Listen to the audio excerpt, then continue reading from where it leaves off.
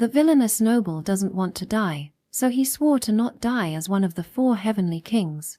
Volume 1.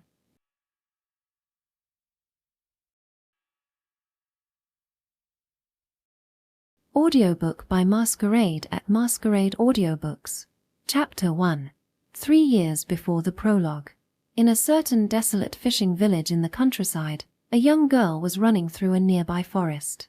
Her breathing was rough, and her clothing was in disarray. Constantly looking over her shoulder, the girl tripped on the muddy ground and fell. "Ooah, ooah." The girl groaned, covered in mud. Multiple voices of footsteps approached her. The men who appeared were clad in pristine armor, indicating they were not mere bandits. "TCH, she's all muddy. I was looking forward to having some fun." "What, you're not going to?" "I don't mind if she's covered in mud." The men exchanged vulgar banter with laughter. The girl, trying to stand up in their midst, was pinned down from above by a bald man who had appeared behind her. "Ick." The girl's face twisted in pain as the bald man mercilessly tied her hands and feet with rope and gagged her mouth. "Hey, stop talking and grab her. She's trying to escape," the bald man said in exasperation. "Oh, sorry. It's like that fox hunt the nobles do." "Yeah, not too bad. Watching a young woman run around pathetically, unable to escape, isn't so bad." One of the men sneered and laid a hand on the tied girl. She screamed, but the bald man stopped him. "Hey, not here. It'll be trouble if the sailors come back. Did you forget we messed up last time because of that?" Rebuking the man who tried to misbehave, the bald man picked up the girl and headed toward a nearby carriage. The girl kicked and struggled, but the bald man was unfazed. "Blame your parents who couldn't pay their taxes properly." The bald man sighed as he loaded the girl into the back of the carriage. "Damn it. If you guys had paid your taxes properly, we wouldn't have to do this bandit-like crap, though some of us do enjoy it." Spitting out those words, the bald man started the horse. The girl's gag slightly loosened, and with tears in her eyes, she called out as if seeking help. Fall. Was that the name of someone dear to her? But her plea did not reach the person it was meant for. Section. A long, endlessly long story was being watched. The story begins with a commoner boy enrolling in a magical academy. In the magical academy rooted in aristocratic society, he is ridiculed and scorned by those around him because of his commoner origins. However, as he gradually gains real ability, he earns the respect of those around him. It's a success story. Gradually, he surrounds himself with many trustworthy friends and attractive heroines, achieving many successes. Just at that time, a demon that had been sealed in ancient times suddenly revives and begins an invasion to exterminate humanity, leading its demonic beasts. The human armies, magical corps, and students of the magical academy, the protagonist and his delightful companions, stand up to face it. Despite twists and turns, the protagonist's forces repel the demon's army, and eventually, they even defeat the demon leading the monsters. With the defeat of the demon, peace comes to humanity, and all is well. This is the rough flow of the first chapter. The story continues from the second chapter to the third chapter, and in the final chapter, the god of darkness, the source of all the evil, revives. By defeating it, peace is restored to the world. The long story spanning 5 chapters concludes with the commoner protagonist saving the world and rising to become the king by marrying one of the heroines, a princess. At least, from the perspective of the commoners. Section. That's the dream I had. As the morning sun streamed through the window, illuminating my dark morning coffee, I spoke to my butler, Carlos. The old butler, Carlos, who stood diagonally in front of me as I sat in the chair, took out a pocket watch and glanced at it, then shrugged slightly. "To explain a dream you had last night for 30 minutes, it seems it was quite an impressive dream. And to rise from being a commoner, it sounds like a story that would be quite popular. Perhaps you should write a book." "Wait, Carlos. Would someone talk this much if it were just a dream?" "The problem is, in that story, Rufus Ray Lightless, the next head of the Marquis family, appeared." "Oh, young Master Rufus was featured in that commoner's success story? By the way, what kind of role did you play?" "Don't talk as if it were a play." However, in the first chapter, during the academy life, I was one of the 5 students who mocked and harassed the protagonist for being a commoner, a minor role as a follower of the leader. My. But here's where it gets interesting. The story moves to the 2nd chapter, and I reappear as one of the 4 generals serving the 2nd Demon King, the Shadow Wolf Rufus, wielding dark magic and causing significant havoc before being defeated without much struggle. I die pathetically. PFFFT. Hey, what are you laughing at? When I glared at Carlos, who had burst out laughing, he coughed lightly to cover it up. And then, the issue is that I, the next head of the Marquis family, die in the early stages of the 2nd chapter as a particularly unimpressive enemy. That's ridiculous. Well, even if you say that. So that's why you've been in a bad mood since morning. I had to watch a dream where I die and the guy who killed me succeeds and becomes the king. Of course, I'd be in a bad mood. Oh, by the way, Carlos, you die too. As a mid-boss, you appear as the Dark Butler and get killed by the protagonist and his delightful companions before they face me. My role is a mid-boss, you say. But to show no mercy to an old body like this, quite merciless. Well, it's just a dream after all. Yes, it was a ridiculous nightmare. I brushed it off and went about my day. However, of all things, the idea of a mere commoner becoming king over nobles. It was the worst nightmare. But this dream didn't end there. That night, just like the previous one, I had a dream of the future. Unlike last night, which unfolded like a story from the protagonist's perspective, this time it was from my own perspective. As one of the 4 heavenly kings, I was surrounded and brutally killed by the protagonist's forces. And it happened over and over again. I fought back with my inherent dark magic, but they relentlessly beat me down with fire and light attribute weapons, which I was weak against. My death repeated countless times until I could hardly distinguish whether it was a dream or reality. Was this really a dream? I never woke up, endlessly experiencing a dream of being killed.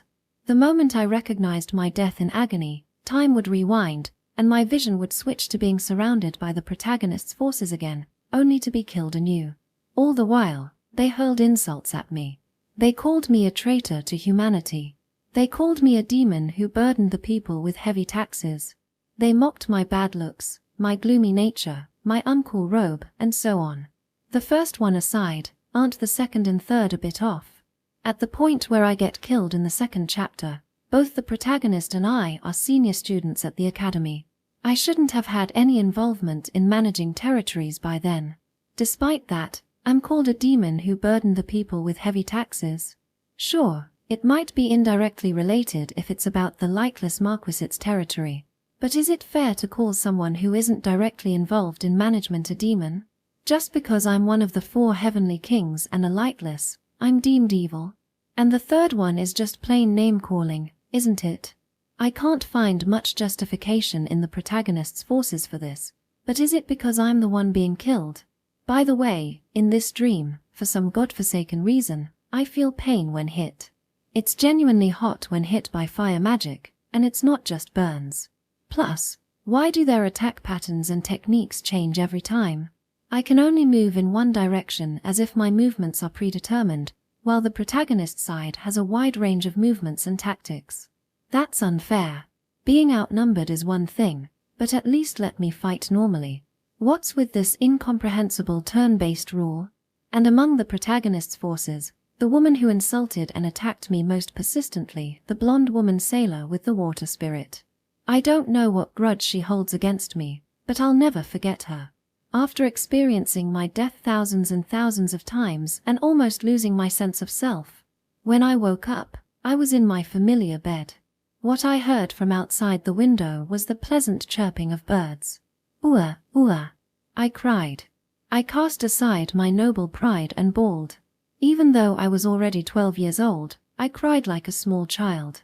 I finally woke up, no longer needing to be killed. Master Rufus, what's wrong? Carlos, who had rushed into the bedroom with a pale face, sensing that something was seriously wrong because of my bawling. Normally, I would scold him for entering without permission, but this time I'll make an exception. I jumped into Carlos's chest and cried loudly. He smelled slightly of tobacco, possibly from having a smoke earlier, But for now, that was a minor issue. I continued crying like this for an hour. Finally, I began to calm down. I blew my nose into Carlos's coat and stepped away. By the way, Carlos, what's with this tobacco smell? You're on duty, aren't you? Yes, I just started my shift a short while ago. About 5 minutes ago. Carlos showed me the pocket watch he took from his pocket. It was just past 5 in the morning. I didn't realize it was so early in the morning. It seemed I had been crying in Carlos's chest before his shift even started. Temph. To rush to your master's side even before your shift starts, such loyalty is commendable. More importantly, what happened? For someone like Master Rufus, known for his spirited nature, to be so distraught. Everyone in the mansion is quite shocked. Carlos shifted his gaze to the door. Outside the open door stood the maids, peeking in to see what was going on. Had they been watching all this time? Watching me cry? What are you looking at? Get back to work, I shouted angrily, scattering the maids. Had my crying echoed throughout the mansion? It was good that my father and mother were at the other estate. Master, it was just a terrible nightmare. Even though I put on a brave face, my eyes must have been quite shifty. It was seriously a nightmare that wasn't funny at all. No, it was far too excessive to just dismiss as merely a dream.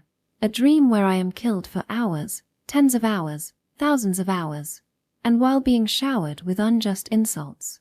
No, I mustn't remember it. The tears are coming again. Seeing me on the verge of tears, Carlos took out a letter from his pocket. Let's change the mood, Master Rufus. Please take a look at this. What's that? It's an invitation to a party. A party? From which family? A party, ha! Well, it's not bad. Enjoying myself might help lift this gloomy atmosphere. However, the host is crucial. If it's a party from a low-ranking noble, my dignity could be questioned. It has to be from at least a count or higher-ranking noble family. Carlos, noticing my scrutinizing gaze, responded with a confident attitude. It's from a ducal family. Oh, a ducal family. Wonderful, this looks promising. Yes, it's from the Gallian ducal family, Master. Really? The Gallian ducal family. The Gallian ducal family. One of the kingdom's top noble families, ruling the Western Territories. But wait. That nightmare, the one where I was repeatedly killed as one of the 4 heavenly kings. The one I served under was the second demon king. In the first chapter, he was the main bully of the protagonist. A ruthless man with unparalleled ambition and charisma. His name was Raymond Roy Norden's Gallian, the heir to the Gallian ducal family, and this invitation is from that Gallian family. Gagging sound. Master, I vomited. I vomited profusely. That's right. The story of the dream began when the protagonist enrolled in the academy.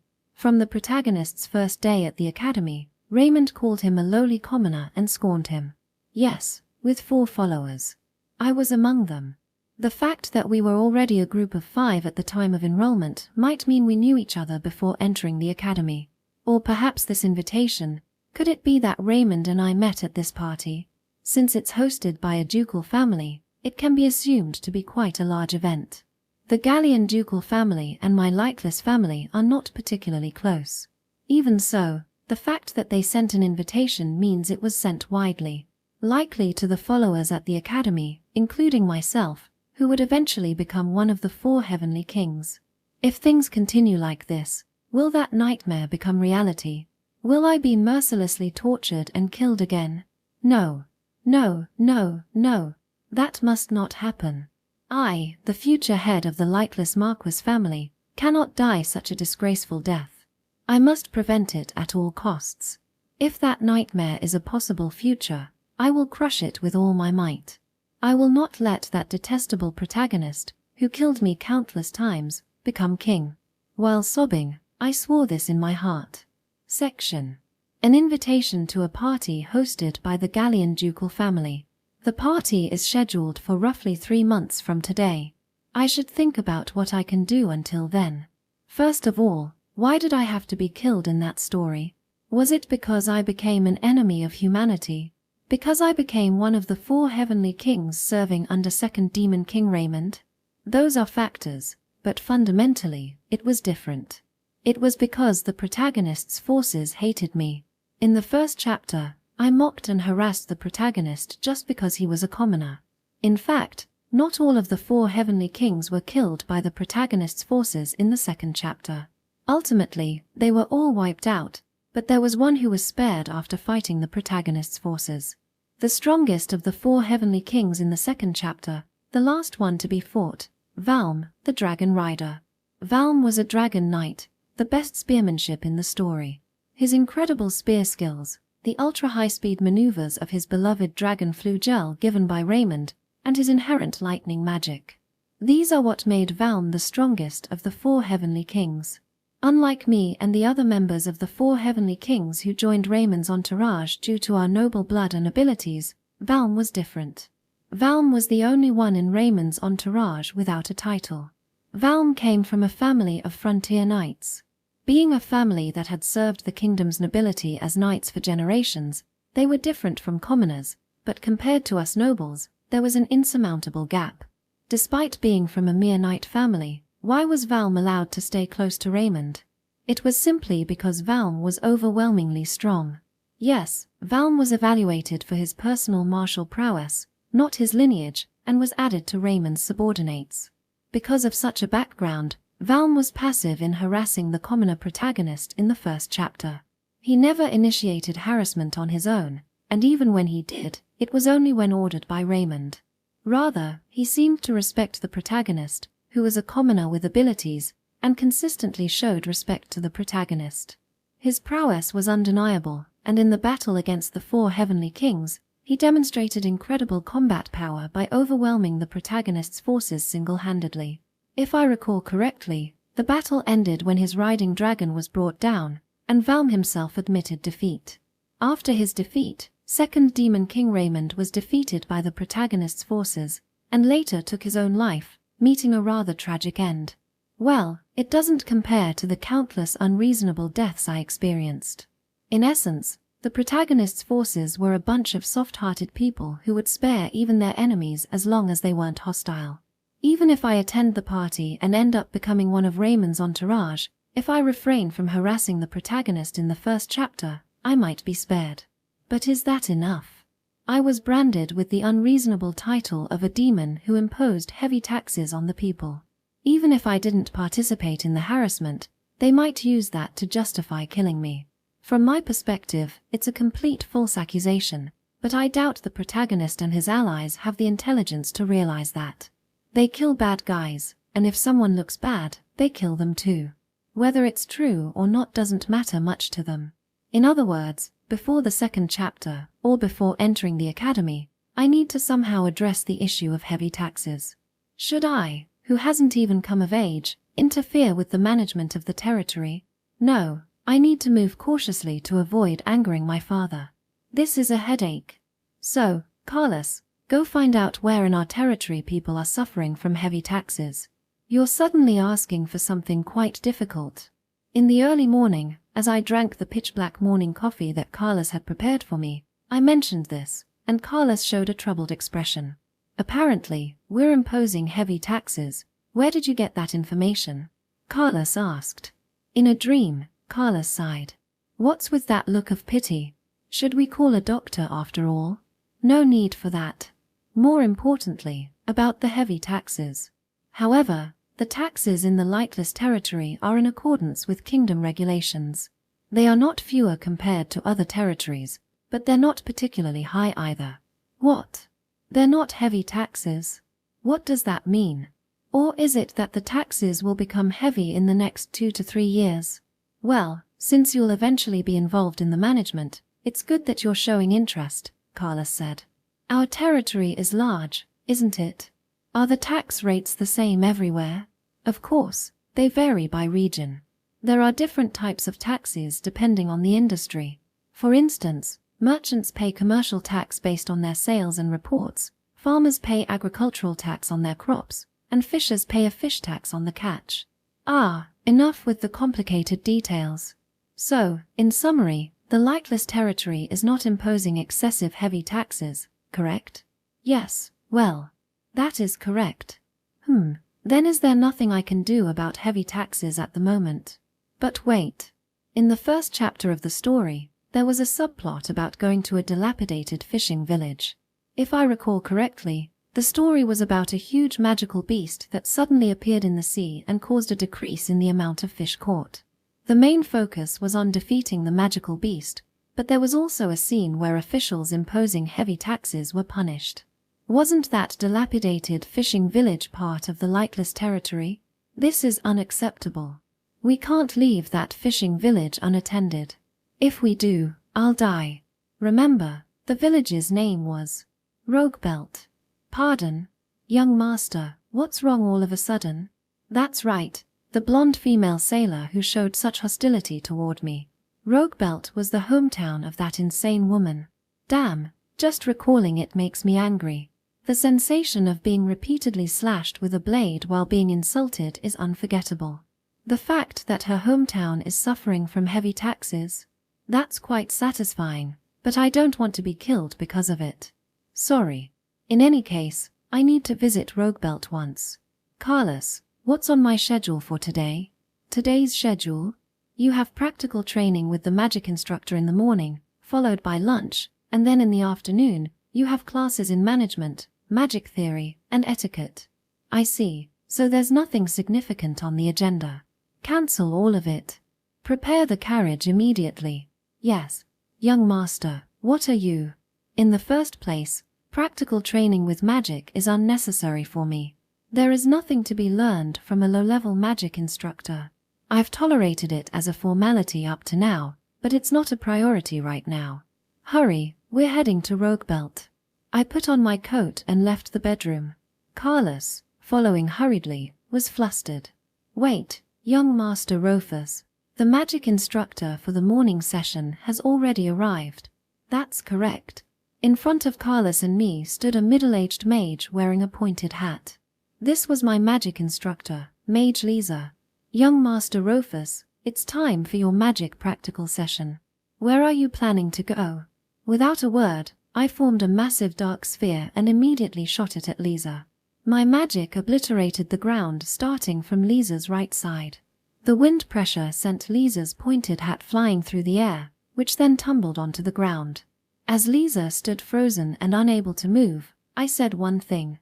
Move. Lisa, trembling and scared, cautiously cleared the way. Ah, truly, as expected of young Master Rufus. A magnificent cancellation of the incantation. With this, the morning session is SSS finished. That was a silent casting.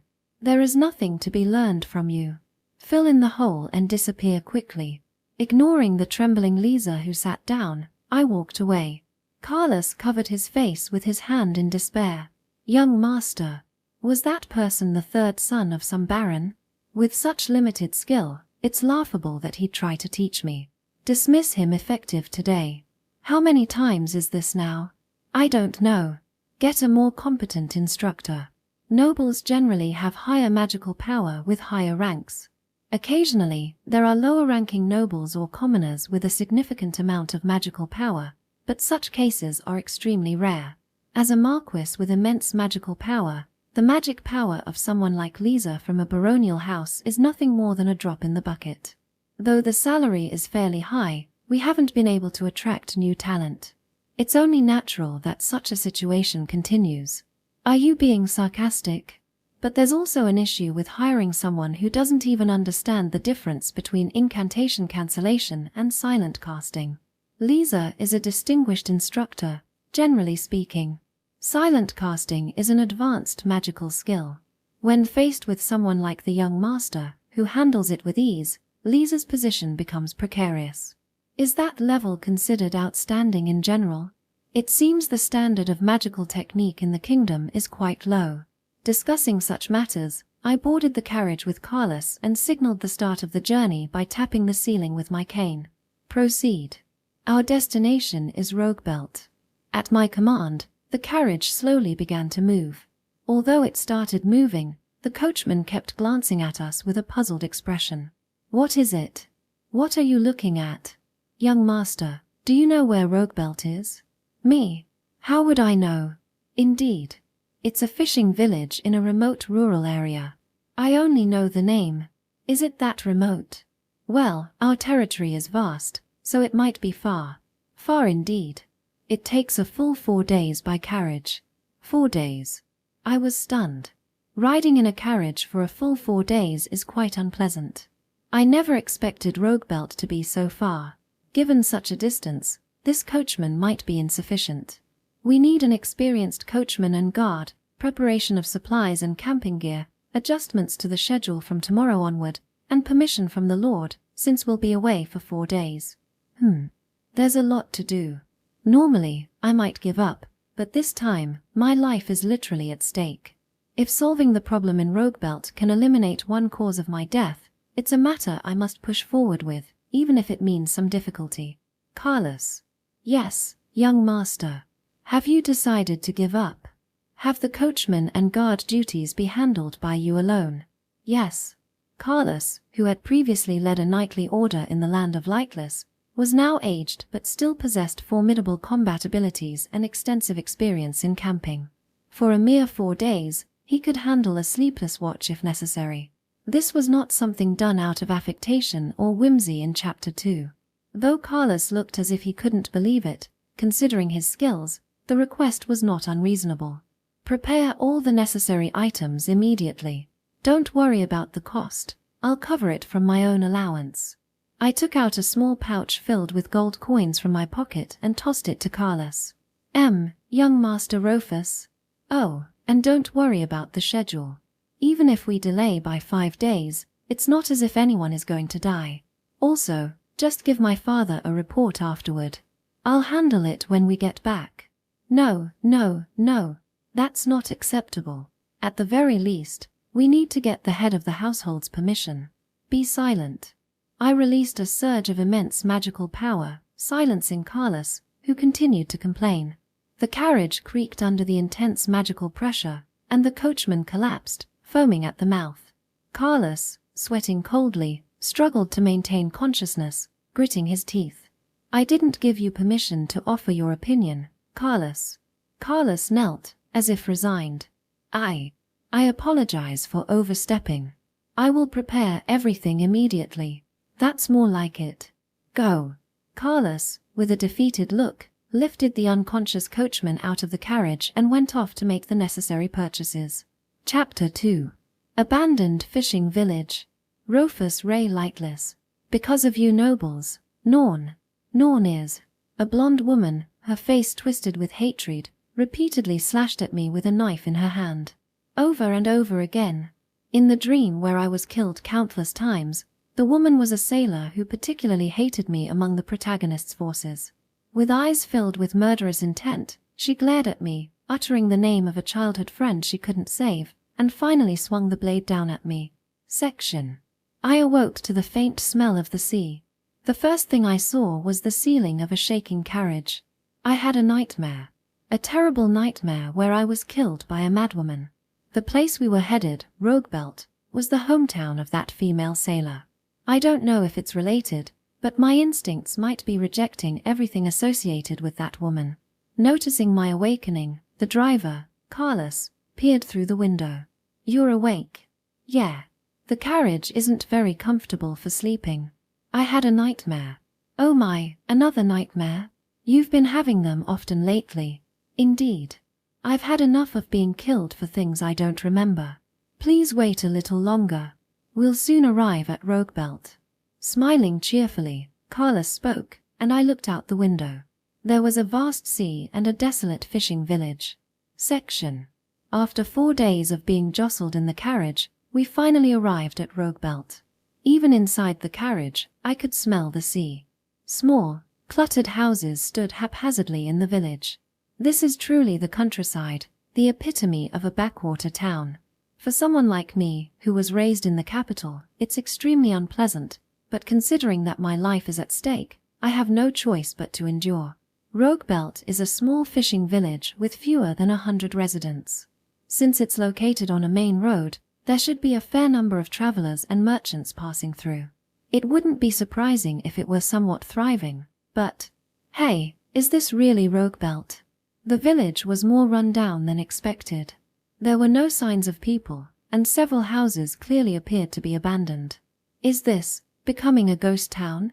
According to the map, this should be the right place, but Carlos, who was holding the reins of the horse, was also tilting his head in confusion. In the story, Roguebelt first appears in Chapter 1, shortly after the start of the academy life. Admission to the academy is around 3 years from now, when I am of age. Even at that time, there weren't so few people here. What could have happened? Carlos, stop the carriage. I had Carlos stop the carriage and got out. What will you do? I'll look for the residents. The quickest way to understand the situation in Roguebelt is to ask its residents, though the lack of people is the issue. Walking through the deserted village with Carlos, I found an inn at a corner of the street. The door had an open sign.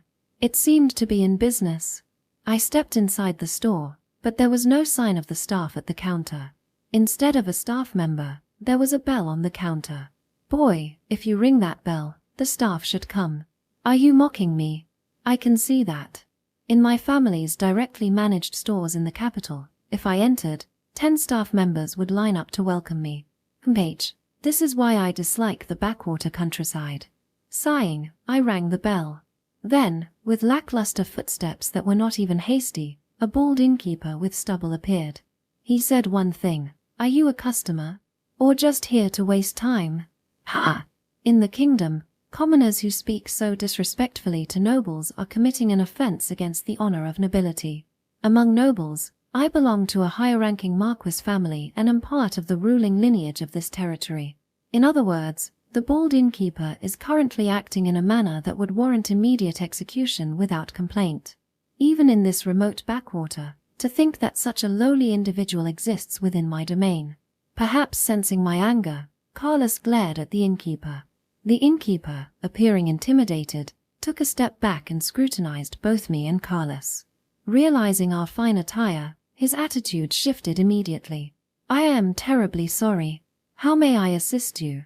The innkeeper, rubbing his hands and displaying an unsettling smile as if he was unfamiliar with such situations, spoke. Although it was a minimal adjustment, I swallowed my anger and asked the innkeeper, "What's happened to this village? I can't find a single person." "Ah, well, about that." The innkeeper looked away awkwardly, as if finding it hard to speak. "What is it? Speak clearly." "Excuse me, but are you a noble?" The innkeeper's question made me sigh. Really, this is why I dislike the backwater countryside. Doesn't he recognize the crest of the sun-devouring crescent moon on my cloak, the lightless family crest? Even if it's a remote area, he should know as a subject of the lightless domain. Ignorance is indeed a crime. Not knowing the emblem of the ruler of his own land is like openly disrespecting nobles. Such ignorance deserves severe punishment.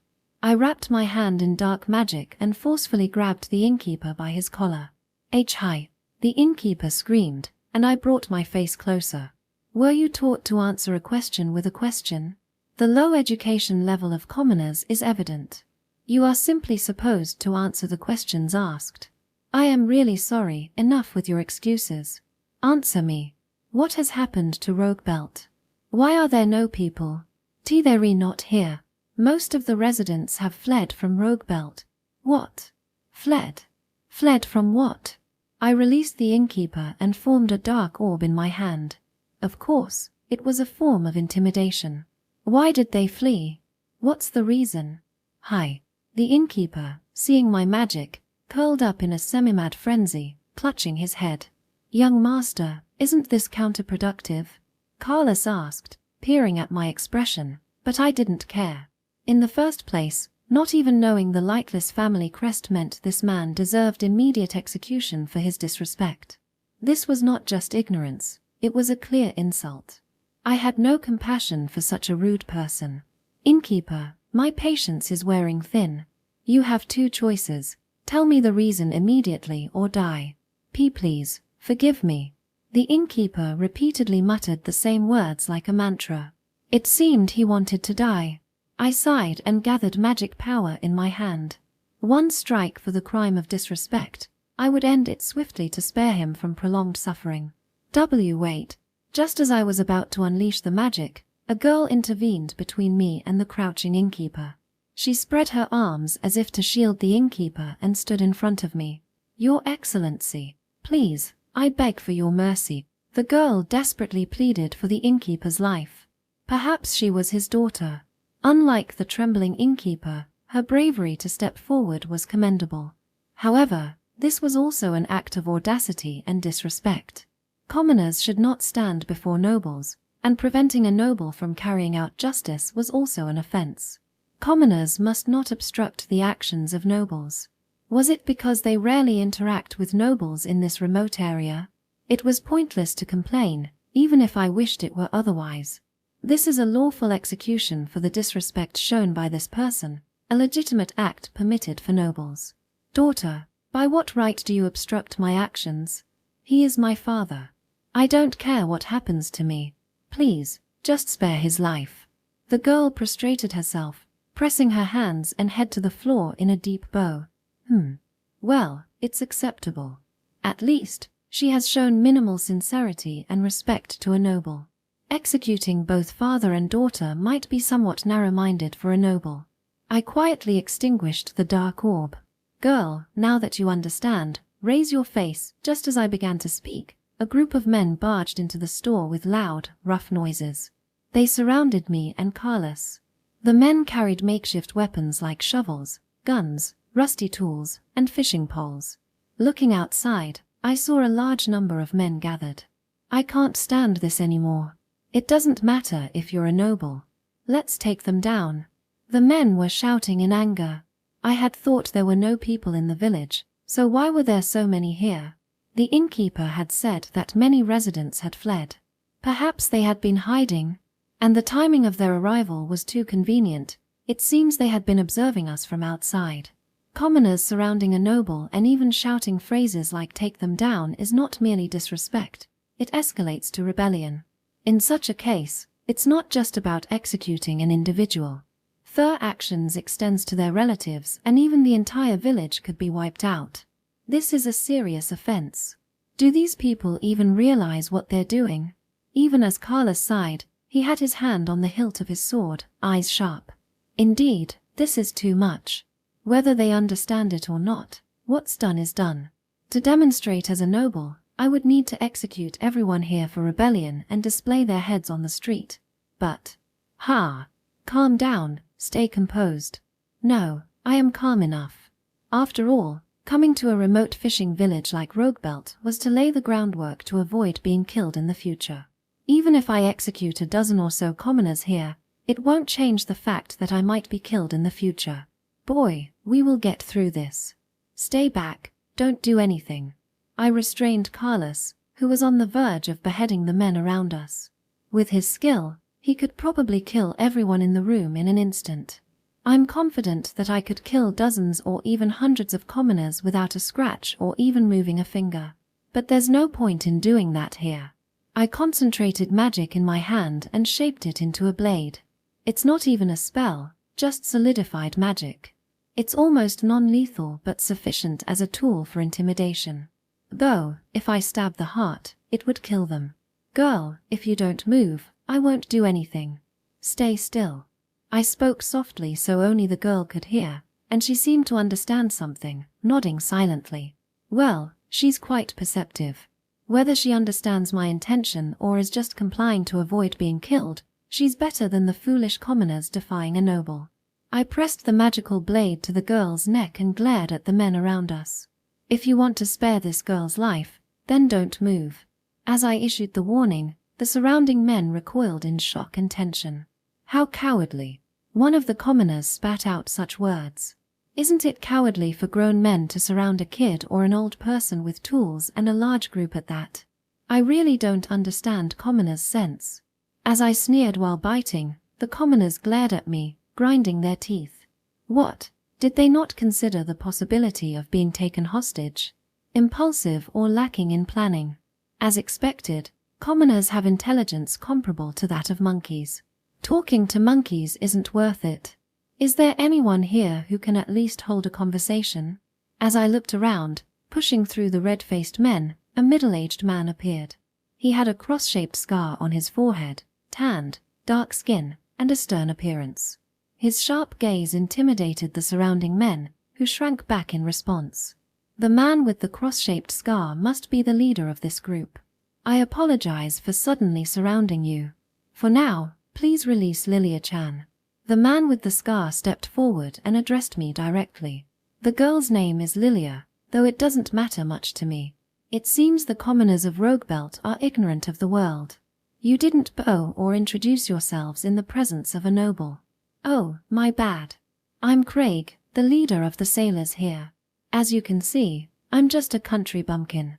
Don't expect much in terms of manners. Craig introduced himself with a playful grin.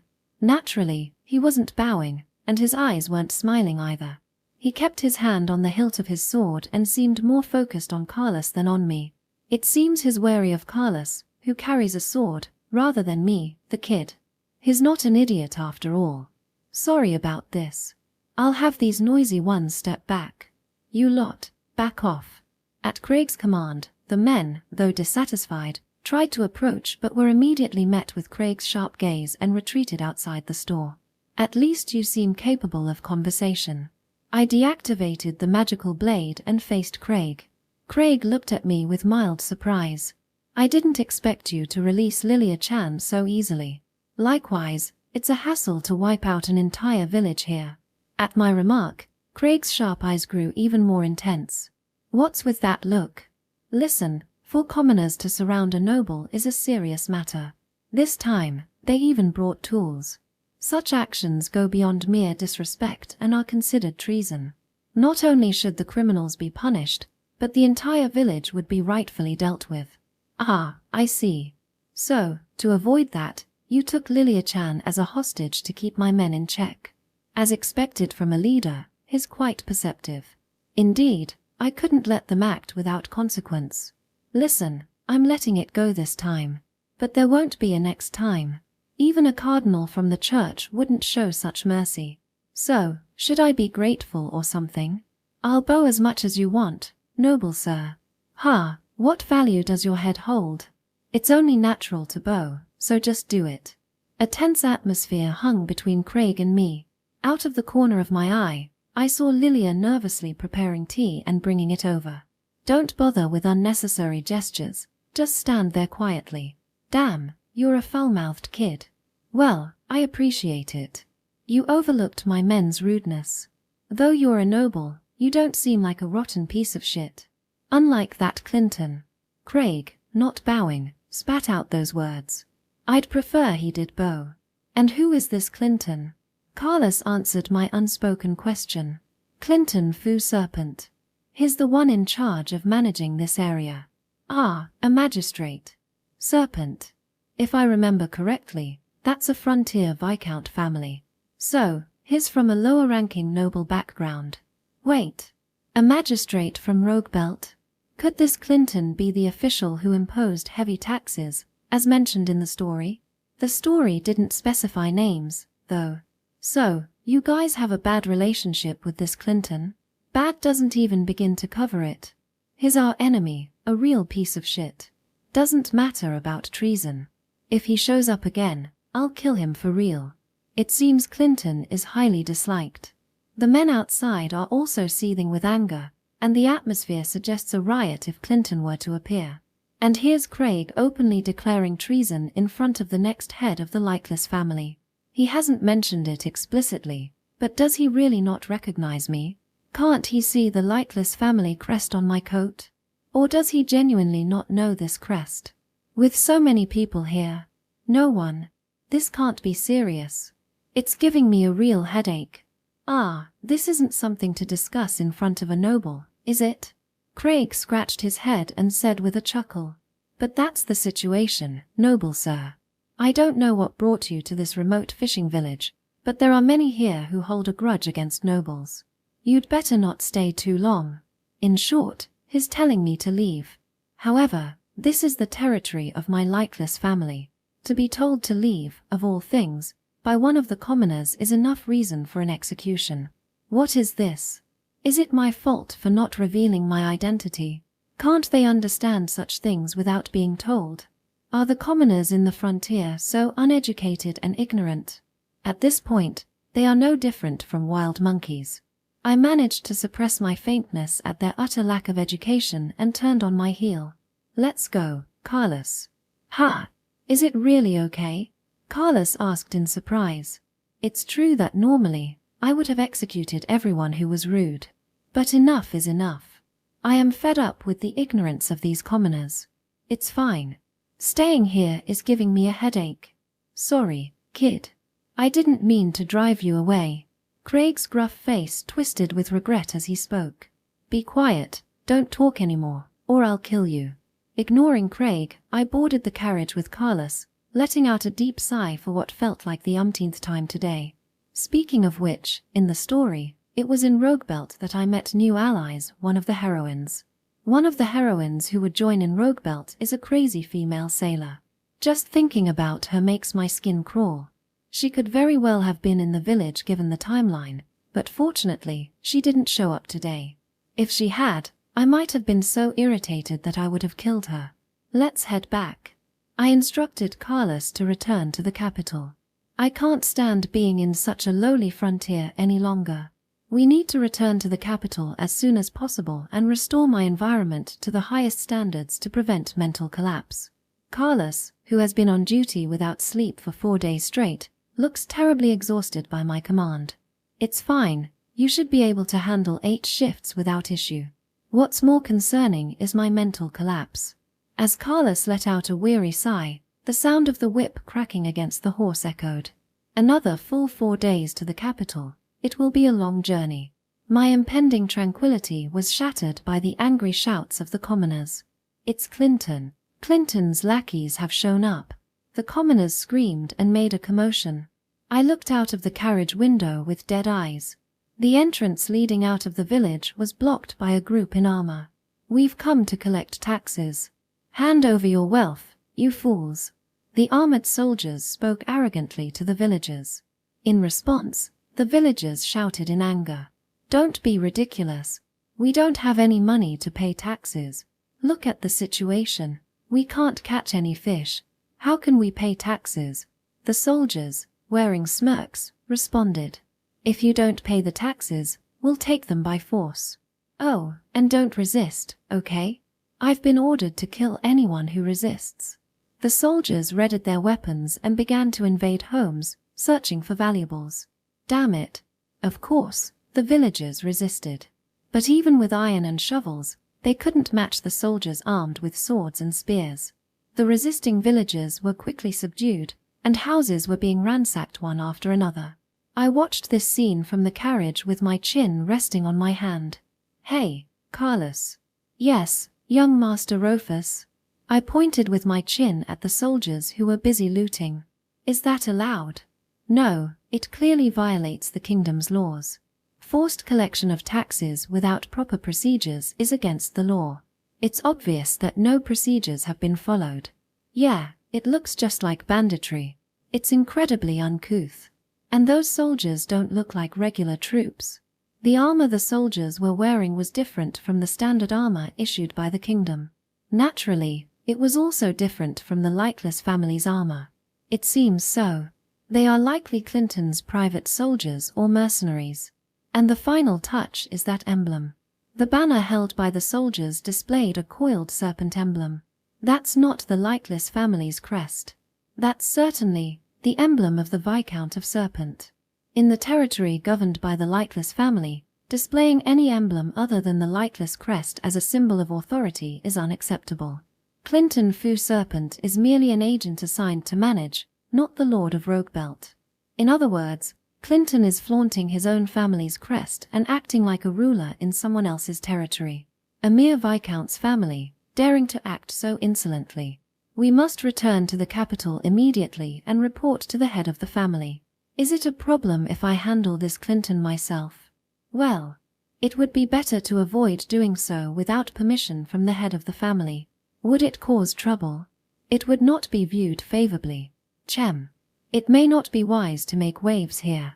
However, if I report Clinton now, he would likely be removed from his position as tax collector. If that happens, the heavy taxes would cease, reducing one future factor that might lead to my death. In that case, it's acceptable. The initial purpose of coming to Roguebelt would be achieved. I breathed a sigh of relief and looked out the window. The village continued to be ravaged by the private soldiers.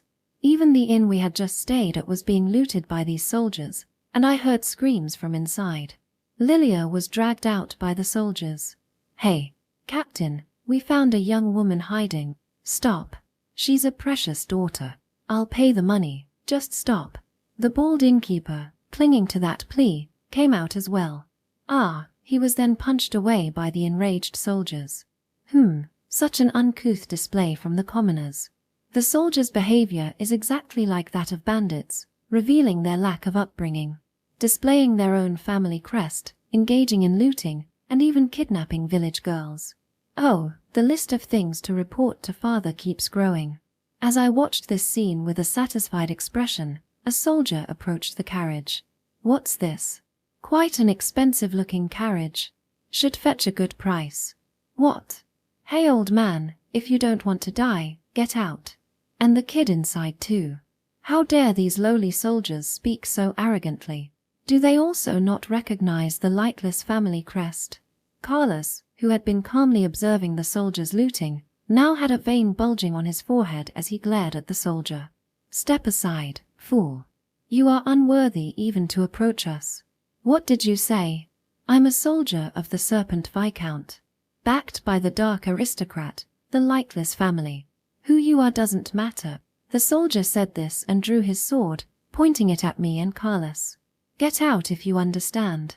The value of this carriage will drop if it gets stained with blood." As the soldier took a step forward, his head fell to the ground.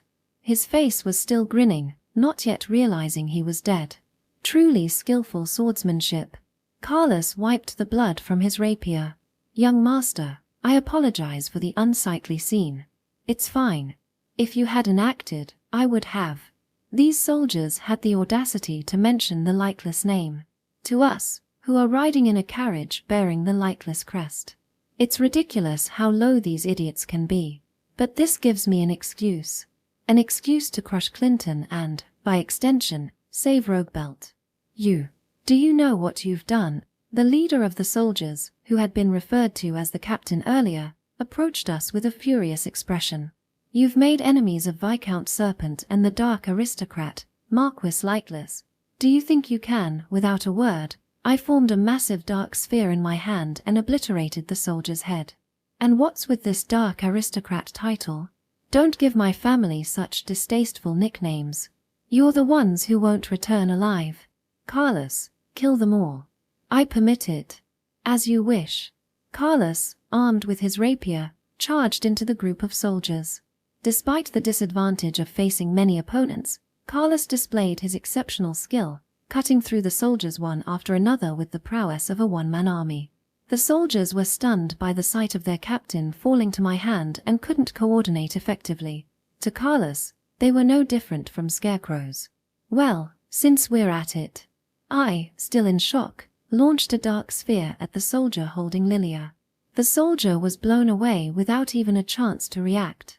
Freed, Lilia stared at me blankly and began bowing vigorously. The bald innkeeper also joined in. "Don't show me such disgraceful behavior. Just go inside your house already."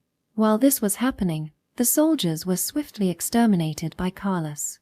At that moment, I thought I heard something from the direction of the sea, reminiscent of a battleship's whistle.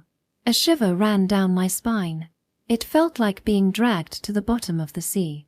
It wasn't truly a sound I heard, but rather a sensation of magical energy carried by the sea breeze, creating an auditory illusion.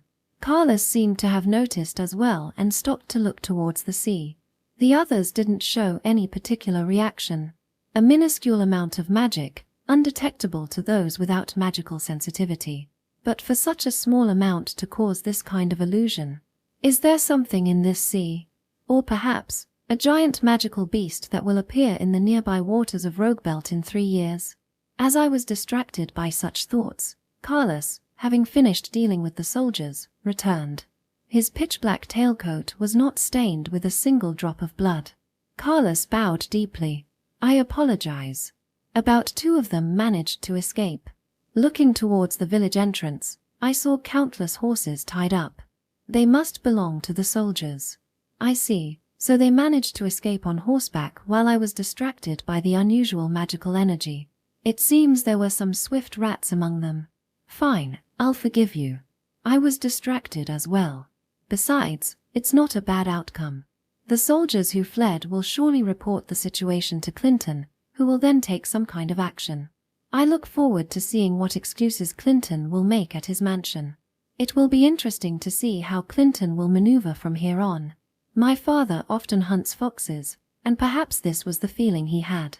Watching them dance clumsily on the palm of one's hand, even though they can't escape, must be quite amusing. I had always declined the invitations to join him since it seemed dull, but perhaps I should try it myself next time. It might be interesting. I boarded the carriage with Carlos and gave the instructions. The destination is Clinton's mansion, located in a port town about half a day's carriage ride from here. We'll stay there tonight. It is a port town, so there should be somewhat better inns than here. Wait, young master. Just as the carriage was about to start, a voice called out. It was Craig, a stern-looking man with a cross-shaped scar on his forehead. He had some injuries from dealing with the soldiers. Even though we kicked you out, you're helping us now. I don't know how to repay this. He began to speak at length. I tapped the ceiling with my cane, signaling to depart. Is it all right? It seems he's expressing his gratitude. Just go. I don't want to hear any more of these commoners' annoying voices. As you wish. Ignoring Craig's voice, the carriage started moving. Even so, Craig raised his voice even more. I misunderstood the nobility. I'm sorry. Please visit Roguebelt again. Next time, you'll be welcomed. What a noisy guy. I'll never come back to such a remote rural village. Unable to endure the annoyance any longer, I covered my ears and waited for the sounds to fade away. Section. Clinton Fu Serpent is the 4th son of a rural viscount family. With grey hair tied back like ashen sharp, narrow eyes, his slender figure resembles the serpent on the Serpent family crest. Clinton, a spoiled lower noble hired by the lightless Marquis family, was currently bowing and scraping in front of me while rapidly rubbing his hands together. In Clinton's mansion, he was bowing and scraping in front of me, who was seated in the center of a large room like a ruler. About half an hour earlier, the carriage carrying Carlos and me arrived at the port town where Clinton's mansion was located. At the same time, we were surrounded by what seemed to be Clinton's private soldiers. Upon seeing the lightless family crest decorated on the carriage, Clinton was shocked, literally jumping in surprise. Clinton ordered his soldiers to lower their weapons and then prostrated himself in front of the carriage with his hands on the ground. I deeply apologize for the foolish act of surrounding the lightless Marquis's carriage.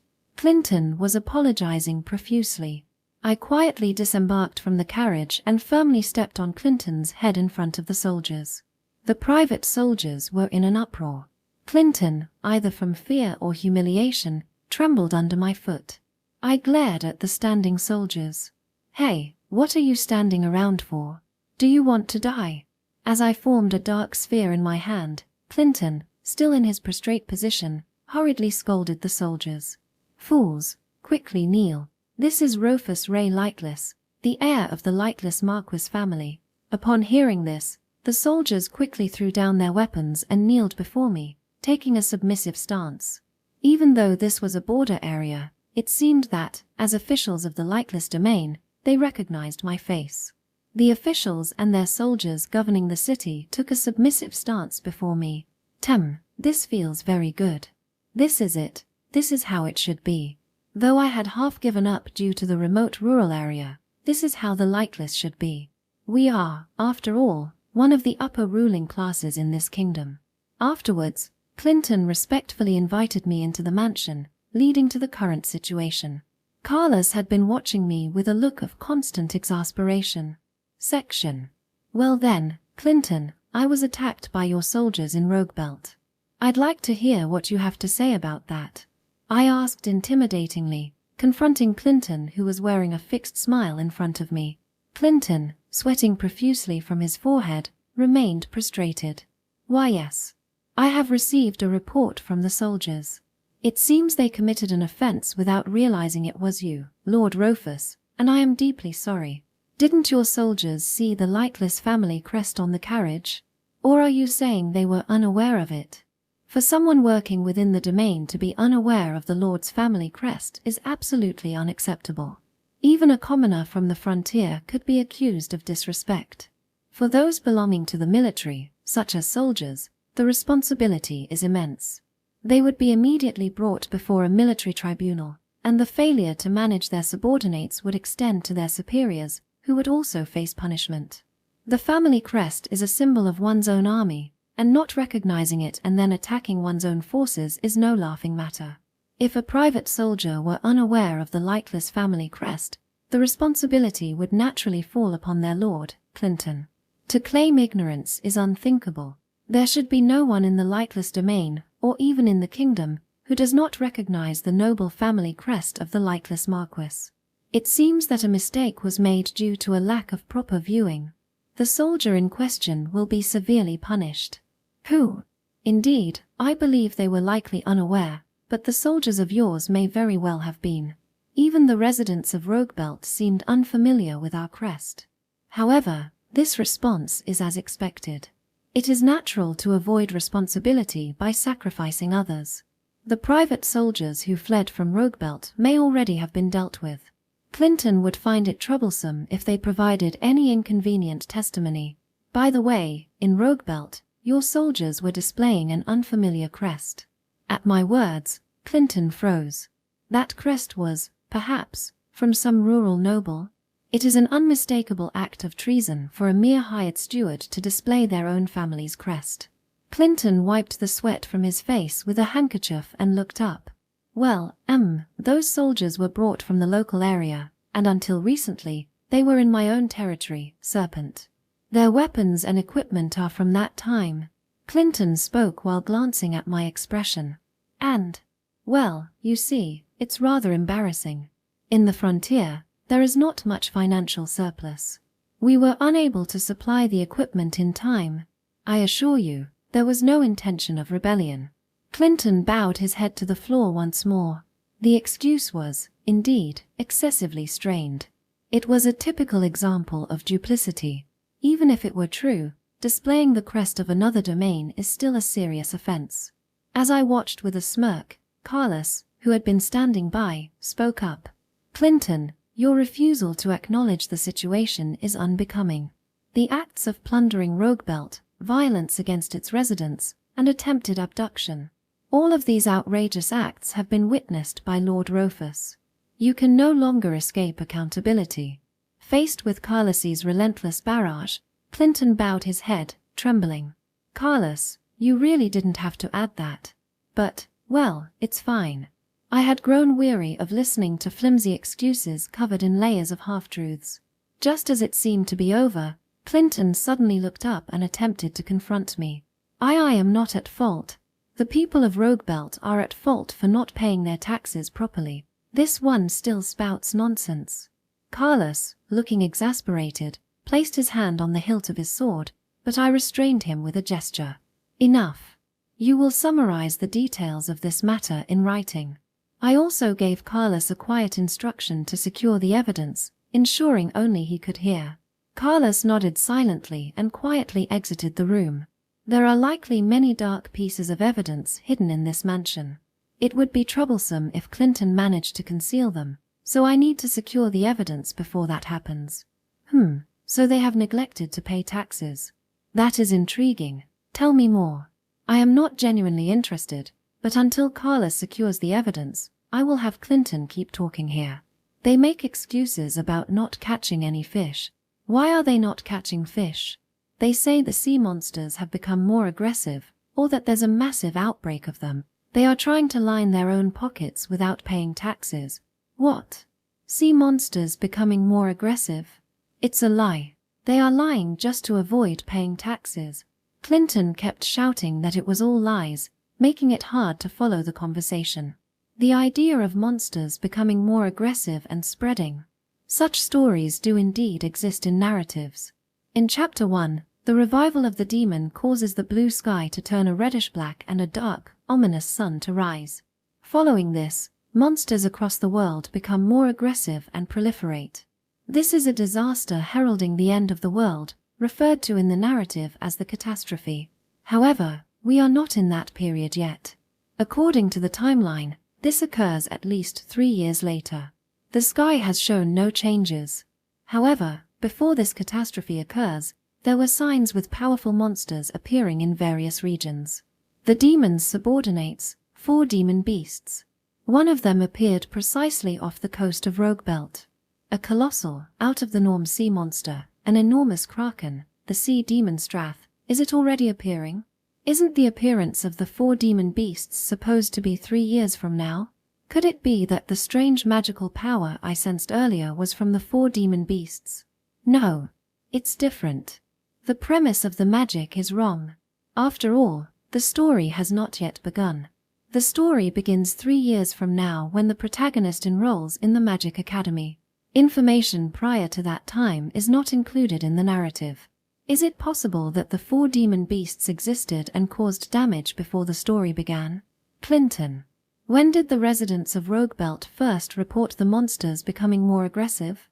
That was about 6 months ago. Before that, they were paying taxes regularly, but suddenly they started with these lies. 6 months ago. That's quite recent. Conversely, this means that Rogue Belt has deteriorated to such an extent in just 6 months. Can Rogue Belt even survive as a fishing village until the story begins 3 years from now? Without my intervention, it seems it might become a ruined village within a year. Or perhaps, could it be that the appearance of the 4 demon beasts has accelerated? This consideration fits. Rogue Belt is even more desolate now compared to the vision I saw in the narrative's dream, which should be 3 years from now. Rogue Belt's inability to catch fish due to the monster's aggression and proliferation led to their inability to pay taxes. Consequently, Clinton forced a takeover in the form of plundering due to Rogue Belt's failure to pay taxes. Originally, these should have occurred 3 years from now. Is this not somewhat far-fetched? No, it is not entirely impossible. If the events about to unfold are destiny, then I am, in a sense, an anomaly against the world's fate. In fact, I am intervening in Rogue Belt and attempting to change the future. There is no reason to believe that I am the only one trying to change the future. It is not necessarily true that I alone had the dream of that narrative. While I was thinking this, Carlos returned. That was quick. Carlos quietly whispered into my ear. I have secured all the evidence. Also, what is it? It seems that a significantly heavier tax than regulated has been imposed, not just on Rogue Belt but also on the surrounding villages.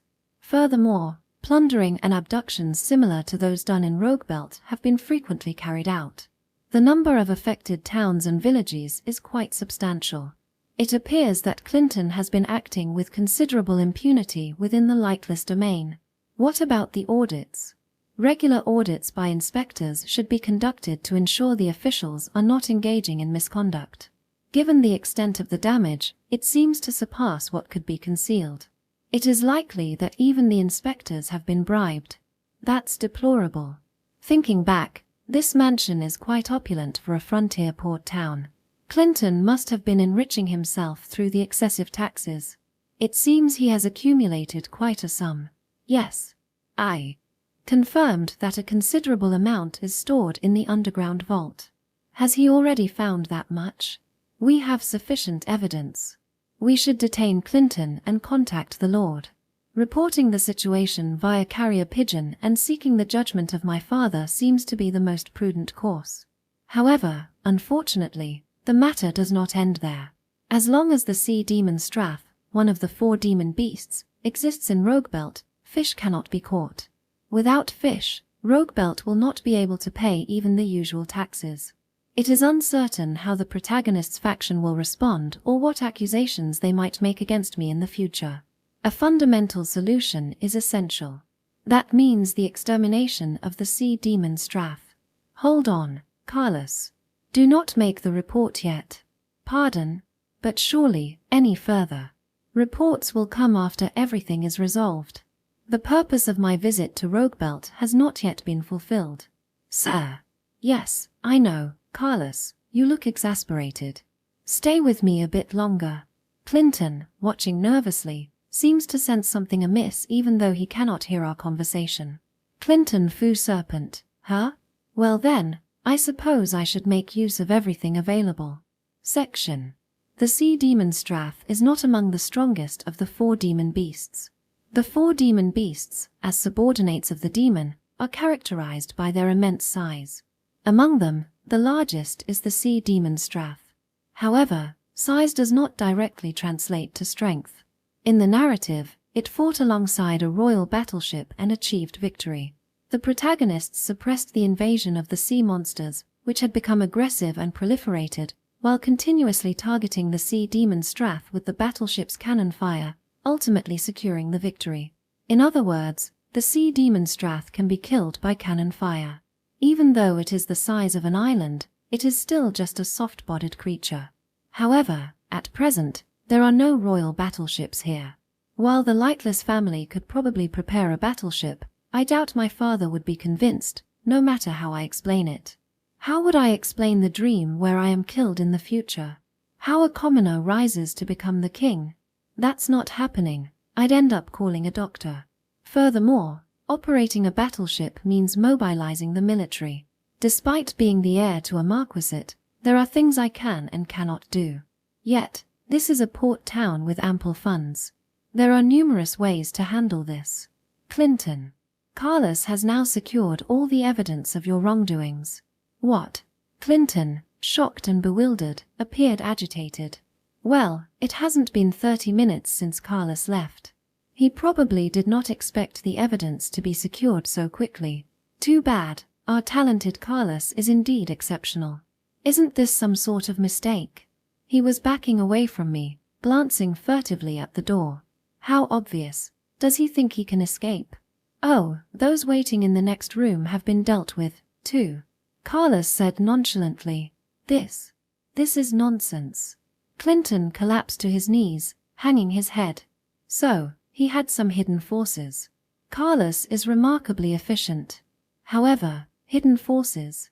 Did he think he could handle me or Carlos with such tricks?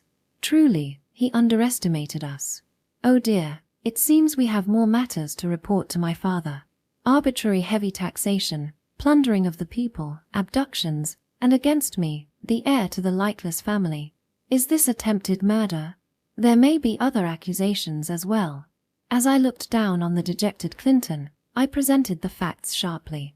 Clinton, trembling in fear, could not even raise his head. With this much, it will not be just a personal punishment for you.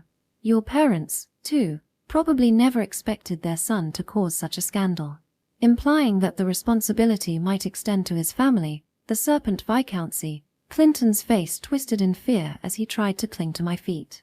Please, anything but that. Get off, insolent fool. Yet, even that was restrained by Carlos. Despite being pinned down, Clinton repeatedly muttered, "Mercy, mercy. Is this really a noble? His disgrace surpasses that of commoners. To such a foolish person, I will extend a hand of mercy. Clinton, I will give you a chance." When a person is brought to the depths of despair, their judgment tends to falter. Just like a damned soul in hell who grabs at a dangling thread without caution. Clinton slowly raises his face. A chance. Yes, a chance. After all, you are a noble, of a lineage different from commoners.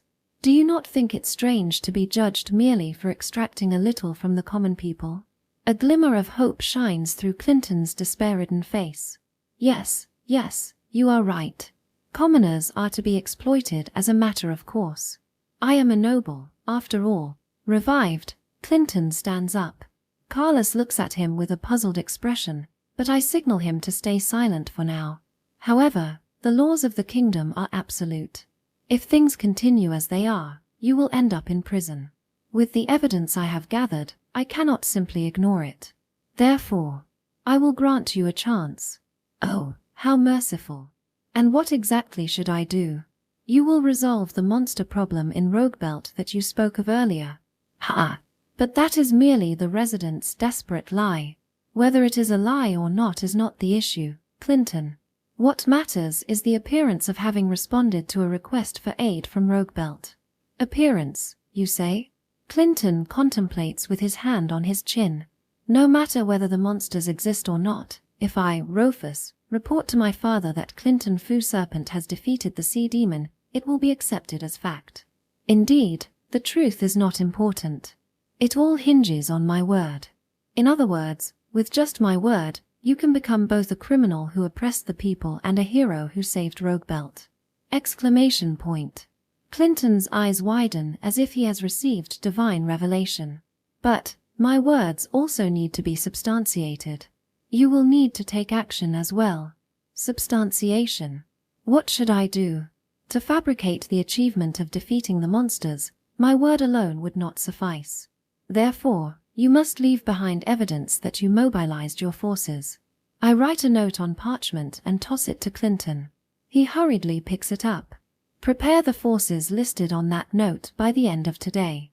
The note lists the personnel, large quantities of gunpowder, cannons, weapons, ships, and other items needed to defeat the sea demon Strath. Clinton reads the note and his face contorts. Lord Rufus, I can gather soldiers by hiring mercenaries, but as for the weapons, cannons, and even ships, it is not possible to prepare them by today. Clinton is flustered. However, this level of force is absolutely necessary. We are dealing with the sea demon Strath, not some imaginary monster. No compromises are allowed. No. You must prepare everything by today. We depart tomorrow. But there are no monsters. Isn't this level of force excessive? Without that level of force, it would lack credibility. Furthermore, if it's postponed until after tomorrow, my father might intervene. If that happens, I won't be able to protect you. Clinton groans in distress. Does he really think he has any choice in the matter? Very well. If you don't want to, that's fine. I will report the truth about you to my father. The next time we meet might be in court. Wait. Then hurry up. Use all the connections and wealth you have accumulated. You've extracted quite a lot from the people of the Lightless Territory, haven't you? I won't accept any excuses. I will prepare it immediately. With a stern expression, Clinton trembles as he exits the room. From outside, I can hear Clinton giving instructions to his subordinates and the sound of hurried footsteps. This mansion is quite lively, and it seems they are in a real rush. Is there a risk of him attempting to flee? Carlos suddenly narrows his eyes and asks. Clinton. No. He is not at rock bottom yet. He is too absorbed in grasping at the thread of salvation that has been dangled before him. Indeed, the possibility of him fleeing is not zero. I should prepare countermeasures. Summon familiar. I summon a familiar onto my hand. It is a small, black furball about the size of my palm, with a single red eye blinking eagerly, waiting for orders. Keep watch on Clinton Fu Serpent. Upon hearing my command, the familiar leaps from my palm and vanishes into mist. It is likely heading towards Clinton. With this, I should be notified if anything unusual occurs. Section.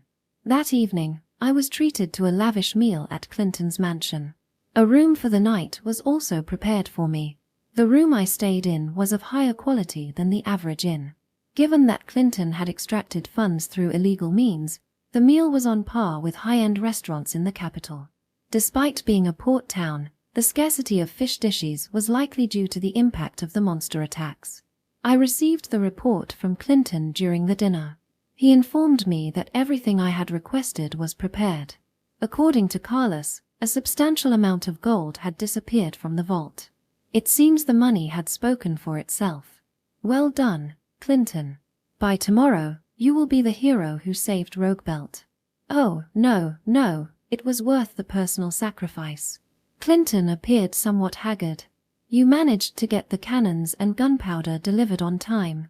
Gunpowder aside, procuring cannons and ammunition from port town merchants is difficult.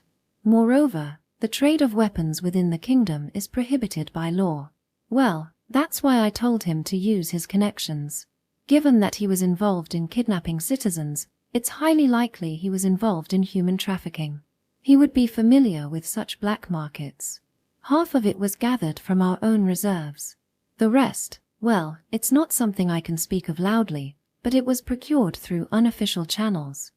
H. As long as you manage to prepare everything properly, I won't nitpick. Clinton bowed deeply. Thanks to that, the necessary forces were gathered, so I won't pursue it further for now. However, I have understood that there are dark, harmful insects infesting our lightless territory. I will deal with them once everything is settled. And, please accept this. At Clinton's signal, the door opened, and a cart rolled in with a clatter. The servant removed the black cloth covering the cart, revealing a large pile of gold coins. What is this? Since you have shown me such mercy, I thought I should offer this. Of course, I do not expect this to be sufficient. Should there be anything I can do in the future, please feel free to command me. Clinton wore a smile that seemed glued to his face. I see, it's a bribe. Having been compromised by me this time, he is offering a considerable sum, likely tainted money. H. Well, I'll accept it. A good attitude. I said some words of praise, and Clinton showed a relieved smile. The time for him to smile will be short-lived. After all, Clinton is scheduled to die in the battle against the sea monster Strath tomorrow. Section. Early in the morning, I arrived at Roguebelt with several ships. The sails of the ships bore the crescent moon emblem, the lightless family crest. Upon reaching Roguebelt, we faced several attacks from sea monsters. Despite being called sea monsters, they were merely insignificant pests. Before I could even use magic, Carlos had already turned the monsters into sashimi. This happened increasingly as we approached Roguebelt. The private soldiers of Clinton, following behind, were fighting back, but by the time we reached Roguebelt, they appeared quite exhausted. Despite the continuous battles, this was their condition. Perhaps they were inexperienced in fighting monsters or lacked training. They seemed quite adept at plundering, though. The real battle is just beginning, and the situation looks worrying. The sea monster Strath has the nature of producing a large number of its soft-bodied minions. In the story, the protagonists primarily dealt with these countless soft-bodied monsters, while simultaneously bombarding Strath itself to achieve victory. The current increased aggression and massive outbreak of sea monsters in Roguebelt are likely related to these minions of Strath. I had planned to have Clinton's private soldiers deal with these minions, but it seems they are less capable than expected. Well, as long as Carlos and I are here, minions shouldn't be a problem. One thing that concerns me is that among the attacking monsters, there are no signs of Strath's minions. The monsters are varied, including scaled mermen, swordfish with knife-like heads, and even large creatures resembling sea dragons. According to the crew, these are monsters encountered occasionally during voyages, but such frequent attacks are unprecedented. Additionally, the attacking monsters seem excessively aggressive, far beyond what would be considered normal. In the story, the sea monsters that proliferated were the soft-bodied minions of Strath, not the usual sea monsters. The usual sea monsters were not supposed to be becoming more violent. HMPH. What could be the difference from the story? Or could this be a case of a completely different factor causing disturbances in the sea, rather than Strath? With a hint of unease, I continued on, and we reached Roguebelt. By the way, Clinton had been instructed to follow with the remaining ships. I communicated telepathically that only Carlos and I would disembark at Roguebelt, and the rest of the ships should remain docked. If Clinton were to appear in the village, it might incite another riot. Disembarking with Carlos, the first to approach us was a stern man with a cross-shaped scar on his forehead, the leader of the sailors, Craig. B-boy. What on earth is going on here? He was holding a gun. Well, if several ships bearing the noble family crest arrived, caution would be expected. There's nothing to it. We're here to exterminate the monsters. Ha! Why would you? I've heard the monster attacks have been severe. That's why the fish catch has been poor, right? Why yeah, that's true. So, are you saying this ship came to deal with the monsters? Craig looked astonished at the sight of the ship. Fierce battles are anticipated. There is a risk of damage extending this far. You should evacuate the villagers. What? Is that true? Understood. In the moment Craig was about to turn, a wooden bowl flew towards me. Carlos, standing behind, easily swatted it away with his hand, sending it into the sea. Looking where the bowl had come from, I saw a scowling boy with a bandana wrapped around his head. Judging by his appearance, he was about 14 or 15 years old. He glared at me with open hostility. Carlos narrowed his eyes, reaching for his sword, but I restrained him. Roguebelt is a barbaric village without manners. Responding to every provocation would take forever. Seeing the boy, Craig's eyes widened and he yelled at him. "Fool! What are you doing? This kid is a benefactor of Roguebelt. It's about time to stop calling me a kid, especially when I'm a noble. It's an act of disrespect. Why is it that you believe what a noble says? What's this talk of evacuation? You're just planning to loot the village while it's unguarded, aren't you? Don't say such foolish things, fool. This kid is different from Clinton. Such a crude argument, like a brawl between mountain monkeys. By the way, Clinton is on that ship over there. I won't mention it to avoid trouble." As I watch in exasperation, Fool glares at me again. "Hey, noble. I heard you saved the village while we were gone, but I'm not fooled. Reveal your true colors." Fool, who is making a fuss, seems to harbor considerable animosity towards nobles. "Hey, Craig. Is that kid yours? He's quite undisciplined." "Ah, yes. He's the youngest of 3 brothers. I'm really sorry if he upset you."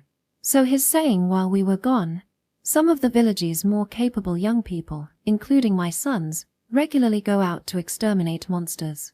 If they didn't, the increased monsters would reach the village. The attack by Clinton's troops yesterday was just when they were out. I see. They are involved in monster extermination. It's quite bold for commoners without magical ability to handle monsters. As I continue talking to Craig and ignore Fool, Fool suddenly readies a wooden stick he had retrieved from somewhere, kicks the ground, and in the next moment, he is right in front of me. "What? Don't ignore me." Taken aback by the sudden action, Fool strikes me with the stick. However, Carlos, standing behind, blocks it with his rapier. TCH. Fool clicks his tongue. There is a brief clash between Fool and Carlos with me in between. It is Craig who intervenes. "What are you doing, you fool? Gah!" Craig, raising his voice, kicks Fool in the side, sending him flying in a parabolic arc into the sea. Fool surfaces, yelling loudly again. Under normal circumstances, it would be unthinkable to strike a noble. I would usually handle this myself, but since Roguebelt is populated mostly by people who can't communicate properly, I understood this yesterday. If it were someone of the same kind as me, I'd be enraged, but dealing with animals that can't communicate is something one can accept. After all, wild monkeys act out due to their low intelligence. However, even though Fool is a monkey, his movements were so fast they were hard to track. Though he should lack magical power as a commoner, he seems to be outstanding in physical ability. No wonder he's assigned to monster extermination. "Kid, I'm really sorry. How should I apologize?" Craig bows his head, and I generously accept his apology. "Don't worry about it. At this point, I'm not expecting any courtesy from you." "No, it's not just a matter of courtesy. Fool is not usually the type to hit anyone indiscriminately. Quite a lot of hostility. I must have met him for the first time. Is it because I'm a noble? A short while ago, Fool's childhood friend was kidnapped by Clinton's mercenaries. Fool tried to save them, but since then, he's harbored a grudge against nobles. It's unreasonable, but please try not to think poorly of him." "I see. Well, it's a common story. I'm not particularly interested." "So, Craig, are the young people who are engaged in monster extermination all as strong as that kid? Since Clinton's mercenaries seem less useful than expected, and Fool's physical abilities are remarkable, if they're useful, I'd like to take them along. Fool is exceptional, but the others are also quite capable. If you'd like, take them with you. They will surely be of help." Quick to agree. But will they follow orders? Even if they're skilled, with a rebellious one like that. Given Fool's demeanor, it doesn't seem like he'd follow orders. If the others are like him, they might just be a hindrance. That's not a problem. The others don't hold a grudge against you. After all, you saved Lilia-chan. Lilia? Ah, the girl from the inn. Just wait a moment. I'll go get them now. With that, Craig returns to the village and comes back with a group of robust men. There are about 10 of them. They all seem somewhat thin, possibly due to malnutrition, but they are taller and better built than Fall. Craig said Fall is exceptional, but are these really weaker than Fall? The men's reactions to me vary, but they are relatively favorable. Oh, so that kid who helped Lilia-chan is a noble. He's smaller than I thought. I thought he'd be a big guy, having wiped out all the soldiers. As expected, they are monkeys who don't know the slightest bit of decorum. I wonder what kind of environment raises humans with such a lack of intelligence. It's no use. Being here is giving me a headache. Hey, that's a noble. What are you all doing chatting so amicably? Fall, having crawled up from the sea, approaches while shouting. Ah, the source of my headache has returned. Shut up for a bit. At that moment, Craig's powerful fist hits Fall, now teary-eyed, holds his head while the men laugh. Let's end this farce. We need to discuss the monster extermination. At my words, Craig and the men straighten their faces. We will start the cleanup of the sea monsters with the fleet. If successful, the monster damage will be eradicated, and we should be able to catch fish as we did before. The men respond with impressed sounds of "oh" and similar exclamations. However, the soldiers I brought seem unexpectedly useless. I'd like to borrow the help of those of you who are accustomed to fighting at sea. Well, it wouldn't be difficult to exterminate the monsters even without their help, but having more hands makes it easier. Though there is a chance of casualties, it doesn't matter much if a few peasants die. In any case, it really doesn't matter, but the men's reactions are positive. Of course we're going. It's our problem in Rogue Belt. Letting a kid handle everything is disgraceful. Among the men, a particularly large one steps forward.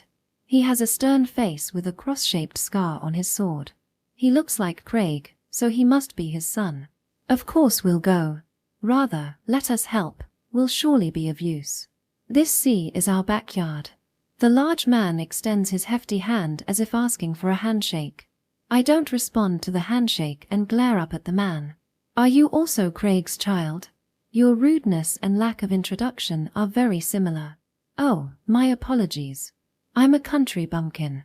I'm Log, the eldest son of Chief Craig, and the young head of the sailors.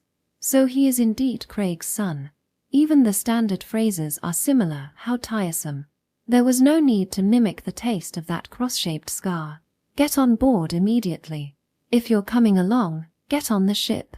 Log, come with me. Just as I was about to take Log into the ship, Fall, still restrained by Craig, continues to shout. Wait. A noble fighting monsters for commoners? I can't believe it. What's your goal? What do you gain from doing this? Such a noisy commoner. As I look at him with irritation, Log bows his head. I'm sorry for the inconvenience caused by my inept relative. Ah, so Fall is his sibling. It's fine. I also have a troublesome younger brother. Unlike me, who lives in a separate residence, my 10-year-old brother lives at the main estate with father and mother. His magical power is less than half of mine, and he is an ineffective and spiritless younger brother. Speaking of which, after I was killed in the story, my brother became the heir to the lightless Marquis house. And to my dismay, he ended up cooperating with the protagonist's forces. With such a spiritless person as the successor, there will be no prosperity for Lightless. For the sake of the Lightless family, it is right that I take over. Master, you've grown up. Carlos is speaking with a sigh. Perhaps it's because he's letting the shouting commoner go without punishment. I'm not so short-tempered as to kill an ape who can't even distinguish between right and wrong. However, Fall doesn't seem to care about my intentions and continues to shout. Hey, what are you ignoring? You, yes, you. The aristocratic brat with the smug face. You idiot. Moron. Dwarf, huh? Did he just call me a dwarf? Master. Wait, stop. This is not good. Kid. I silently approach Fall, who is being restrained by Craig, and grab him by the collar. Carlos clings to me desperately, but I don't care. Ignoring the astonished reactions and commotion from the onlookers, I bring my face close to Fall. Listen, my height is still due to being 12 years old. Don't get arrogant just because you're a bit taller than me, you commoner. Unintentionally, dense magic power starts to overflow from my body, but Fall, who should be directly exposed to it, remains calm. Ha, you're finally looking at me. I thought nobles couldn't see commoners. Fall grins provocatively. What a hopeless piece of trash. I form an oversized dark sphere in my hand. Seems like you want to die. So you finally show your true nature. Nobles really are crap. You were the one who provoked me. It's only natural to be provoked when you're always acting like crap. I see. Then die. Just as I was about to blow Fall's head off, Carlos restrains me. Please stop. At that distance, you'll involve others. Craig, holding Fall, looks at me with a pale face. TCH. I click my tongue and dispel the magic. Craig exhales in relief, and Fall laughs. What's this? Are you scared? Even though you're a noble, you're still just a kid. Enough of this. Craig yells at Fall. Log follows up by delivering a punch to Fall. Fall becomes tearful. What a troublesome kid. I call out to Carlos, who still hasn't let go. Let me go. No, I can't. I won't use magic anymore. Just let me go. Understood. Carlos releases me easily. I glare at Fall. Hey, kid. No matter what grudge you have against nobles or what circumstances lie behind it, I don't care. To be honest, I'm not even interested. Damn you, it all started with nobles like you. I don't care. Don't take out your frustrations from your own misfortunes on others. I'm telling you that I'm going to save your village, so don't get in my way. I can't trust you. What's in it for you if you do that? I let out a deep sigh. It's pointless to explain this to an ill-educated monkey, but I'll do it anyway. Understand this. The damage from the activation of sea monsters is not limited to Rogue Belt. If left unchecked, commercial ships crossing the sea will be attacked as well. If that happens, the economic impact on the lightless territory will be enormous. And the damage will not be confined to the lightless territory but could extend throughout the kingdom. If the monsters land, there will also be human casualties. I explain in a detailed and patient manner for the benefit of the dull-witted monkey. Such things should be obvious with a little thought. It's not a matter of trust or anything like that. Question mark. As I continue, Fall tilts his head with a confused expression. No, it's clear he doesn't understand even half of it. This is why I dislike ignorant fools who confront me without any education. I let out another sigh and summarize it in simpler terms for this monkey. This is not about profit and loss, it's a matter of interests. If the monsters are left alone, the lightless territory will be harmed. Monster extermination is not for your sake. It's for the lightless territory, in other words, for me. Don't misunderstand, you commoner. After saying that, Fall turned his face away in a sulky manner. I don't like being called a commoner at the end, but it means you're doing the monster extermination for your own sake, not for us. Who do you think you are? I'll kill you, commoner. Well, I get the logic now. Your selfishness is certainly typical of a noble, so it's probably not a lie. If you understand, then shut up. I say only that and board the ship. Behind me, Log and the other men awkwardly follow onto the ship. Carlos, trailing behind me, is wiping his sweat with a handkerchief. Congratulations on your patience. I was worried you might execute that young man on the spot. Well, I almost did kill him this time. But if I had killed him along with Craig, it could have meant becoming enemies with Roguebelt itself. That would have been quite troublesome. However, did Roguebelt's story ever include someone like Fall? With such a strong personality and skill, he should have shown up in the battle against the sea monster Strath. But thinking back, I don't recall such a kid existing. Or perhaps he either died in the past 3 years or left Roguebelt for some reason. No, Fall? I feel like I've heard that name somewhere before. While pondering these thoughts, I took the men onto the ship's deck, where the sound of lively footsteps echoed loudly. Looking towards the sound, a figure leaped up from the pier. The figure landed in the center of the deck and sat cross-legged. It was Fall. If the monster extermination is real, I'm going too. It's unreliable with just you guys. Fall threw his beloved cutlass, which was hanging at his waist, onto the floor and started relaxing. Although I had various thoughts about his incredible leaping ability and physical prowess, it was more natural for irritation to come first. I pointed at Roguebelt and glared at Foal. Get off. No way. You mentioned it's about interests. Don't use a word you just learned as if it's obvious. Monkey. Who are you calling a monkey? You're the short one. Short. I'll kill you. I lunged at Foal. Section. Thus, a brawl between me and Foal erupted on the deck, with Carlos and the men intervening to stop it. After Log delivered a powerful punch to Foal, he proceeded to present Foal's strengths and abilities to me. It seemed Craig stayed behind in the village to assist with evacuating the residents. Why didn't he restrain Foal? That useless fool. And so, a voyage began that I would never forget in my lifetime. Chapter 3. Demon Sea Area. We set sail from Roguebelt and proceeded north for half a day. The attacks from sea monsters grew more intense, and the soldiers of Clinton following behind appeared quite exhausted. In contrast, the sailors brought from Roguebelt, led by Log, were unaffected. They dealt with the monsters efficiently and with calm precision. The sailors deliberately stayed on my ship, as I didn't expect to cooperate with Clinton's soldiers, and moreover, encountering Clinton himself, even if hidden in the cabin, could become troublesome.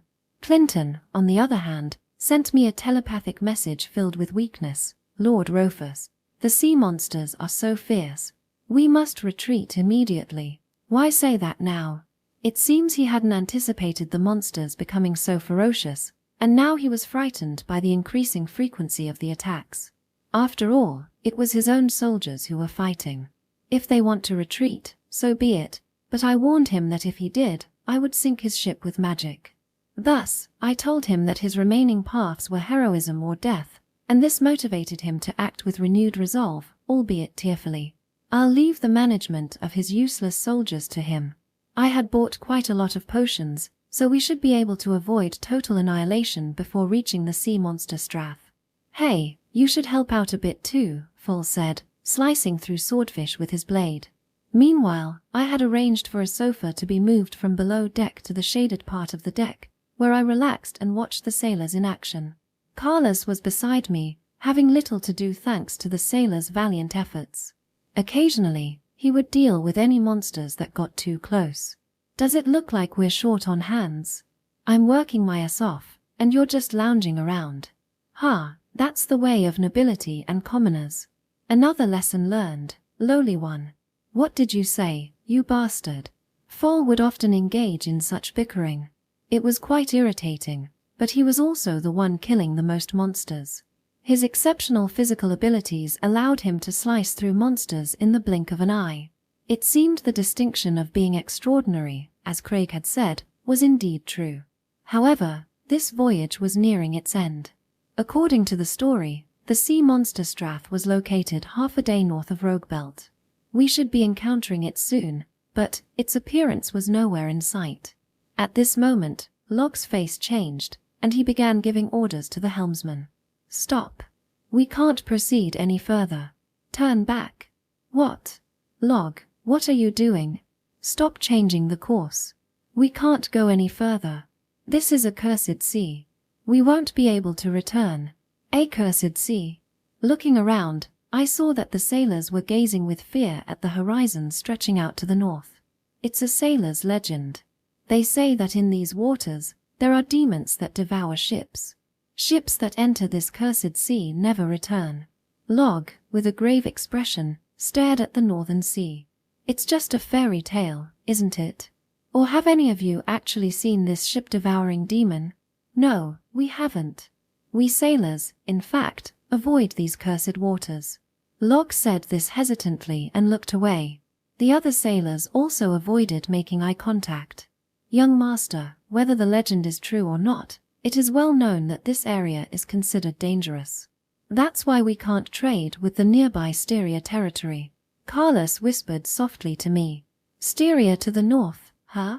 It's the territory of the frontier lord surrounded by sea and snow-capped mountains. It's also the homeland of Valm, the dragon tamer, one of the 4 heavenly kings. Although it's not too far from the lightless territory and should be within a tradable distance, The route is apparently not secure due to this cursed sea. A cursed sea and a ship-devouring demon. Could it be that the giant ship-devouring kraken, the sea monster Strath, is exactly that demon? It's said to appear exactly in such cursed waters. No course changes. It seems that the activation of the sea monsters is due to this demon. Is that really true? Log looked troubled, and the faces of the sailors were also grim. Are they so afraid of this cursed sea? It's the truth. That's why we prepared this much force to defeat it. Wait a minute. We were only told to deal with sea monsters. We're not supposed to be fighting a demon from the cursed sea. Log, turning pale and flustered, seemed to be terrified of something he had never seen before. He was a big man but seemed to have a small heart. Hey, if we kill this ship-devouring demon, will we be able to catch fish like before? Fall, with his sword over his shoulder, asked this question. I've been saying that from the start. In response, Fall cracked his knuckles and put on a combative smile. All right, then we've got no choice but to do it, demon slaying. Wait, are you an idiot, Fall? It's a monster that's been dwelling in the cursed sea for 300 years. There's no way we can win. They tried to stop him, but Fall showed no sign of fear and seemed unfazed. Ha! You and the boss are too scared of a mere legend. Is that big body just for show? Fall. As I watched their typical bickering, the sea suddenly shook violently. Large waves rose, and giant pillars appeared, standing in a line around the ship. There were 6 of these pillars. It didn't take long to recognize them as tentacles of a mollusk, covered with countless suction cups. Soon, the giant tentacles began to encircle the ship. Carlos, I'm on it. Carlos, who immediately responded to my call, dashed up to the mast and swung his rapier at the approaching tentacles. The sword imbued with magical power sliced through the air, turning into flying slashes. Carlos unleashed numerous flying slashes, severing one of the tentacles. Dark scythe I conjured a dark scythe in my hand and swung it at the tentacles. The enormous pitch-black slash engulfed the tentacles and severed 2 of them. 3 tentacles remained. Even with 2 tentacles lost, the remaining 3 giant limbs continued their assault without hesitation. Dark barrier I immediately created a massive dark barrier to cover the ship. The dark wall, formed by pouring in vast amounts of magical power, easily repelled the 3 tentacles. The repelled tentacles withdrew into the sea as if resigned. Ooh-wah. The sailors' screams came a moment later. The sailors, driven by confusion and fear, were in no state to follow any orders I gave. Despite being a noble, I was still considered an outsider by them. I used my magically enhanced strength to drag Log, who was fainted in a corner of the ship, and slapped him awake. Log looked at me in surprise. For a moment, the fear in his eyes diminished. It seems that inflicting pain is the best way to make someone forget their fear. Hey, you're the chief's son, right? If you don't want to die, get the men under control. If this confusion continues, everyone, including you, will die. Why yes, I understand. Regaining his composure, Log started organizing the men. I then kicked Fall, who had collapsed in fear, in the rear. Gya. What the hell are you doing? Where's that demon-slaying spirit, lowly one? If you have time to be scared, you should at least be ready with your sword. The next wave will come soon. I am not scared. I'm not scared. I was just a little surprised, that's all. At that moment, Fall used his sword to fend off a swordfish leaping from the sea toward me. Damn, even the monsters are annoying. It's surprising. I didn't expect you to protect me. Yeah, I'm your savior now. You'd better be grateful for the rest of your life. I used a dark sphere to blow away a merman attacking Fall as it leaped from the sea. This is troublesome. Now I've become a savior too. Was it grateful for the rest of your life, or something like that? Ooh, you're such a nasty piece of work. Despite his complaints, Fall continued to slash down the monsters climbing onto the ship. The sailors, who had been terrified and confused, began to slowly repel the monsters under Log's command. Since some are still unable to recover from their fear, I occasionally provide support with magic. Honestly, what useless commoners they are. Perhaps I should just abandon them as they are. I continued to slice through the enormous tentacles that emerged from the sea, using both my magic and Carlos's sword skills. How many of these giant tentacles are there? I've already cut through 7 or 8, yet more keep appearing from the sea. Aren't octopuses supposed to have 8 tentacles, and squid 10? While I was occupied, a telepathic message arrived from Clinton. Lord Arophus, what on earth is happening? There's nothing to explain. It's an attack by sea monsters. Handle it with magic. That's impossible. I wasn't informed of such monsters. Don't make a fuss. Even as a noble, you're behaving pitifully. Anyway, we're retreating. You're going to run away in this situation. Should I sink your ship myself?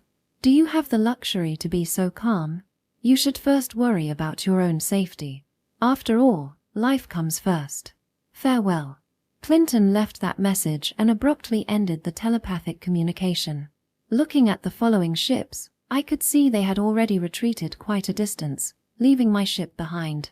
TCH. I clicked my tongue in frustration. Clinton must have waited until he was in a safe zone to send his message. I hadn't even noticed his ships retreating, distracted by the giant tentacles. And what are his familiars doing? They're all useless, damn it. It seems we've been defeated, Carlos said as he continued to slash at the monsters. We'll deal with that trash later. For now, let's handle these soft-bodied creatures. So, this is the ship-devouring demon. It turns out to be a kraken.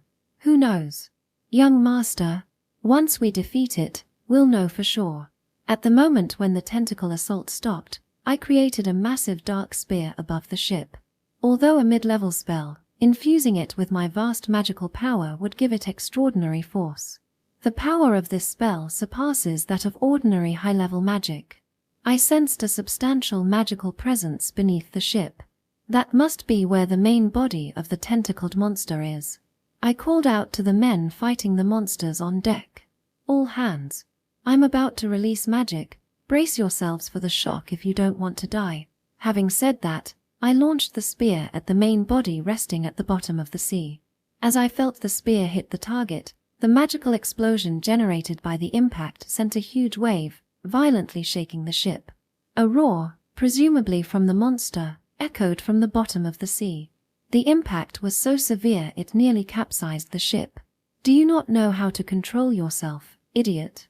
The ship will sink. Young master, isn't this going too far? Fall and Carlos's voices of criticism rang out, and I responded with an angry shout. You say I don't know how to control the power? How rude. If I hadn't restrained myself, this ship would have been blown to pieces without a trace. Not knowing how to control the power, huh? How disrespectful. If I hadn't restrained myself, this ship would have been blown to smithereens. Given how close the monster was, I had no choice but to limit the power to this extent. If I reduced the power further, I wouldn't deal any significant damage. The sea demon Strath boasts an astonishing durability, requiring hundreds or thousands of cannonballs to eventually be defeated. A weaker spell would be equivalent to a mosquito bite for it. The ship rocked violently, throwing all the monsters that had climbed aboard into the sea. Several sailors were also thrown overboard. I had told them to brace themselves for the impact. I extended multiple dark hands from my shadow to grab the sailors who had been thrown overboard. Dark hands. Normally, this lower-level magic is used for menial tasks like opening doors or carrying small items, but with my power, I can lift multiple people. If I wanted, I could even use it to crush heads or for other offensive purposes. Thank you. I thought I was going to die. I tossed the sailors, who were hanging upside down from the dark hands and babbling foolishly, back onto the deck. You lot, don't let your guard down. There's no way that thing is dead from just this. I shouted at the sailors, who were starting to relax as the ship stopped swaying. Impossible, is it still alive? After taking such a monstrous spell? A wave of unease swept among the sailors, and Log, Fall, and Carlos all tightened their expressions. It's coming. The ship began to sway again, and tension spread around. The sea surface began to heave, and something enormous emerged from the seabed. The main body was finally making an appearance. Rising from the turbulent waves, the The sight was terrifyingly colossal. It was a massive, crimson, bulbous shape, about twice the size of our ship, clearly the head of a giant octopus. But this... No, is it dead? Fall muttered. The giant octopus's head had a large hole in the center. From the residual magical energy, it was undoubtedly created by the dark spear I had launched earlier. The giant octopus's murky eyes showed no signs of life and did not move at all. Ah, it's completely lifeless. It's certainly dead. It is dead, but it's not Strath after all. This creature is not the sea demon Strath. It's certainly enormous. Kraken specimens recorded in the past, even the largest ones, were less than 30 meters including the body and tentacles. Compared to that, this creature is at least 50 meters long, making it an extraordinary size by any standard. Perhaps the sea demon that has dwelled in the cursed sea for 300 years is indeed this creature. However, it is not Strath, one of the 4 demon beasts. Strath's size is more like a small island. It isn't just the size of the head that emerged from the sea. Its tentacles and body were so massive that the head extended above the sea surface. Well, the weakness is the head, so exposing it above the water makes it possible to kill it simply by continuously attacking that spot. That's why, despite being the largest of the 4 demon beasts, it is not considered particularly strong. Still, the crimson body of this giant kraken and its tiger-like stripes match Strath's characteristics. Perhaps this creature was the basis for Strath. The 4 demon beasts are said to appear 3 years from now, after the story begins. Could it be that, due to some factor during that time, it grew into Strath? For example, perhaps the intervention of Demon Lars, the final boss of the first chapter. Originally, the 4 demon beasts were considered minions of Demon, and it's natural to think that Demon had some involvement in their creation. Magic is amazing, isn't it? One shot took down the ship-eating demon.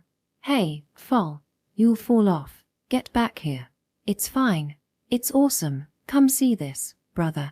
Fall had climbed onto the dead kraken and was excitedly examining it, while Log admonished him. We did it. We really did it.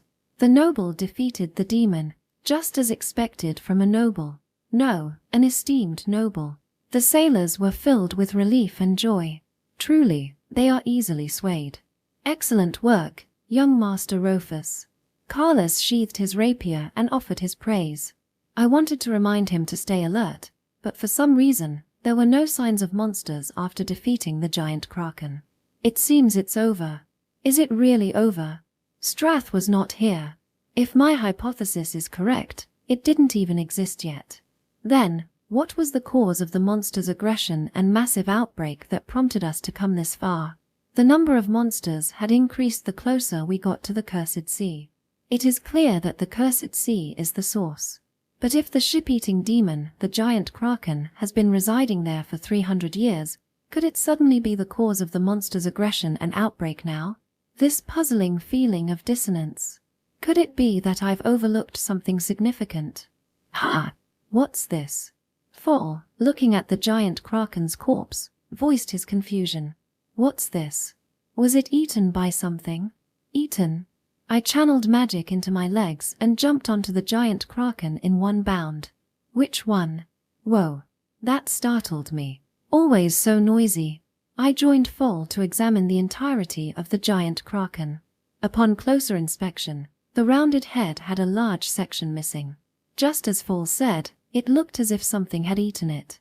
The hole made by the dark spear was just one, and this missing part wasn't caused by me. Furthermore, the wound was somewhat healed, suggesting it wasn't recent. It's likely that this wound was inflicted before it grew to this size. I don't think there are predators that would consume a kraken of this scale. Carlos, who had followed behind, provided this insight. Well, that makes sense. It's the logical conclusion. But, section. What is this? Something is intruding into my magic detection range as if breaking through a net. It's so dense and immense that it sends shivers down my spine. And it's approaching us at a high speed. Hey, you guys. Something's, before I could finish, the magical reaction passed directly beneath us. Ha! It just passed by. I involuntarily looked in the direction it went. Soon after, a telepathic message from the supposedly retreated Clinton came through. Lord Rufus. What is this? Help! The communication cut off abruptly. At the same time, a distress signal from Clinton's familiar briefly reached us before its presence completely disappeared. What's happening? An unpleasant sweat runs down my back. What's going on suddenly? You look really worried. You look pale. What happened? Fall peered at my face, and Carlos asked with concern. You too, ready your weapons immediately. Nothing is over yet. From beyond the horizon, a menacing roar reminiscent of a battleship's whistle echoed.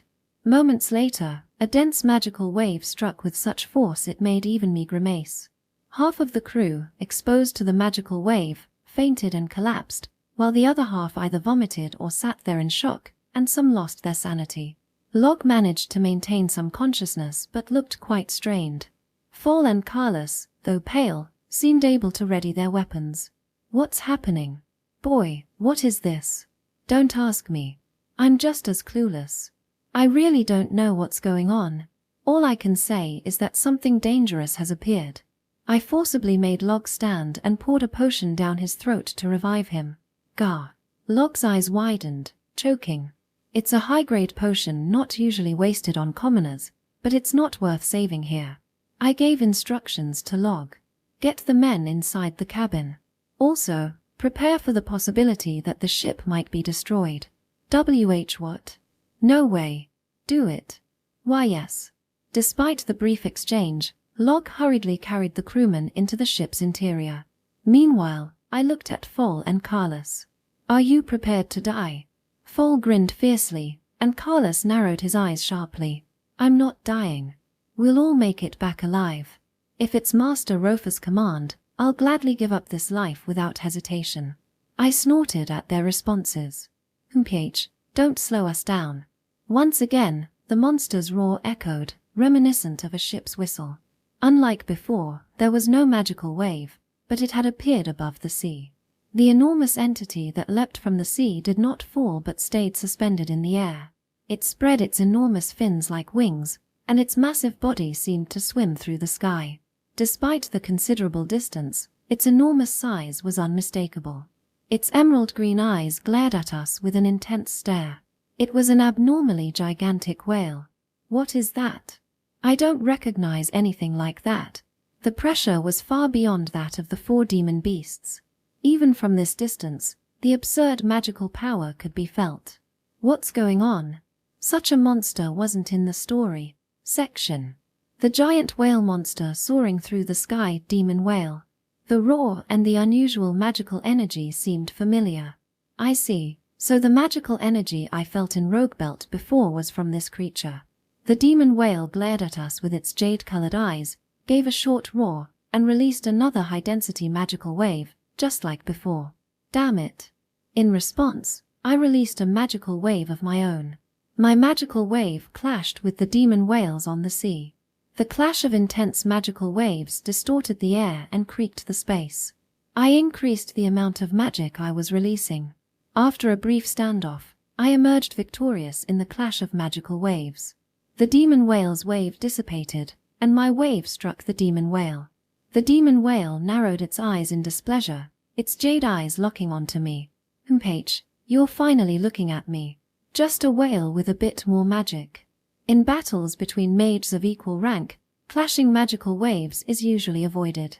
There's no point in doing so. Those with high magic power also have high resistance to magical effects. For high-level mages, even if hit by a magical wave, it's more uncomfortable than damaging. Clashing magical waves is only useful against significantly weaker opponents. The lower the magic power, the greater the effect of magical waves on them. Receiving a high-density magical wave can render those without magic completely immobile, just like the crew who fainted earlier. With the demon whale's level of magic, most enemies would be immobilized just by a magical wave. But now, Rufus Ray Lightless is here. I'll make you regret ever looking down on me, even for a moment. I summoned countless dark spheres that filled the sky above the ship. Even low-level dark spheres become high-level intermediate magic in my hands. With this many dark spheres, they could easily obliterate a big mountain. It would be impossible for such a massive body to avoid this barrage of dark spheres. Disperse. The endless dark spheres surged toward the demon whale. The demon whale didn't even try to dodge, and the dark spheres hit it, causing a thunderous explosion of magical force. Fall and Carlos watched in shock. "You said you were prepared to die, right?" Fall said with a half-open eye. "Fool," as if this was the end.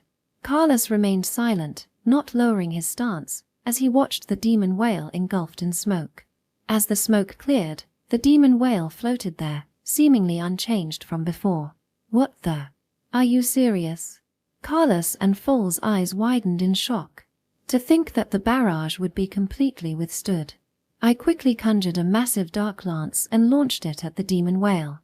Although the total firepower of the dark lance is less than the barrage of dark spheres, its penetrating power is overwhelmingly greater. The dark lance shot toward the demon whale at incredible speed. Just before it hit the demon whale, a translucent barrier appeared and blocked the dark lance. A tremendous magical explosion occurred, but it did not reach the demon whale. That barrier. A magical barrier? A barrier made of the mage zone magic, something all high-ranking mages possess. I also maintain a magical barrier at all times, so it's not surprising for a demon whale with this level of magic to have one. What's surprising is its strength. Even my magical barrier can only fully block intermediate-level magic, and high-level magic might distort or, at worst, break through it. Naturally, a barrage of dark spheres would easily reach the limit of endurance, and a dark lance would exceed the usual tolerance. Yet, this demon whale. So it was blocking my magic just with its barrier. To block my dark lance, which is difficult to fully block even with ordinary protective magic, with just a magical barrier. While I was stunned, the demon whale roared, shaking the sea's surface. The deafening sound made me instinctively cover my ears. Although there was no sign of the magical wave I was on guard for, I could feel magic in the resonant roar. This wasn't just a roar. What on earth? After a brief silence, the sea around the ship heaved, and countless monsters emerged. Various monsters, including swordfish, mermen, spiked frogs, and lightning trout, climbed onto the deck. "Monsters at a time like this," Fall shouted, kicking a merman into the sea. At this timing, no, these monsters were clearly sent deliberately by the demon whale. The roar must have summoned them. Moreover, these monsters. All the monsters had red glowing eyes and were alarmingly aggressive. This characteristic is precisely that of the monsters that became ferocious during the catastrophe. Is there a connection between this demon whale and the catastrophe when Demon revived? In any case, it's clear that the demon whale is involved in the massive outbreak and ferocity of sea monsters. "Master, we should retreat," Carlos, while cutting down approaching monsters, suggested. "It's impossible." "Master, I'm not being stubborn. I'm saying it's impossible to shake it off with this ship. Though the demon whale now drifts elegantly in the sky, it has the speed to catch up with Clinton's ship, which should have been a considerable distance away. Our full-speed ship would seem to be standing still to the demon whale. We have no choice but to fight back. Fortunately, Fall is doing a good job. Handling this number of monsters would have been a challenge for Carlos alone. Although the situation has changed from the anticipated battle with the sea demon Strath, it allows me to focus on my magic. The demon whale seems to be summoning a horde of monsters while observing from a high vantage point, but we are also ready. If the dark lance isn't effective, I'll just use more powerful magic. I won't let it think it's won with just this. Ha! Just as I was about to launch a new magical attack, I looked up at the demon whale and saw snow-like particles swirling around it. The glittering, pale blue snow gathered to form spears. Multiple giant ice spears formed around the demon whale. Those are unmistakably magic. There's no way I'm mistaken. That's undoubtedly magic. Monsters generally cannot use magic. It's not a matter of choice but of capability. Casting magic requires a high level of intelligence, understanding magic circles, and incantations. Only humans, spirits, and some high-ranking dragon types among monsters can wield magic. Are you saying that whale is on par with high-ranking dragon types? It certainly possesses the high intelligence needed to use magic. Moreover, it's using intermediate level ice magic, Ice Spear. Like me, it must have infused absurd amounts of magic, making the size of the ice spears far beyond the norm. Each ice spear is likely to have the destructive power of high-level magic, and there are more than 10. The number is still increasing. If they're all fired at once, there's no escape for this ship. Even a single hit could sink it. Does it intend to take out the summoned monsters along with us? Even with the high intelligence needed for magic, it seems to lack any sense of ethics. Very typical of a monster. Hey, isn't that thing dangerous? Fall, seeing the demon whale, contorts his face. Given Fall has seen the power of my dark lance, the number of magic spears must be a serious threat. Focus on the monsters in front of you. I'll handle the rest. Worrying about it won't help you escape or defend. Well, I'm not very good with protective magic myself. Given the level of those ice spears, defending against more than one might be tough even with a dark barrier. In that case, I'll have to use a higher level protective magic. I took out a knife from my pocket and lightly cut my finger. I let the blood drip into my shadow.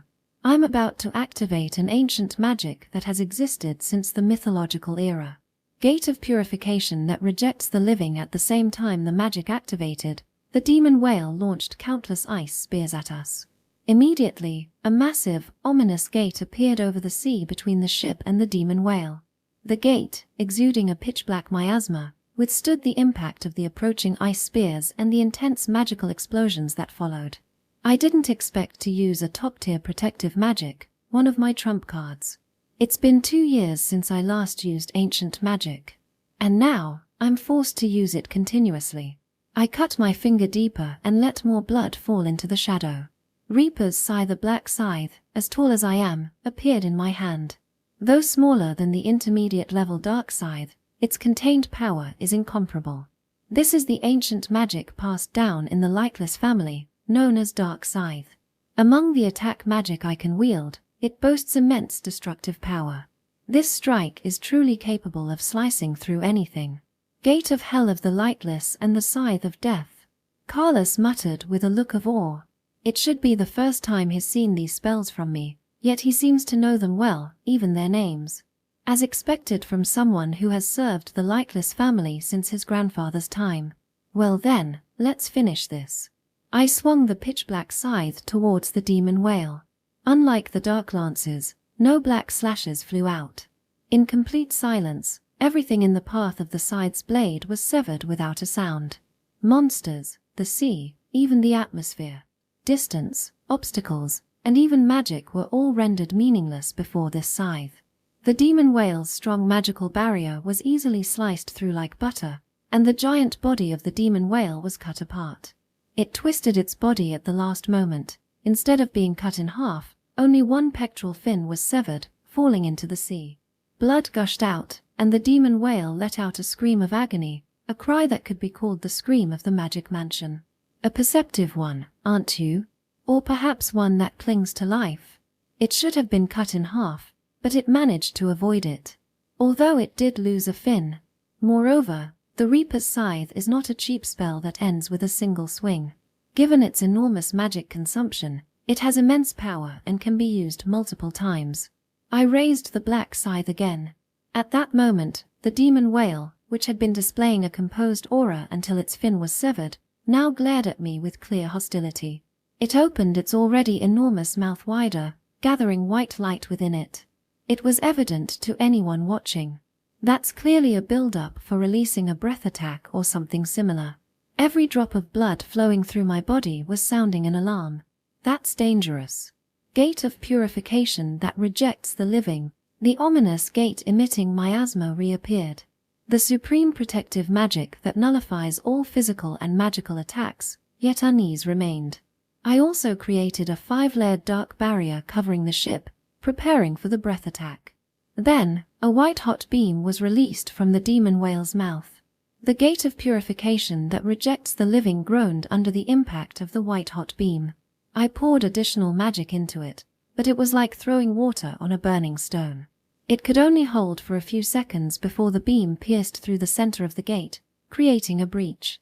The white-hot beam then advanced, piercing through the 5 layers of dark barriers like paper, heading towards the ship. Damn! I quickly swung the Reaper's scythe at the approaching white-hot beam. The clash between the white-hot beam and the side's attack.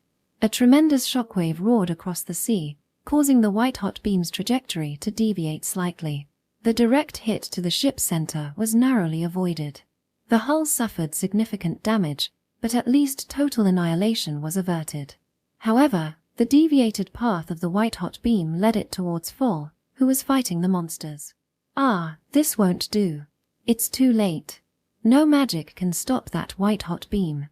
Fall stared blankly at the approaching white-hot beam. He wasn't even trying to avoid it. Naturally, I had ordered him to focus on the monsters. I had said it was my concern alone to worry about the demon whale.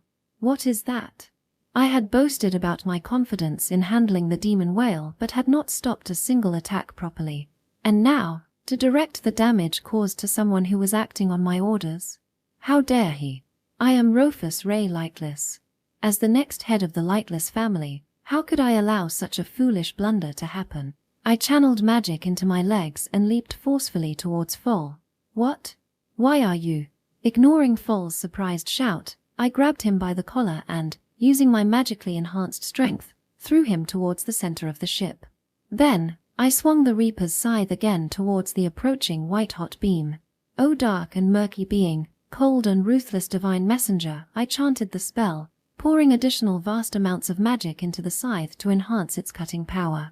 In the eye's depth lies the deep abyss. Continuing the incantation, I summoned as many dark spheres, dark lances, and dark scythes as I could behind me, launching all of them at the white-hot beam. Damn it, to think I'd be reduced to such a disgraceful act of chanting. However, the power of the spell with the incantation is far greater than when I abandoned the chant. Dark magic and pure white magic clashed above the sea. A temporary balance of power. Yet still, dark magic was the one that lost. Even after all this, the white-hot beam was stronger. No, it was evident that the white-hot beam was either a light or fire-type attribute. Dark magic has a hopelessly bad matchup against light or fire attributes. Ideally, one should not confront it head-on. Nevertheless, I managed to further deflect the white-hot beam's trajectory. The beam's path veered slightly upwards, barely grazing the ship. However, Section. Young Master Rufus. Amidst the roar of the approaching white-hot beam, Carlos's desperate voice echoed. My vision was soon engulfed in white. It seemed I could not fully deflect it. Before long, I was swallowed by a torrent of white and heat. Section. Young Master. In my dazed consciousness, a voice echoed. It was clear whose voice it was. Only one person in this world calls me Young Master. Young Master Rufus. The voice, close to a scream, roused my awareness. My blurred vision cleared slightly. There, Carlos was holding me, his face a mix of despair and slight relief, while Fall, with a pale face, stood a little farther away. Right, I had failed to fully withstand the demon whale's white-hot beam. How disgraceful. How long was I out? Just a few seconds. I see. I tried to sit up, but I couldn't muster the strength and Carlos helped me up. The pain was beyond severe. Some areas had lost all sensation. I noticed Fall's bloodless gaze directed at my left side. Why your left arm? Ha! I looked at my left arm as directed. The left arm was missing from the elbow down. The wound was blackened as if burned, with almost no bleeding. No, it wasn't just my left arm that was damaged. My left side was scorched black, and although I hadn't lost my left leg, it had almost no strength. Now that I think about it, I couldn't see out of my left eye at all. I had been quite severely injured. Normally, losing an arm might drive someone to madness. At my age, it wouldn't be unusual to lose control and become disoriented from the sheer pain. But, having been killed thousands, millions of times in dreams, this is nothing to me. It's just my left side that's burned. Just my left arm that's lost. I wasn't decapitated or stabbed through the heart. It's far from a fatal wound. The pain is there, but the capacity to endure it is terrifyingly strong. However, Carlos and Fall's reactions are likely the correct ones. Looking at the demon whale, the one responsible for burning my left side, it glared at us with an expression of utter hatred. It seems it was greatly displeased that it couldn't kill me, and the fin I had severed with the Reaper's scythe, for some reason, was back to normal. The fin I had cut had no bleeding, nor did it show any scars. What's going on? An extraordinary regenerative ability. Could it be healing magic? Healing magic is classified as holy magic.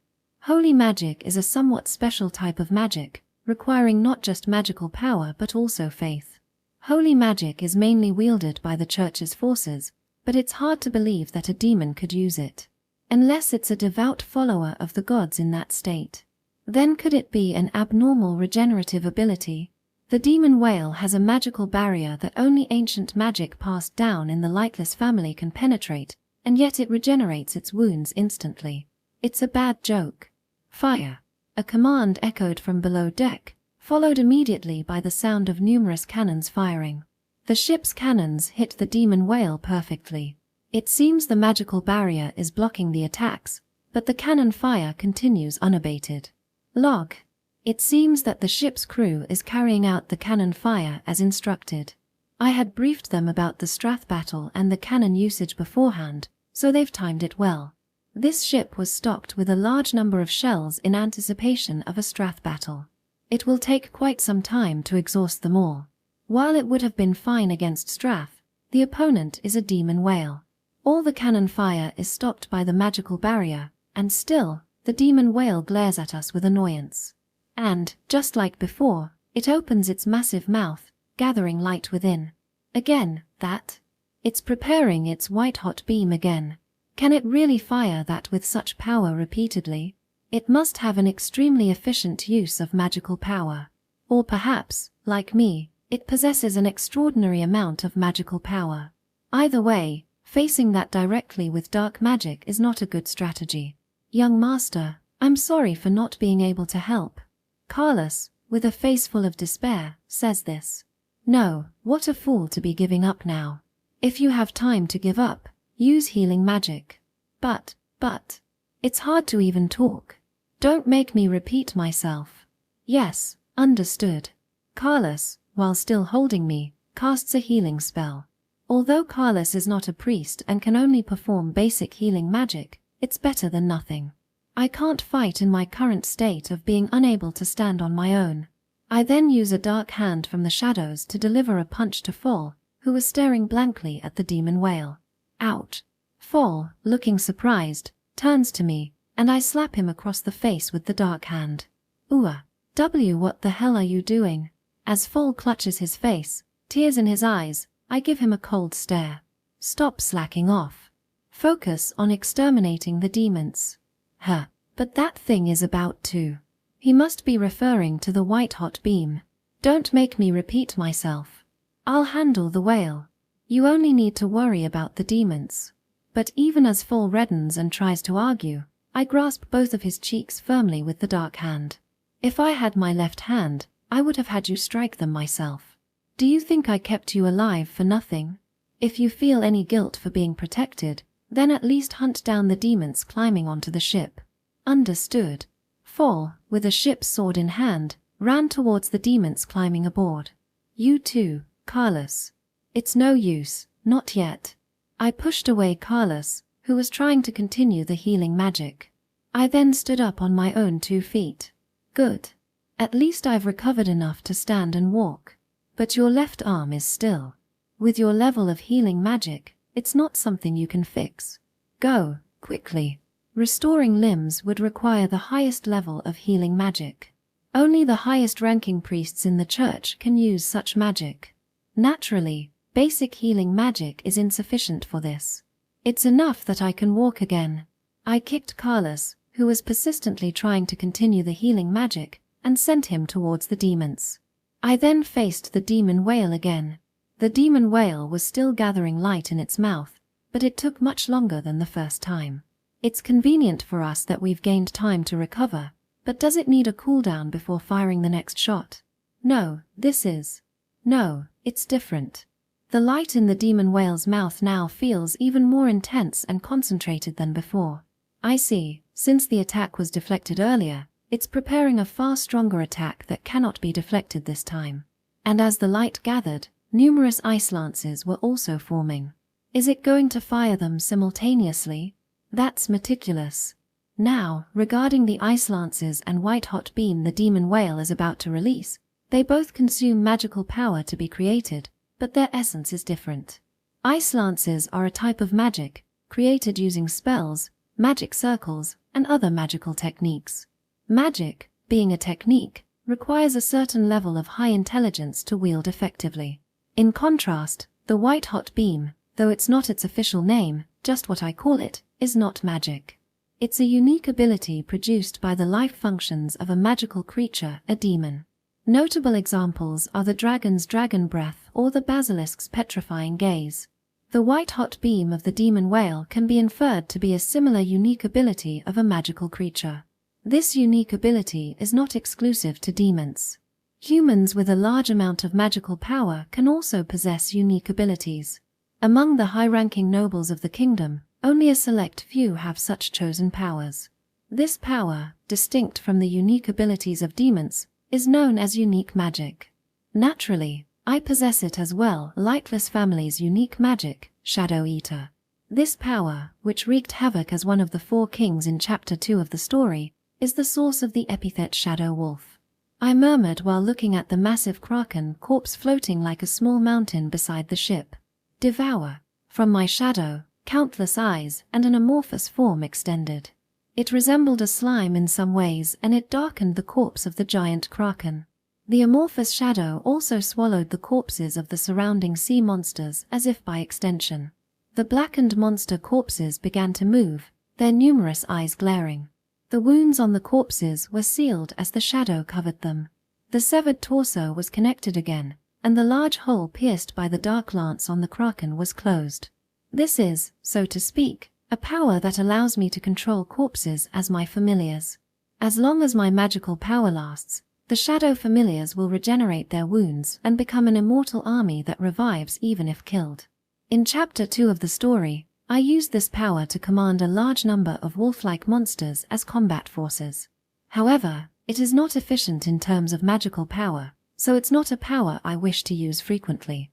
Indeed, my defeat to the protagonist faction in the story was largely due to expending most of my magical power on a vast number of shadow familiars, which hindered my ability to use powerful magic. I directed the familiars of the sea monsters to assist Fall and Carlos.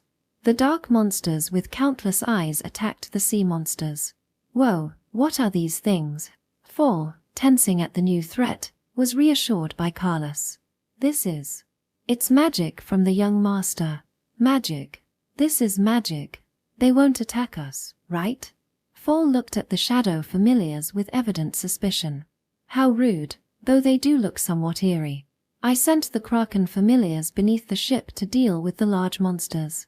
As this was happening, the demon whale's mouth began to shine like the sun, signaling its readiness.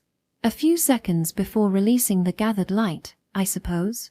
Earlier, I had no choice but to face it head-on. If they think I only use brute force tactics, they are mistaken. The strength of a magician lies in the high firepower corresponding to their magical power and the diverse range of tactics provided by numerous spells. I won't be careless this time. Demon whale, though it's against my will, I'll acknowledge you as a worthy opponent. I recited the spell without reservation. Taste this, the advanced magic with full incantation that I cast. World without light. As the demon whale released the white-hot beam and countless ice lances, darkness enveloped everything around the ship, turning it pitch black. This magic, named after my family, has no direct offensive capability. It merely creates an area completely covered in darkness. Of course, it has no power to defend against the approaching white-hot beam or the numerous ice lances. The white-hot beam, having been charged, is overwhelmingly stronger than the first strike. Its thickness is more than double, and its power might be even greater. But there is no reason to face it head-on. This world without light significantly enhances the performance of all dark magic. Dodge, Straff. At my command, Straff, the giant kraken familiar activated by World Without Light, wrapped its tentacles around the ship and moved it out of the range of the white-hot beam. Whoa!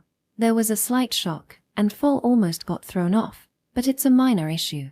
Carlos, meanwhile, was holding onto the ship firmly in a shock-resistant stance. As expected, he's quite capable. World Without Light expanded its range at an incredible speed, eventually engulfing even the demon whale. Has it entered? With this, it's just like the beached whale. In the darkness, the roar of demon whale echoed. As an additional effect of World Without Light, the power of light and flame-based attributes was diminished, and it plunged all who couldn't wield dark magic into an unfamiliar darkness. Visually, and even in terms of magical detection, it became almost impossible. In other words, the demon whale was swallowed by a darkness so profound it couldn't even grasp our location. Naturally, as the caster, I could pinpoint the demon whale's position clearly. I bit my right hand's finger and let the blood drip into the shadow that had merged with the darkness. Scythe of the Reaping, an advanced spell with a full incantation. Moreover, due to World Without Light, its power was elevated to unprecedented levels. The Death Scythe, wielded silently, easily sliced through the demon whale's strong magical barrier and cleaved its body in two. The demon whale emitted a groan of torment that wasn't even a proper scream.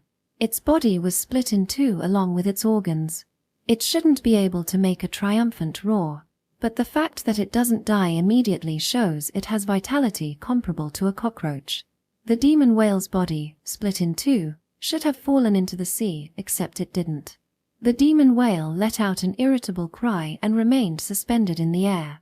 What's more, the wound that should have been split in two rapidly healed as if time was rewinding. What? In the darkness, the demon whale floated, unblemished and healed. It even regenerated the bisected body, and at an alarming speed. This regeneration speed, almost as if it were undead, reminds one of the ancient vampire progenitors. But such feats are generally attributed to undead beings, and such regeneration speed shouldn't be possible for a living creature. At least, as far as I know. However, given such a creature is before me, pondering it is futile. I've realized that demon whale is beyond my common understanding. Still, with such a massive body, it must consume a considerable amount of magical power to regenerate. I immediately swung the Scythe of the Reaping for a second strike.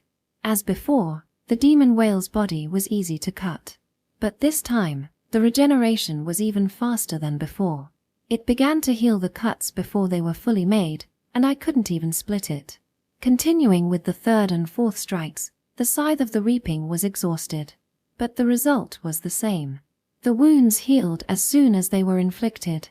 Despite these fatal injuries being recovered, I barely felt any drain on my magical power. In fact, it seemed like the regeneration speed increased with each wound. With such a massive body and such an extraordinary regeneration rate, this is beyond mere magical efficiency. I must say, it's truly boundless magical power.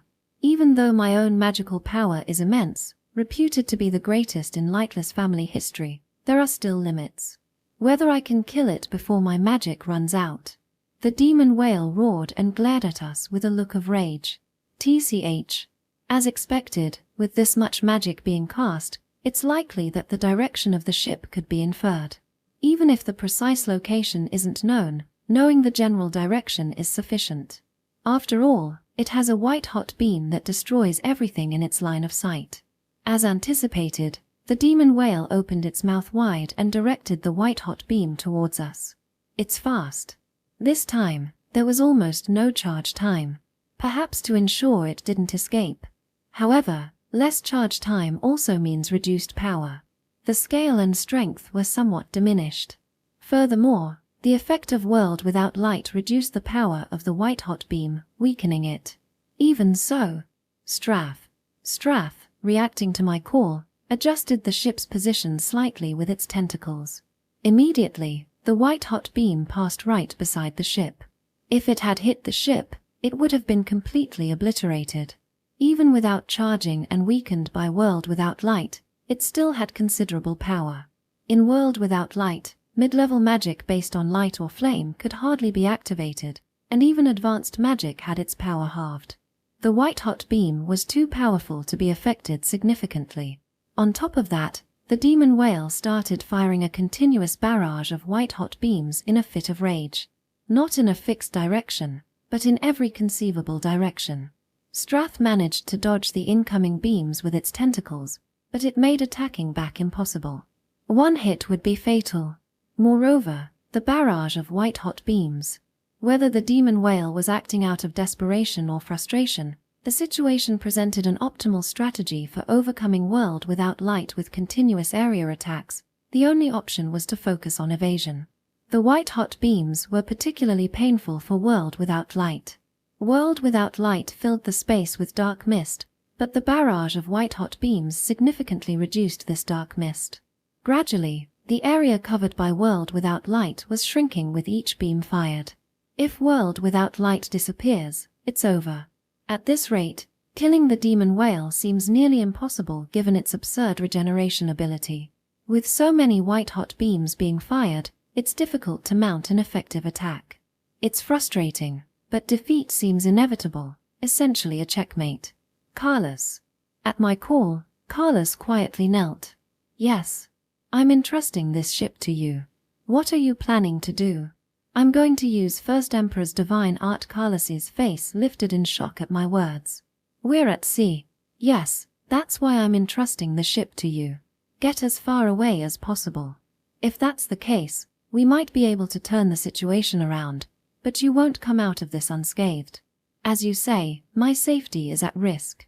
Therefore, make sure you come to rescue me. If I should happen to die, I'll become a wraith and drag you to hell. Carlos bowed his head, covering his face with his hands. To think I'd find myself in such a situation, even though my remaining years are few. Don't think you'll get to retire. I expect you to serve me until the very moment you draw your last breath. I can only pray it's not today. Good luck. Carlos sheathed his rapier and offered a deep bow. I snorted, summoning a large dark arm and stepping onto its palm. The dark arm extends from the user's shadow. It often extends from shadows projected on the ground, so it cannot leave the ground.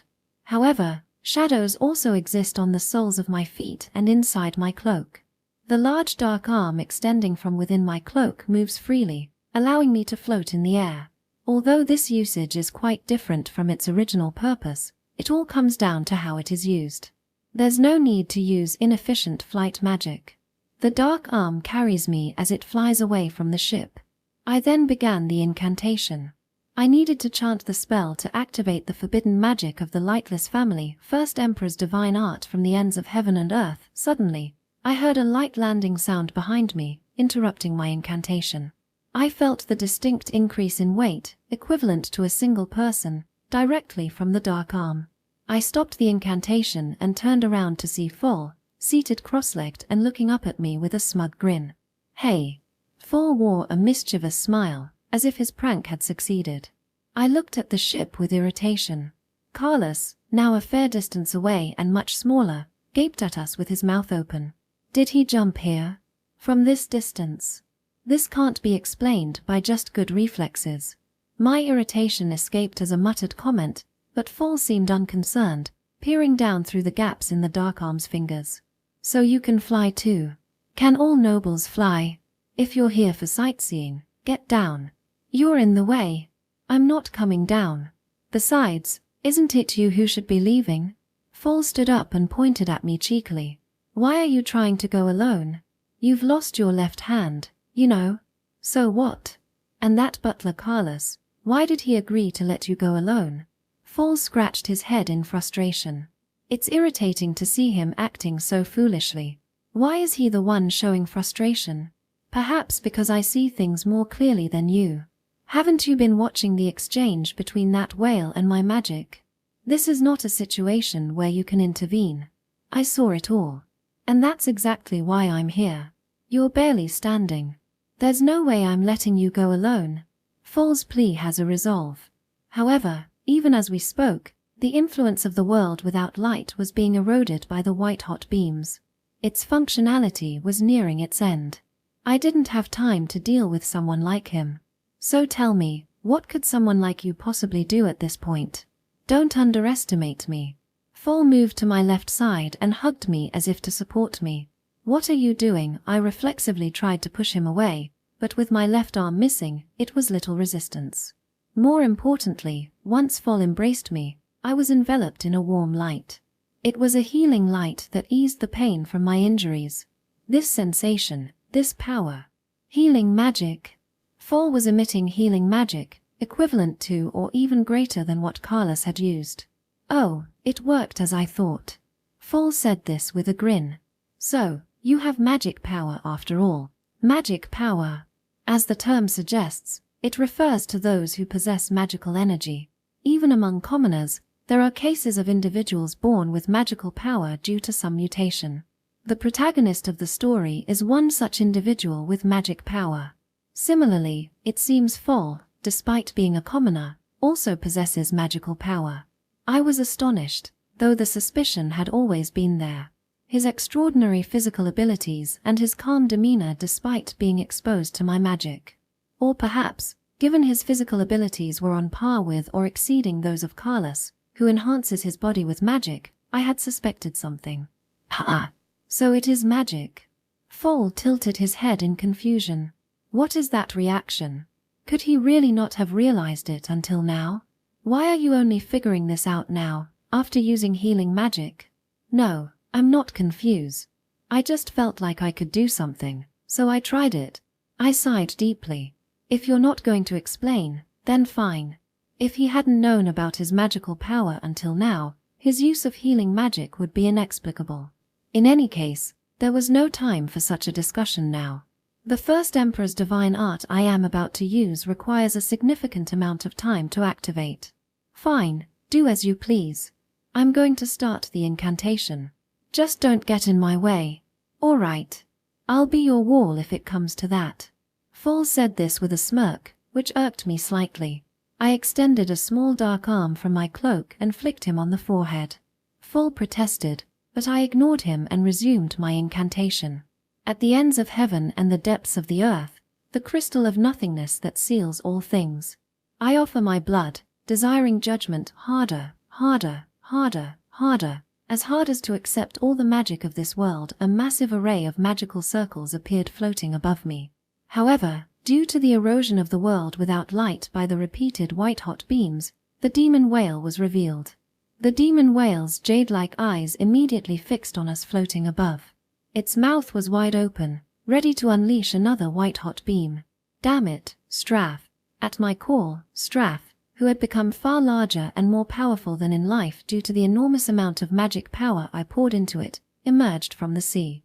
Strath's enormous number of tentacles attacked the demon whale, causing the aim of the white-hot beam to shift. The sea monsters, now shadow familiars, also joined in the assault on the demon whale. This reminds me of that monster movie I watched with my father in the capital.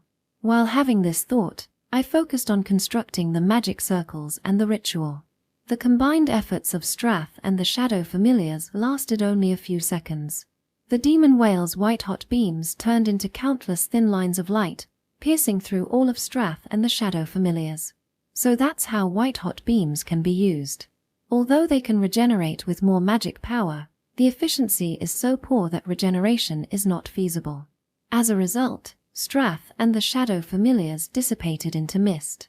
The demon whale's eyes, filled with irritation, turned towards us. A significant amount of magic power was consumed, but the time gained was only a few seconds. Nevertheless, in those few seconds, the preparations were complete. It is the cage that seals all things and the colorless vessel. It is the white aurora that can even kill gods, the great fire of ruin that stains the eternal world. Deploy. Non-elemental magic, heavenly crystal palace. A crystal-like barrier of magical power expanded in a dome shape, surrounding the demon whale. Reflecting light, its dazzling brilliance resembled a true crystal palace. The demon whale, showing some caution towards the heavenly crystal palace which had a different aura from the dark magic I had used so far, immediately fired a white-hot beam at me. Was it intending to blast me away along with the crystal canopy? Hey, wait. Fall, turning pale, tried to shield me. I appreciated his readiness to act as a meat shield without hesitation, but against the white-hot beam, such a shield was practically meaningless. It would end in vaporization, if it hit, that is. It's useless. The white-hot beam pierced through the air and struck the crystal canopy. However, it did not penetrate the crystal canopy. The canopy showed no signs of damage, nor was there any disruption in its magic. The demon whale widened its eyes in surprise. Was this the first time its white-hot beam had been so clearly blocked? Well, with such a high density of magical power, there's probably not much that can prevent it. Blocked? No way. Fall, also stunned, was staring in disbelief. Hey, the healing magic has stopped.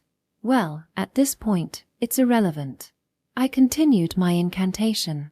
In response, a gigantic dark sphere appeared at the center of the crystal palace. This is the core of the spell, the black sun. The demon whale showed caution towards the black sun, but its mouth's focus was still directed at me. After all, it wouldn't give up after just one block. The demon whale concentrated light in its mouth. A long charge. It was preparing to unleash a high-powered white-hot beam. Ignoring Fall, who was nervously gripping my cloak, I continued the incantation. The black sun shrank in size as I continued the chant. Slowly, over time. Naturally, during this time, the demon whale unleashed its most powerful and thickest white-hot beam yet. It collided with the crystal canopy, creating a scream-like distortion in space. Vibrations and impacts were transmitted through the air. However, despite this, the crystal canopy remained undamaged. The demon whale's eyes were wide with shock. Fall was also astonished.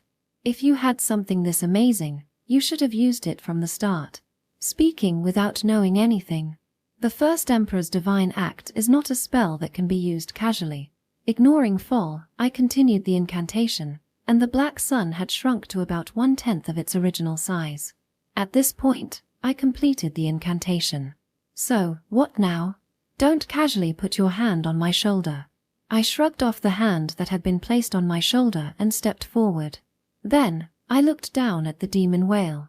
This heavenly crystal palace isn't a spell designed to block enemy attacks. Nor is it a vessel to imprison the enemy. Both of these are merely incidental outcomes. Its true purpose is something else. Then what's it for? Fall tilted his head. The demon whale, similar to its previous attack on the world without light, was now randomly firing white-hot beams. It seemed to be searching for weak spots in the crystal wall in all directions. Moreover, it was also attacking the shrinking black sun. Of course, there was a crystal barrier around the black sun as well, and it remained unscathed. Realizing that all its efforts were futile, the demon whale moved to its next action. It opened its mouth wide towards the sky. A massive white sphere of light began to form above the demon whale, as if in contrast to the black sun. The dense, vast magical power was so intense it could be felt even through the crystal canopy. So, the demon whale had been hiding such a powerful force. Hey, this is seriously bad, isn't it? Affected by the magical power emitted from the white light sphere, Fall's face turned pale. It must be the demon whale's trump card. However, if it is a trump card, then I have already activated my own. I told you. It's useless. The white light sphere created by the demon whale expanded as it charged up. In stark contrast to the shrinking black sun inside the heavenly crystal palace, the magical power of the demon whale's domain increased without limit, and the white light sphere grew brighter like a sun. Then, after reaching its maximum size, the small sun exploded, engulfing the demon whale's domain. A flood of sun-like light and immense magical power filled the heavenly crystal palace. The sound and shock of the explosion resonated through the crystal. The intense power had etched patterns into the entire surface of the dome-shaped crystal wall. I wiped the cold sweat off my forehead. I was a bit worried. The demon whale's trump card, the white light sphere, was more powerful than anticipated. Even though it was still incomplete, I hadn't expected the heavenly crystal palace to be scratched. As the light faded, the blackened demon whale continued to hover in the air.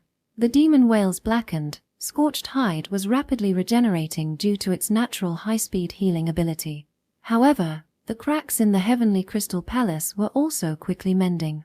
Or rather, it wasn't so much repairing as it was absorbing my magical power, bringing the spell closer to completion. The healed demon whale, seeing the undamaged crystal wall, glared at me with a look of intense frustration. I laughed heartily at the demon whale, offering it praise. That was a fine performance. I commend you. Among all my enemies, you were undoubtedly the strongest. In the end, I still don't know what this demon whale truly is. But it was extraordinarily strong. Perhaps even stronger than the protagonist who continually tried to kill me and their companions. Certainly, in terms of raw power, the demon whale may surpass even the demon king Lars who revived in the first chapter or the second demon king Raymond who rebelled against the kingdom in the second chapter. Out of respect for you, I'll tell you what I'm going to do next. Since you have the intelligence to wield magic, you should be able to understand human speech, right? Higher dragons understand human language. Since the demon whale handles magic far more complex than human speech, it wouldn't be surprising if it understood. Though, whether it can speak is another matter, so I'll continue talking unilaterally. As I mentioned earlier, this heavenly crystal palace is not a spell to block enemy attacks or to imprison. Its essence is to protect oneself from attacks. Fall, still not grasping the situation, frowned. In contrast, the demon whale momentarily froze, then its eyes fixed on the black sun with a gaping expression. You're quite perceptive. This reaction suggests it indeed understands human speech.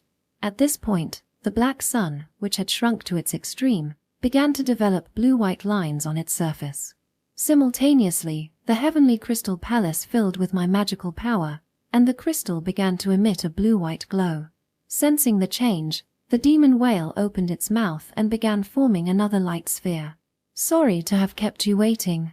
The spell has just now been completed. That previous technique? It's useless. Even gods cannot destroy the completed heavenly crystal palace, however. The demon whale didn't explode the light sphere as before. Instead, it swallowed it whole. Inside the demon whale's mouth, the light sphere was concentrated and released as a concentrated beam. What's that? To think it could perform such a feat if the power of that white light sphere was focused into a single point, the result would be tremendous. Another deafening clash resonated. Yet, the blue-white glowing crystal was unscathed. I could sense the first hint of panic in the demon whale's eyes. I smirked and began explaining the magic. I'll share something with you as a memento. This spell has quite a ridiculous backstory. Apparently, it was developed by my ancestors who were playing around by compressing the atmosphere with dark magic. Do you know what happens when the atmosphere continues to be compressed, whale?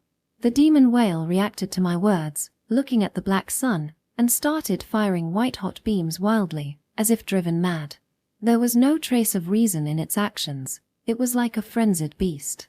Eventually, it even started to slam itself into the crystal, seemingly in a desperate attempt to escape. Despite the fact that neither its white-hot beams nor its trump card, the white light sphere, could harm the crystal, it seemed futile for it to try breaking it with body slams. Was it aware of what might happen next? Perhaps it had a vivid imagination or was simply sensing danger through its wild instincts. What's going to happen? Fall asked fearfully. I checked to make sure the main ship was far enough away. At this distance, it should be safe. The black sun. The atmosphere wrapped in dark magic was compressed to its extreme by my immense magical power. When released, it would cause destruction capable of shattering the laws of this world. The heavenly crystal palace was a spell linked to the black sun to contain that destruction. As an aside, it's rather pitiful that the spell to prevent destruction, the heavenly crystal palace, consumes far more magical power than the destruction-causing black sun. I looked down at the demon whale and whispered softly. The compressed atmosphere will unleash a white fire that even gods cannot withstand. The black sun shattered, and immediately, the entire heavenly crystal palace was enveloped in an aurora. The view was completely covered in white, and the roaring sound was so intense it felt like my eardrums were bursting. The white fire, capable of destroying the whole world, roared forth from the sea. After a while, the light within the heavenly crystal palace cleared. Nothing remained inside. Not a single piece of the demon whale, not even a drop of seawater. The heavenly crystal palace had fulfilled its purpose and dispersed. The high-pitched hot wind that leaked out swept through the sea of magic. The heavenly crystal palace and the black sun. These spells are linked in their magic formulas and are known as the first emperor's divine art. The two significant drawbacks of this great magic are: 1. The considerable time required to activate it, and the other. Hey. I leaned weakly against Fall and surrendered my body. Even the view through my one visible right eye was becoming blurred. Another drawback of the spell is its absurdly high magical power consumption. At the Lightless family, I am said to possess the greatest total magical power ever recorded. This first Emperor's divine art consumes an extraordinary amount of magical power, roughly half of my vast magical reserve. In addition to the already high magical consumption of ancient spells, I've been using high-level magic and managing a large number of shadow familiars with the inefficient inherent magic. Moreover, I used intermediate and lower-level magic almost as if it were water. As a result, my magical power is completely depleted. This feeling of exhaustion is a clear sign of magical depletion. For the time being, I won't be able to move properly. Experiencing magical depletion is something I've never encountered in my life. I had anticipated the possibility of magical insufficiency, so I instructed Carlos to come to my aid. Yet, to fall into magical depletion is unexpected. And with the sea below us, the chances of survival are, at best, 50%. However, fortunately or unfortunately, Fall is here. Whether this will be a blessing or a curse. He hated nobles, so there's a chance he might abandon me. I'm going to sleep for a bit. What are you saying at a time like this?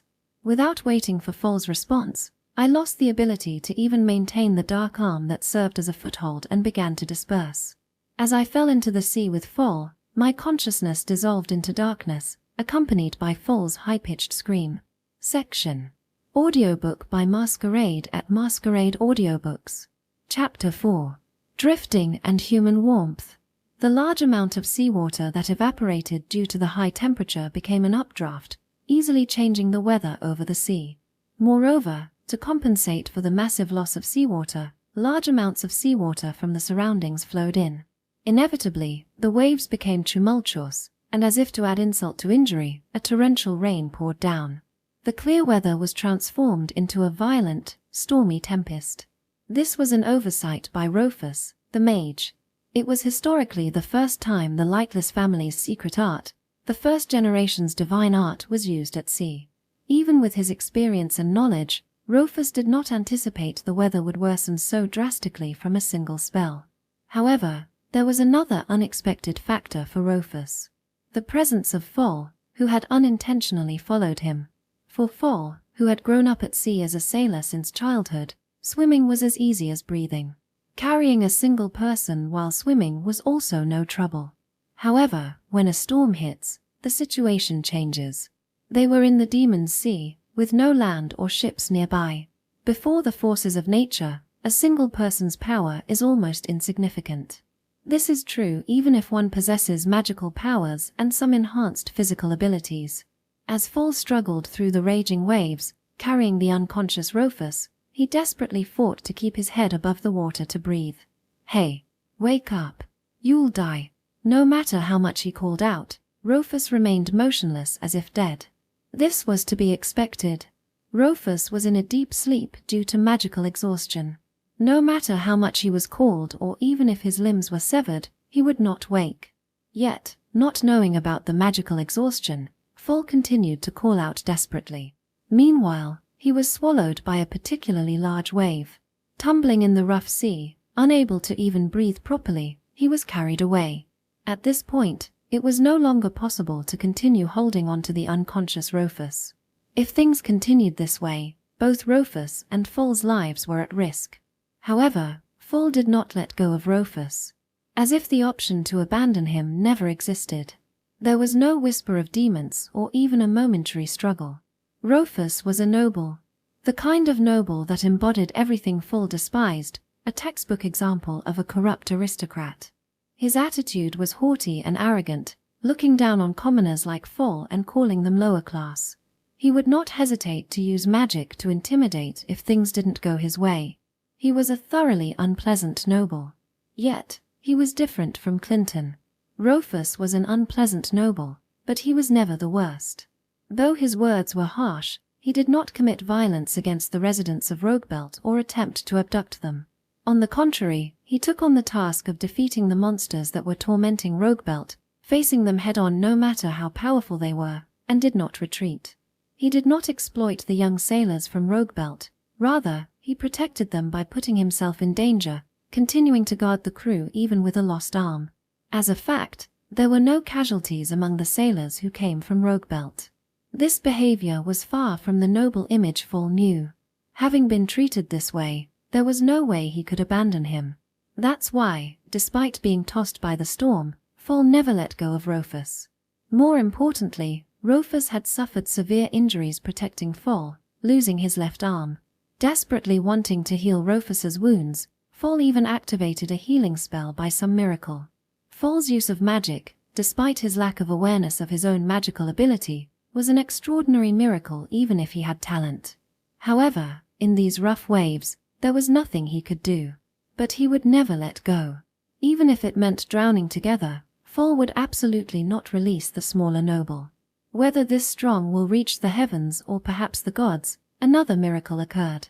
In the corner of Fall's vision, he saw a seahorse glowing with a bluish-white light.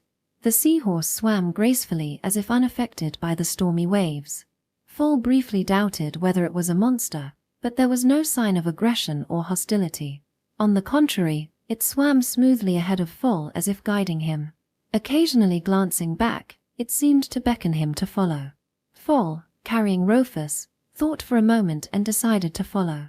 There was a possibility it was some kind of trap, but he would die drowning anyway.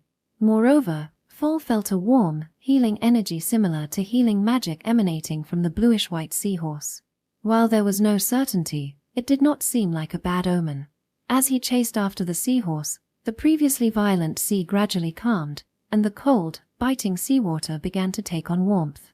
Gradually, Fall's strained consciousness began to fade. Section. Fall woke up and abruptly sat up. Pure white sand and gently rolling waves that surged and receded. It seemed he had been washed ashore on some island. Looking around, Fall saw Rufus lying right beside him. He sighed with relief and placed a hand on Rufus's shoulder. "Hey, wake up already, huh?" However, Fall's face went pale. Rufus's body was frighteningly cold, and he was not even breathing. Hey, this has to be a joke." Fall quickly turned Rufus onto his back, removed the heavy cloak soaked with seawater, and put his ear to Rufus's chest. A faint heartbeat was audible, but it was incredibly weak and unreliable. "He's alive, it's not too late." Fall straddled Rufus and began chest compressions. Having grown up as a sailor, Fall was well versed in resuscitation techniques. He had rescued drowning victims and had practiced these techniques several times. It was crucial to keep calling the person's name. You must call out the name of someone standing on the brink of death to bring their consciousness back to this world. The sea which lurking in the darkness after drowning tries to lure the victim's consciousness with sweet words. Therefore, you must call the name of the drowned person and bring them back to this world. If the consciousness is delayed even slightly, the sea which will devour their soul. This was an old tale passed down among the sailors of Roguebelt, and Fall had heard it from his father, Craig, so often that he was sick of it. Though Fall only took it half seriously, he understood the importance of calling out the name. Hey, Fall froze as he tried to call the name. What was the name of this small noble again? But Fall realized. They had never introduced themselves properly or even called each other by name. Though he had heard the butler occasionally refer to him as young master, the name itself was often omitted, so Fall couldn't remember it. Without being able to call out the name, he couldn't bring Rufus's consciousness back from the brink of death. At this rate, Rufus would be devoured by the sea witch. Damn, superstitions. Fall shook his head as if to convince himself. I don't even know anything about this guy. Mocking himself for being able to save a life but knowing nothing about the person, Fall continued the chest compressions desperately. However, Rufus's consciousness did not return. He still wasn't breathing. Damn it. Don't complain about this later. Fall pinched Rufus's nose and began giving him rescue breaths. Although he might later be accused of disrespect or worse, Fall thought it was better than letting him die, so he continued with artificial respiration and chest compressions. After a while, Rufus coughed up a large amount of seawater and choked violently. Fall confirmed that Rufus's breathing had returned and let out a sigh of relief. However, Rufus's consciousness did not return. Why isn't he waking up? Could it be the sea which, as Foal's face turned pale, he noticed something bluish-white flickering at the edge of his vision? Why, it was the seahorse that had guided them to this shore through the raging waves. The seahorse was floating above the sand, undulating as if it were in water. Foal suddenly wondered. He and Rufus had been cast into what was definitely the Demon's Sea. But according to the maps, there shouldn't have been any islands near the Demon's Sea. At least, none had appeared on the ancient charts. With no island to serve as a waypoint, and the horizon stretching endlessly in all directions, with sea monsters known to devour ships appearing as if to block their way. This was why it was called the Devil's Sea. So, what was this shore? Even though the storm was raging, it was hard to believe they could be swept so far. Since Foal had not drowned, it must not have been a prolonged drift. As Foal puzzled over the unanswered questions, the seahorse began to swim through the air again, leading the way towards a rocky area along the shore. In a corner of the rocky area was a cave with a gaping entrance. The seahorse occasionally looked back as if checking to see if Foal was following, then entered the cave. "You want me to follow?" Foal carried Rufus on his back and followed the seahorse. He didn't know where this place was, but at least they were alive thanks to the seahorse that had guided them to this island. There was no hesitation in following the seahorse. Entering the cave behind the seahorse, Foal was met with a sight that made him doubt his eyes. In the center of the cave's large space lay what appeared to be a beast's fur, serving as a makeshift bed. At one end were stacked driftwood, and beside it, flint and traces of a campfire. It seemed like a minimal living space, as if someone had been living there. Foal looked at the seahorse with suspicion. This can't be your home. It was inconceivable that a seahorse, which should live underwater, would have a human-like living space. Foal scanned the surroundings warily. There was no sign of any people nearby, and upon closer inspection, the campfire traces seemed to be quite old. First, Foal laid Rufus on the fur blanket and picked up the flint. It still seems usable. Next, Foal examined the driftwood. It showed no signs of moisture and was dry enough to be used as firewood. It looked like he could start a fire with it without any problems. Although the situation was overly accommodating and made him a bit uneasy, Foal struck the flint and scattered sparks. He piled the driftwood as firewood, and after some time, managed to ignite the wood. Magic would do this in an instant. Starting a fire was something Foal was used to, but magic that instantly creates water or fire from nothing was, as expected, an object of awe and fear for commoners. Come to think of it, I also have magic power, don't I? At least, that's what Rufus had said, and he had even activated healing magic by imitation. Noticing the seahorse, which was drifting around the cave as if its purpose had been fulfilled, Foal realized he was still unsure about the seahorse's true intention but acknowledged that it had saved them. "I'm grateful for your help." "Thank you." Foal thanked the seahorse, but it drifted without showing any particular reaction, whether it heard him or not. Rufus, lying there, still had not awakened. The cave was now gently warmed by the campfire. Foal had removed the wet clothes and wrapped Rufus in the warm fur. Foal touched Rufus's skin again, hoping that his cold body had improved somewhat. Rufus's body was still cold. Though he was breathing, his face seemed even paler than before. Why? Foal was anxious. He didn't understand why Rufus's condition was not improving. Rufus's physical strength had been significantly reduced due to magical exhaustion. In fact, he was unable to regulate his body temperature properly. However, this was beyond Foal's knowledge. In this situation, Foal pondered. What should he do? He retraced his experiences and memories and remembered what his father, Craig, had taught him. Continuing with the rescue of a life, if the body is chilled and the temperature doesn't return, it can be almost too late. In that case, just return them to the sea. Ha! A way to save them. Well, if you warm them with your own body for a night, they might survive if you're lucky. By the way, it's better for women to do the warming rather than men. Women have higher body temperatures. As an aside, when I nearly drowned as a young man, your mother warmed me through the night, and as a result, Log was born. Goo. What are you doing? I'm having a serious conversation here. Ah, I remembered something trivial. Human warmth. This was something that, when Rufus awoke, would likely result in complaints about disrespect or worse, but Fall decided to think about that after he woke up. I won't let him die. Fall had no doubts about this. Considering Rufus's past behavior, he couldn't believe that Rufus would be angry enough to kill him with magic under these circumstances. Even if that happened, Fall felt it would be better than Rufus dying without any action taken. Fall removed all his semi-dry clothes and muttered, "Women have higher body temperatures. Then it's good that I'm a woman." She unwrapped the bandages she had bound around her chest to disguise herself as a man and pressed her body against Rufus's slightly shivering, cold body to share warmth. Wrapping Rufus with the fur, Fall managed to warm up and soon fell asleep as if drawn into a dream. The blue-white seahorse floating in the cave simply watched the scene. Section. Farathiana said to be a member of the story's protagonist faction. The protagonist, leading a select few heroines each with exceptional individual power, forms a highly elite group. One of the storylines in the first chapter involves the heroine joining the team during the subjugation of the sea demon Strath that appeared near the fishing village of Roguebelt. The heroine, Farathiana Roguebelt, is a tomboyish, noble-hating female sailor. She has a past where her childhood friend was abducted by Clinton's private soldiers. Because of this, she harbors a strong hatred for nobles, especially the Lightless family, whom Clinton serves, and holds a deep-seated grudge against them. In the second chapter's battle against the 4 heavenly kings, she faced off against Rufus, the heir to the Lightless family, and relentlessly cursed and attacked him with more hatred than anyone else. However, this is the story of Farathiana following the script.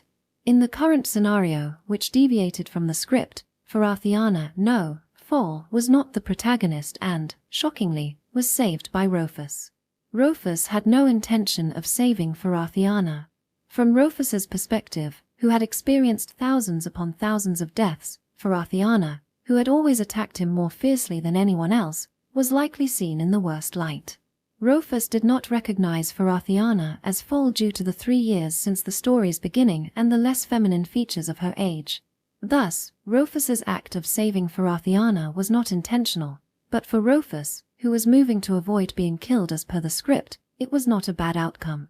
However, there are those in this world who do not view this favorably. Just as Rufus, fearing future death from repeated killings, harbored resentment towards nobles and the Lightless family, there are beings with lingering grudges. Among them is the entity within Farathiana's soul. The soul of Farathiana could not accept the fact that Fall was risking her life to save Rufus. This is because Rufus is one of the vengeful enemies who betrayed humanity and is the leader of the scoundrels who engaged in human trafficking of her childhood friend. Therefore, Fall's spirit was summoned to the spiritual realm of Farathiana to persuade Fall. Section. In a space where white extends as far as the eye can see, Fall wakes up. In front of her lies the unconscious Rufus, and in her hand, she holds a knife with a sharp edge. "Kill that man." A voice echoed in Fall's head, as if it were her own voice. Feeling somewhat uneasy, she tried to throw away the knife, but the handle seemed to cling to her hand. "Why?" When she asked, the voice echoed again. "That man is the worst of nobles. It is all his fault that Norn was sold to the slave trader." Norn is the name of Fall's childhood friend who was abducted by Clinton's private soldiers 6 months ago. "What are you talking about?" The real culprit is Clinton. This guy is indeed a noble, but it has nothing to do with him. No, he is in league with Clinton. Because he is Rufus Ray Lightless, the heir to the Lightless family. What? Fall's mind went blank. The Lightless family is a major noble family that controls the territory in this area. Clinton's private soldiers frequently made threats. They used to say that if we laid a hand on them, Lightless would not stay silent. If we opposed them, the Lightless Marquis family would lead a large army to destroy the village. In other words, Lightless is the top figure behind the detested Clinton. The root cause of the evil rule. This guy is Lightless. That can't be. But he saved us, Roguebelt. Don't be deceived. His true nature is pure evil. He does not care about others at all. Everything he does is for his own filthy desires. Now that you mention it, he did say something like that before we set sail. Indeed, Rufus had said it was for the sake of the lightless territory, and ultimately for himself. I see, so he is lightless. Automatically, Fall's grip on the knife tightened. She brought the blade closer to Rufus's neck. The voice in her head exulted with joy. Yes. Stab him to death. He is the enemy of Norn. Norn, Farathiana's childhood friend, was sold to a slave trader. When they reunited in the 3rd chapter, the alchemical empire, Norn had been subjected to cruel human experiments and was found in a drastically altered state. At that point, Rufus, the heir to the lightless family, had already been defeated as one of the 4 heavenly kings, and Farathiana was overwhelmed by anger and sorrow with no place to direct it. However, Fall does not know this future scenario. Fall stopped the blade just before piercing Rufus's neck and threw the knife away with force. Ha! What are you doing? Confused by Fall's sudden action, a voice echoed from an unknown source. Fall glared sharply at the voice. Norn was taken away, but she's not dead. What nonsense are you spouting? No, that's not it. That's a future story. What kind of incomprehensible nonsense are you talking about? Is this lightless stuff just a fabrication too? That's not it. That man, Rufus, is undoubtedly lightless. A cunning coward, our enemy. Cunning. Coward. I don't know who you are, but what do you know about him? To Fall right now, Rufus was a benefactor who had not turned his back on even the most formidable enemies. On the contrary, he even sacrificed his left arm to protect her. To Fall, Rufus was a savior who saved her hometown and herself. She couldn't stay calm when he was being unjustly slandered. You only don't know his true nature because you've just met him. Indeed, Fall and Rufus had only known each other for half a day. But to Fall, that short period had been more than enough for Rufus to show his results and humanity. Regardless of what you say, I was saved by him. Roguebelt's savior, our savior, is able, not someone like him. Fall coldly dismissed the voice that was tinged with some frustration. Roguebelt was saved by him. I don't know about anyone else. Immediately, cracks appeared in the white space. The world of pure white was fracturing and collapsing. The voice no longer spoke to her. Suddenly, Fall opened her eyes to find herself gripping Rufus's slender neck with both hands inside the fur. She hurriedly removed her hands from his neck and checked to make sure there were no marks left. With a sigh of relief, she muttered, "What was that dream? A dream demon or something?" I don't remember much of the content, but it wasn't a pleasant dream. Fall noticed that Rufus felt warmer than before and, feeling relieved, buried her face in Rufus's chest. "Are you really lightless? Is your name Rufus?" Questions directed at the unconscious person. She knew there would be no answer. It was more like a monologue. Rufus, who had seemed so imposing with his usual high-handed attitude, now appeared very delicate and small. In this light, he looked like a child, with a youthful charm appropriate for his age. Despite being a noble, he had been subjected to hostility and verbal abuse, and it was this very child who had saved her hometown and herself. What am I even doing? To dispel her guilt, Fall snuggled closer to Rufus and leaned against him. Section. I feel terrible. My whole body hurts and I have a severe headache. I don't have my left arm, and I can't see out of my left eye. This is the worst I've felt since I had that dream of being killed thousands and thousands of times. Even when I regain consciousness, my body still won't move. Unable to even lift my upper body, I look around by moving my eyes. What I see is a burning campfire and the rocky walls illuminated by the flickering light. The constant sound of waves nearby. Is this a cave near the shore? Fortunately, it seems I've survived, but according to the sea charts, there shouldn't have been any suitable islands near the cursed sea area. So where am I? Was I rescued by the residents of some island while drifting? What happened to Fall, who should have been with me? Did he also wash up on this island? There are many questions, but for now, I should be grateful that I survived. But damn Carlos. Despite instructing him to come immediately, it's unacceptable that he isn't nearby when I wake up. Next time I see him, he'll be getting an earful. Suddenly, I feel an unpleasant chill, like a bad omen, and I look toward the edge of the cave. There, a pale blue seahorse was drifting. I know this presence. Is that Lunamal? Why are you here? The pale blue seahorse, Lunamal.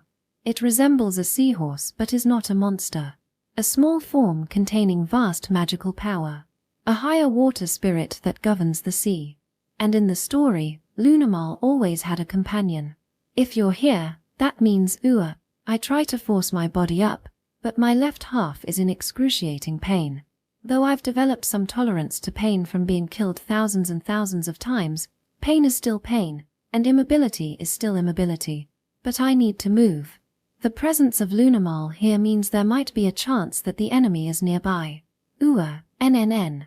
As I writhe in pain, the blanket, or rather, the somewhat dirty beast hide covering me, begins to move.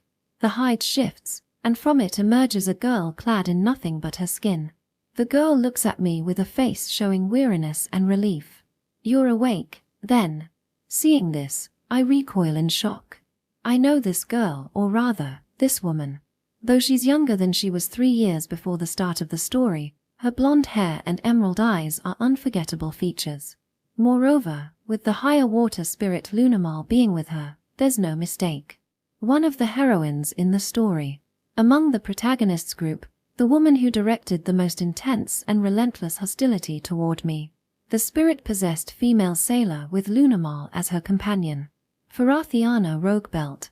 I reflexively try to sit up and form a dark orb in my hand, but I fail and end up spitting blood. Cough. Damn it. It seems that due to magical depletion, I don't have enough magic power to perform even basic spells, and my body rejected the attempt. I didn't expect that even a basic spell would be impossible due to insufficient magic recovery. The recovery of magic power is way too slow compared to usual. Damn it, where did Fall go? Being alone with such a dangerous woman is no joke. I could really be killed. Are you okay? Farathiana, startled by my coughing up blood, rubs my back. What's her intention? What's with that worried tone? She's the crazy woman who only ever hurls unjust insults at me. Why is she even here? Could this be a continuation of that dream where I was killed thousands and thousands of times? Get away. You're trying to kill me, aren't you? Ha. Oh, you mean the strangling? Were you conscious? I'm sorry about that. I had a weird dream, or maybe it was just a bad sleeping position. Farathiana, not even trying to cover her chest or lower body, makes excuses while averting her eyes. Cover yourself. Do you have no sense of shame? And what's with this act of yours? Did you try to strangle me while I was sleeping? Was this all just an act to make me let my guard down? But if that's the case, then why didn't she kill me right there? It should have been a perfect opportunity. Could it be that she knew I was drained of magical power and couldn't resist properly, intending to torment and kill me slowly? Given Farathiana's cruelty, that's entirely possible. I check my body to see if anything else has happened.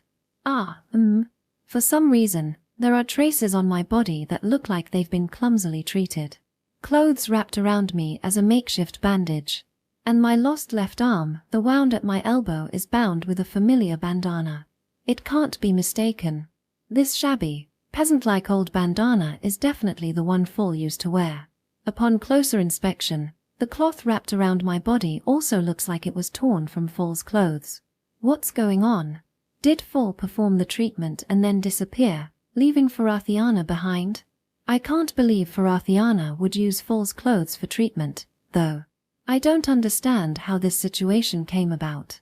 While I remain on guard, Farathiana, realizing only now that she's naked, snatches the fur from me and uses it to cover herself. With a slight blush on her face, she glares at me with sharp eyes and says one thing. Stop staring so much. I'm not staring. What's with that mixed expression of embarrassment and shyness that this usually strong-willed heroine is showing only to the protagonist? Don't get all flustered now, you crazy woman. After all the insults and relentless attempts to kill me, I'm not feeling anything from this attitude. By the way, you knew my real name, Ha! You just called me Farathiana. Did you hear that from my brother? No, from my father? Tell me. If you knew, there was no need to pretend to be a man. Brother, father, pretend to be a man? What are you talking about? I look at Farathiana's face, trying to understand what she's saying. Wait a minute. On closer inspection, this face somewhat resembles Foal's. Ha! And then it hits me. The possibility I hadn't considered until now. On closer inspection, this piercingly sharp gaze, and this slender, petite stature. Doesn't it match Foal's characteristics? Why you? How could this be? Why are you so surprised? I look up at the sky in shock. This must be a lie. Indeed, Foal had a much more delicate physique compared to other well-built men. I had assumed it was due to his youth and didn't question it too much. Besides, Foal looked unmistakably like a boy, a mischievous commoner. No, even seeing it now, it's hard to believe. Could it be some kind of mistake? I take the edge of the fur and lift it to check for Arthiana. No, Foal's body. With a scream close to Foal's cry of agony, it was immediately shaken off, but I managed to confirm the body. She has breasts, no male organs in her lower body, and though slender, she has a feminine physique. Clearly, without a doubt, she is a woman. What are you doing? I sleep naked together just to. It was to warm your cold body. Ha! Suddenly, I reconsider my own condition and the surrounding situation. I must have been weakened and exposed to the sea due to magical exhaustion. And Foal, naked, apparently slept with me to keep warm. I suddenly recall a similar scenario from an adventure diary written by a famous explorer I read in my father's study long ago. The explorer encountered a maritime disaster, drifted to a deserted island, and then, in a nearby cave, warmed each other's bodies naked with a female adventurer, sustaining their lives. This situation is exactly that cliched scenario, isn't it? I take in the situation and let out a deep sigh. I see, it seems I've caused quite a bit of trouble. What's with the sudden formality? But I don't understand. Ha! I don't understand this person's motive. She was supposed to despise nobility. Yet, she literally used her own body to help a noble like me.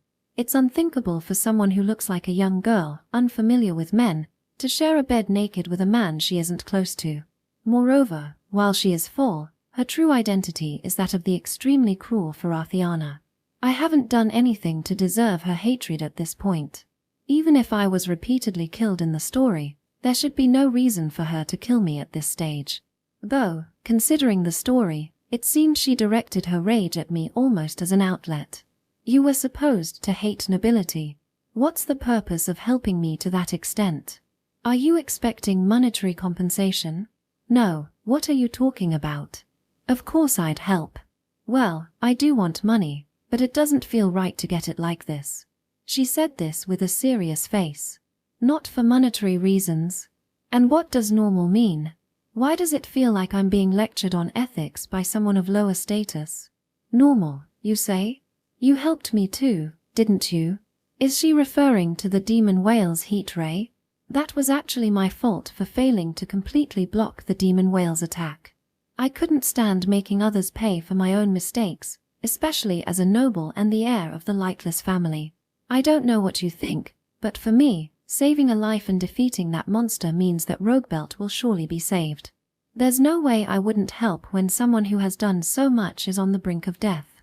A direct, unblemished expression of positive emotion.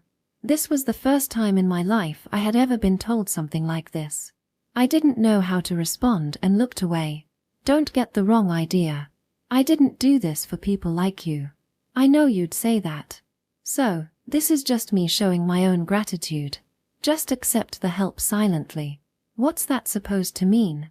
It's quite straightforward. While still hiding her front with the fur, she moved closer to peer at my face. Rufus. Ha! Your name. It's Rufus, right? Of course it is. What is she talking about now? Has she really not known until now? Well, I haven't introduced myself, so I suppose it's possible. Rufus, you're cold. Really, after I went through the trouble of warming you up. It's because you took the fur off. In response, she spread the fur again to wrap around both of us. Don't move like that. She pressed her body close to mine, so our shoulders touched within the fur. What's the meaning of this? It gets cold at the seaside at night. You'd freeze to death if we didn't do this. How long are you going to stay like that? I used my clothes for the treatment. Oh, that's right. Her clothes were torn and used as bandages for me. And why can't I use healing magic? You can't use healing magic? Is it due to a lack of magic power? Or perhaps a lack of faith in the gods? I don't know. Stop looking over here. I'm not looking. What happened to my cloak? Ah. She looked down, seemingly reluctant to answer. I took it off at the beach before bringing you here, and when I went back to get it, it was gone. It must have been washed away by the waves. I'm sorry. I see. So, the various potions I had in the cloak's pocket were also lost to the sea. Having those potions would have helped somewhat with my recovery, but it can't be helped now. We talked about various things from there. Although I say talked, it was mostly just me silently listening to her talk incessantly. Her ability to move on to the next topic without caring about my disinterest was quite astonishing. She explained that the name Farashina was given by her mother, who had died of illness when she was young. The name was chosen with the hope that she would grow up to be as beautiful as a princess. Indeed, it was a grandiose name that didn't seem fitting for a commoner. Her mother had apparently been very fond of her and often told her that a destined knight would come to take her away someday. She sounded like someone with a head full of flowers, not at all like Craig's rough wife. Oh, by the way, Rufus fighting that whale was so brave, just like a knight, she said in a teasing manner. I couldn't understand why a high-ranking noble like myself had to be seen as a lower-ranked knight. When I got angry and asked if she was mocking me, she laughed for some reason. What is up with her?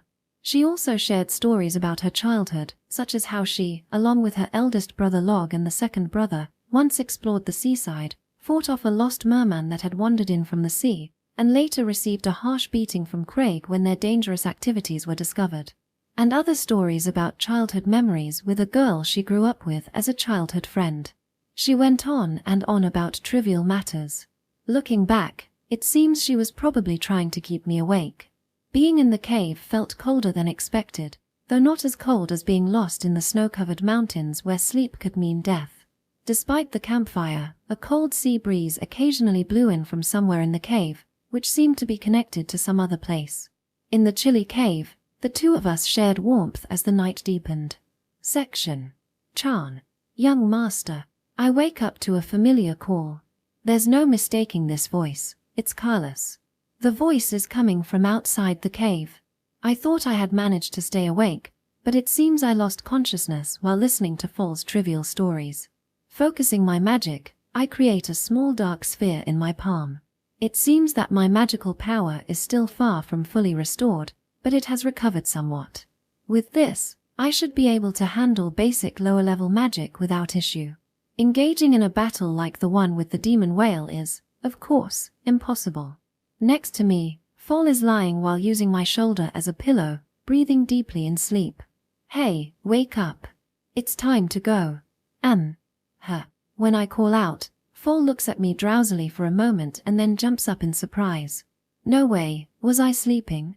Yes, you were asleep. Is Rufus alive? Of course I am. Who do you think woke you up? Anyway, let's get out of here. It looks like the rescue has finally arrived. I press the fur coat onto Fall and stand up unsteadily.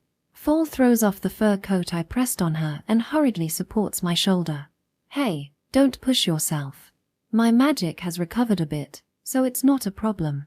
It's very commendable of you, but are you really planning to leave like that?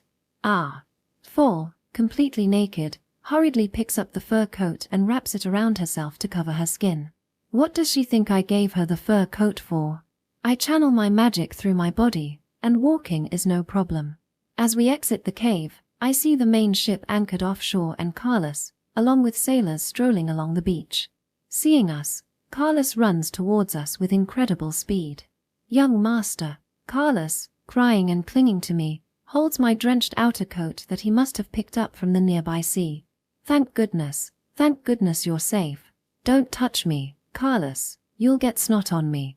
As I find Carlos's crying and clinging bothersome, other sailors also gather around.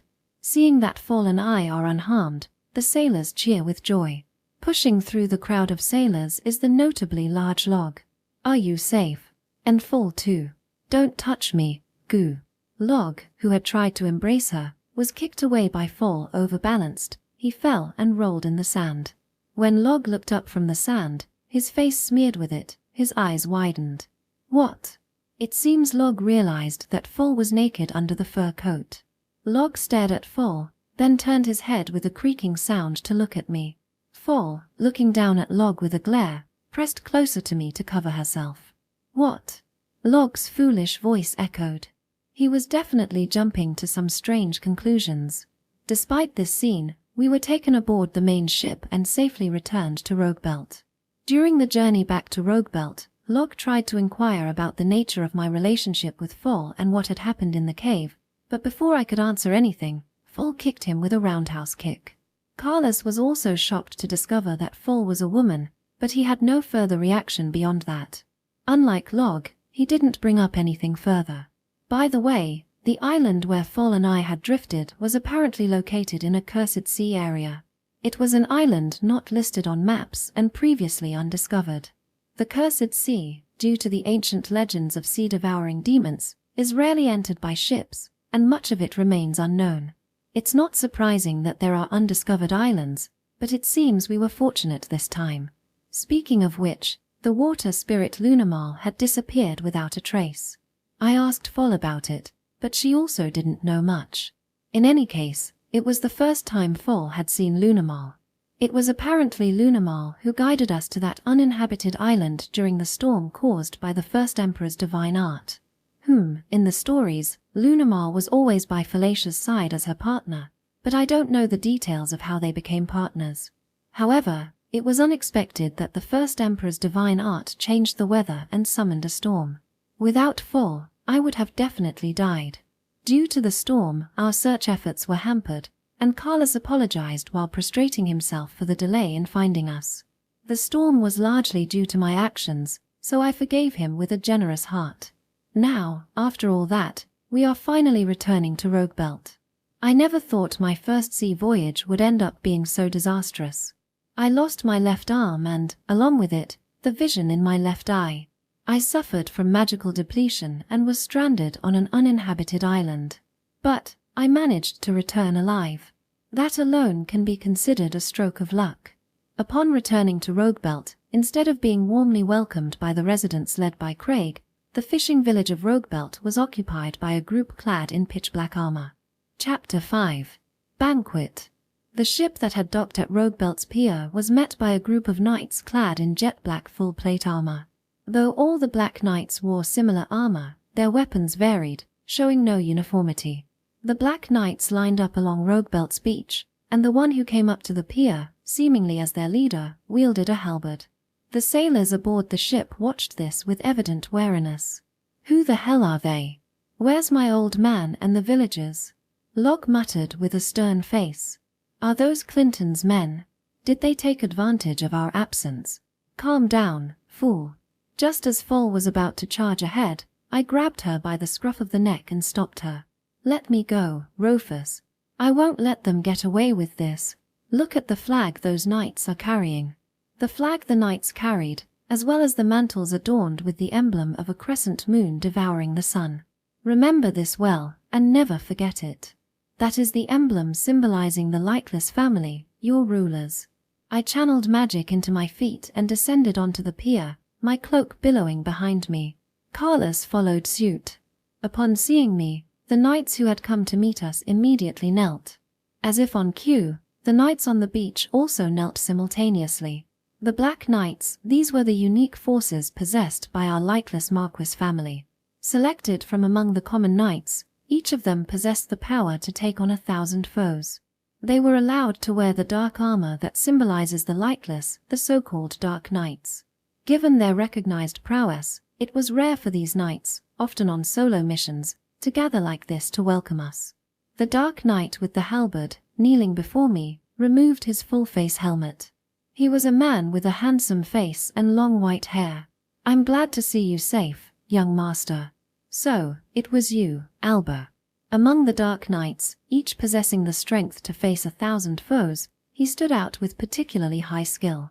He was my father's, the head of the lightless family, bodyguard and right-hand man. The leader of the Dark Knights, Alba.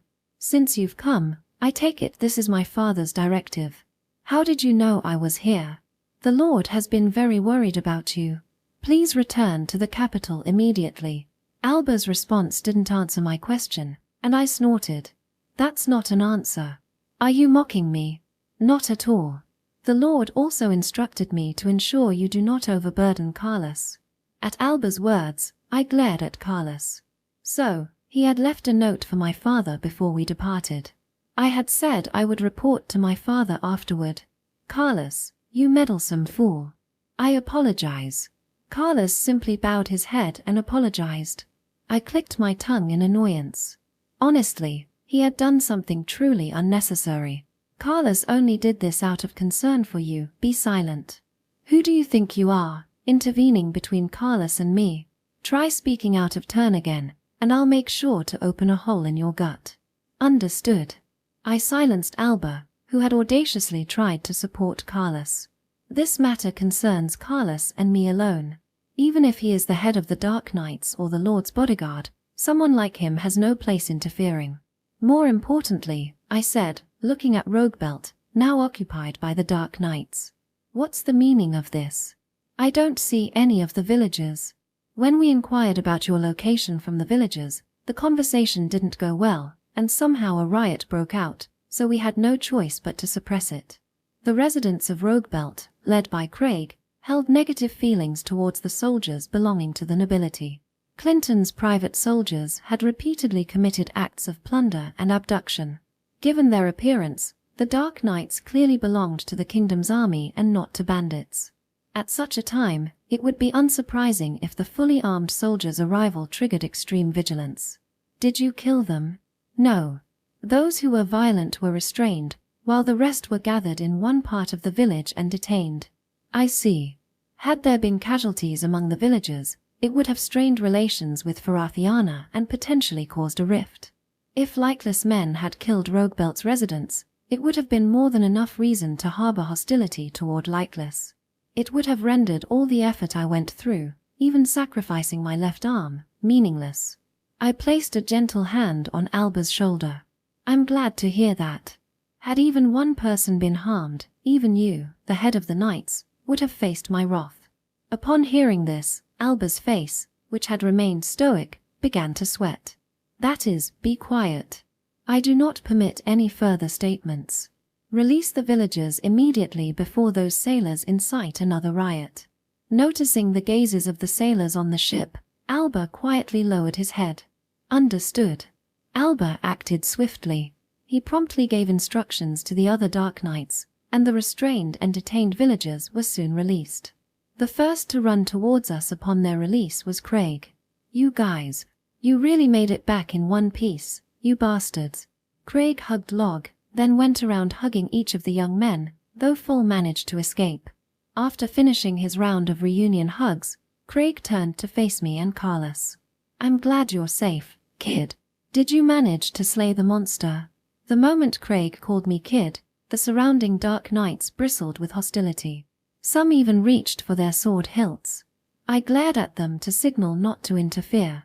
It was tougher than expected, but we managed. For details, you can ask Log or Fall. With the rampaging monster dealt with, the fish should return soon. Craig's eyes welled with tears of gratitude. Oh, I can't thank you enough. What can I do to repay you, kid? There's no need. I'm not so lowly that I need something from a commoner. More importantly, my men seem to have caused some trouble. No, I'm the one who should apologize. We mistook them for Clinton's men and started a riot. I didn't realize they were your soldiers. Though you started a riot, it seems you were immediately suppressed.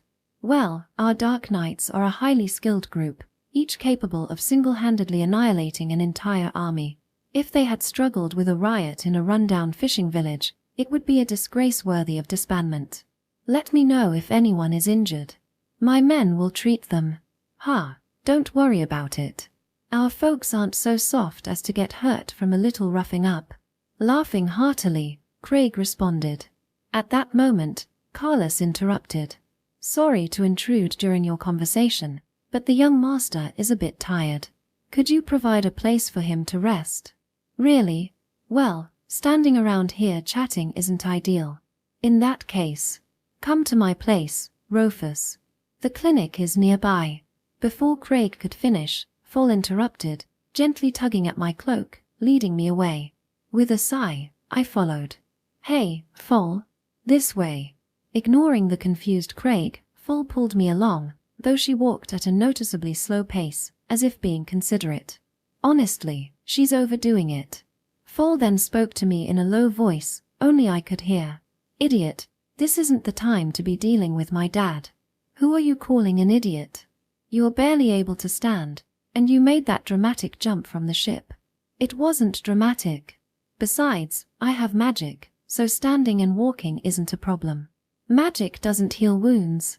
Stop pretending you're fine. I'm not pretending. What is she thinking, lecturing me like this? Carlos, who had been watching our exchange closely, quietly added a word. Excuse me, but nothing wrong happened back there, right? What are you saying now? Of course, there's nothing wrong. The echoes of my and Fall's desperate shouts. Behind us, Log muttered with a solemn face, as I thought. With a meaningful tone, while Craig looked astonished. What? Fall and the kid? Huh. What is this absurdly entertaining farce? They're all saying whatever they please. Can they stop joking around already? Amidst this, Alba, the head of the knights, who had remained silent throughout, slipped past Carlos's vigilance and silently came to stand beside me. Carlos's eyes widened in shock. Alba's movement was so stealthy that even Carlos couldn't detect it.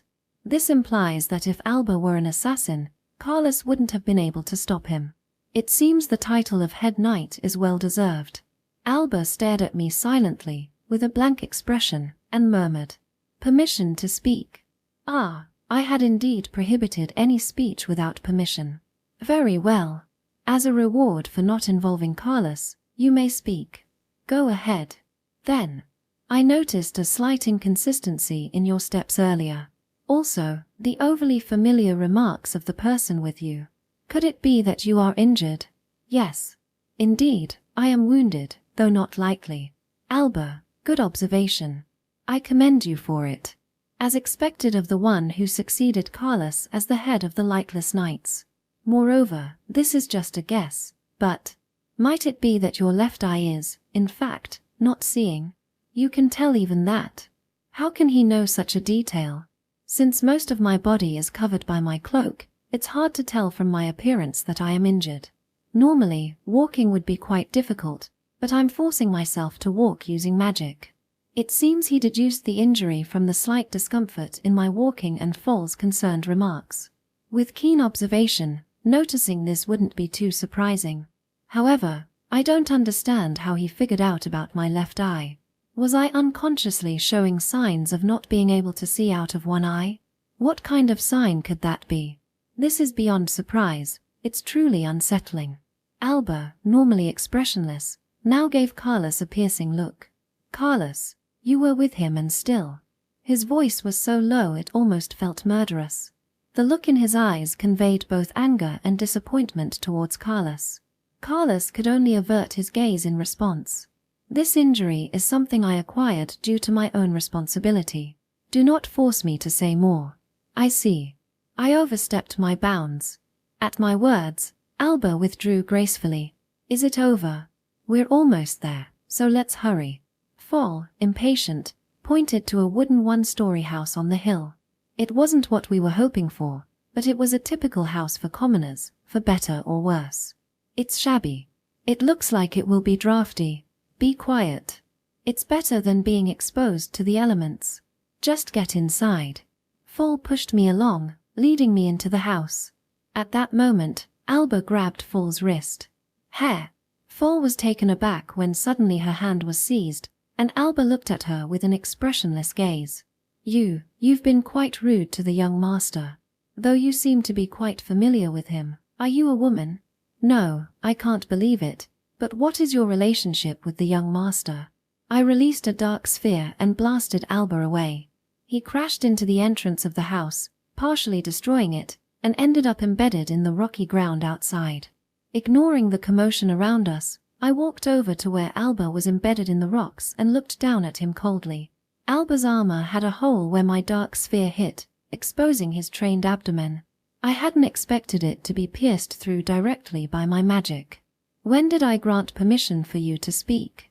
Blabbering about trivial matters. I intended to open a hole in your abdomen as I declared, but as expected of the head of the Dark Knights, you're quite sturdy. Alba wiped the blood from his mouth, then, as if nothing had happened, emerged from the rocks and knelt before me. If I have offended you, I apologize. Enough.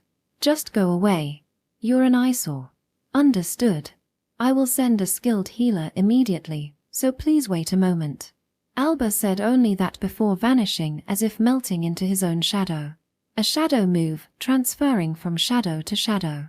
Teleportation magic requires high skill, and to use it without incantation is remarkable. His skills are undoubtedly impressive, but is quite annoying. Sorry about the damaged entrance. I'll cover the repair costs. I spoke to the astonished Craig, who gave a wry smile and a thumbs up. Ah, don't worry about it. I was just thinking the ventilation was poor. Please, come on in without hesitation. However, Fall approached with a frown and pulled on my cloak's hem. Hey, that was way too much. That white-haired guy is one of Rufus's soldiers, right? What were you thinking using magic on him? Fall scolded me fiercely. Why am I being scolded? And it's not because of the broken entrance, but for using magic on Alba. Why are you angry? I don't understand. Let's just go inside. Don't pull me. I can walk on my own. And so, while Fall continued to pull me, I was led into the house. I sat down on the sofa in the house I was led to, with healing magic being cast on me by Carlos from the right, and bandages, likely taken from the clinic by Fall, being wrapped around my body from the left. While this was happening, a Dark Knight arrived. They held a wand primarily colored in black. Now that I think about it, Alba mentioned sending a skilled healer. This knight removed their full-face helmet and performed a graceful bow as soon as they entered the house. The knight was a young woman with black hair. I didn't know there were female Dark Knights.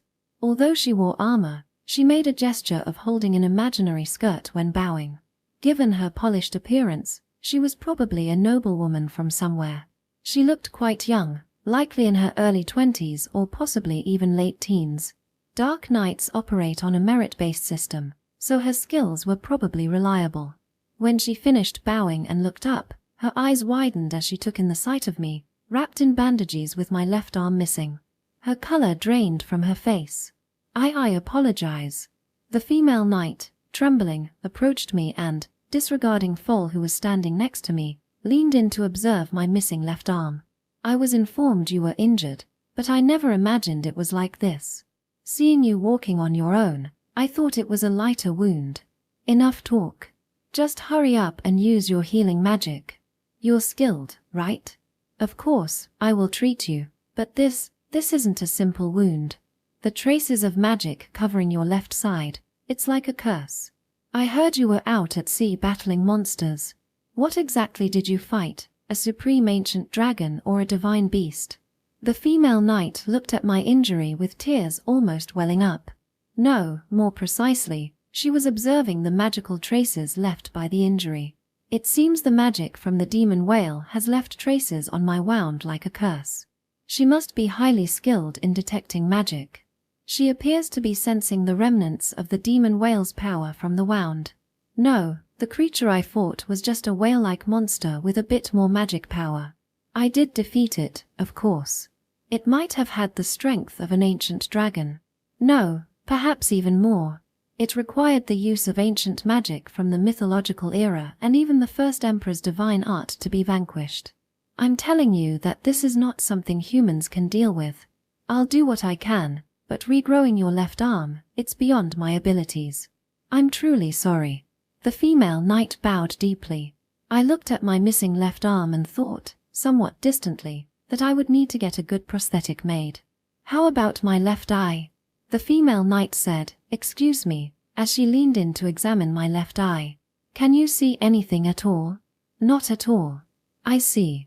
I will also do my best, but restoring your vision to its original state will be difficult. I see.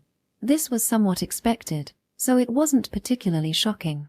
No matter how much magic I channeled into my left eye, there was no response. It felt as if the left eye that should be there was no longer my own. Understood. Begin the treatment. At my prompt, the female knight nodded with a tense expression. I will do my utmost. Then, a remarkably sophisticated magic circle was laid out around me, and within it, I received healing magic from the female knight. Carlos handled miscellaneous tasks as an assistant, and Fall, wanting to help with something, was politely turned away by the female knight. The healing magic took several hours, and by the time it finished, the sun, which had risen high, was now setting, marking the onset of dusk. It's finished. The female knight wiped the sweat from her forehead and announced the end of the treatment. The pain throughout my body had vanished as if it were a lie, and the left side of my body, which had been burned and raw, had healed to smooth, unblemished skin. And remarkably, my left eye, which I had half given up on, had regained a slight amount of vision. The outlines were blurry and certainly not perfect, but it was a vast improvement from when I could see nothing at all. However, both eyes, which had been pitch black, now showed the left eye with a jade-green color, as if the pigment had faded away, likely a side effect. Ironically, it matched the color of the demon whale's eye. As expected, the left arm did not regenerate. The female knight seemed capable of using the highest level of healing magic that could regenerate limbs, but the powerful magical curse left on the wound prevented regeneration. In a corner of the room, Carlos sat in a chair, dozing off. Given that he had been searching for me and Fall throughout the demon-infested sea all night, it was no wonder he was exhausted. Good job. It was a better treatment than I imagined.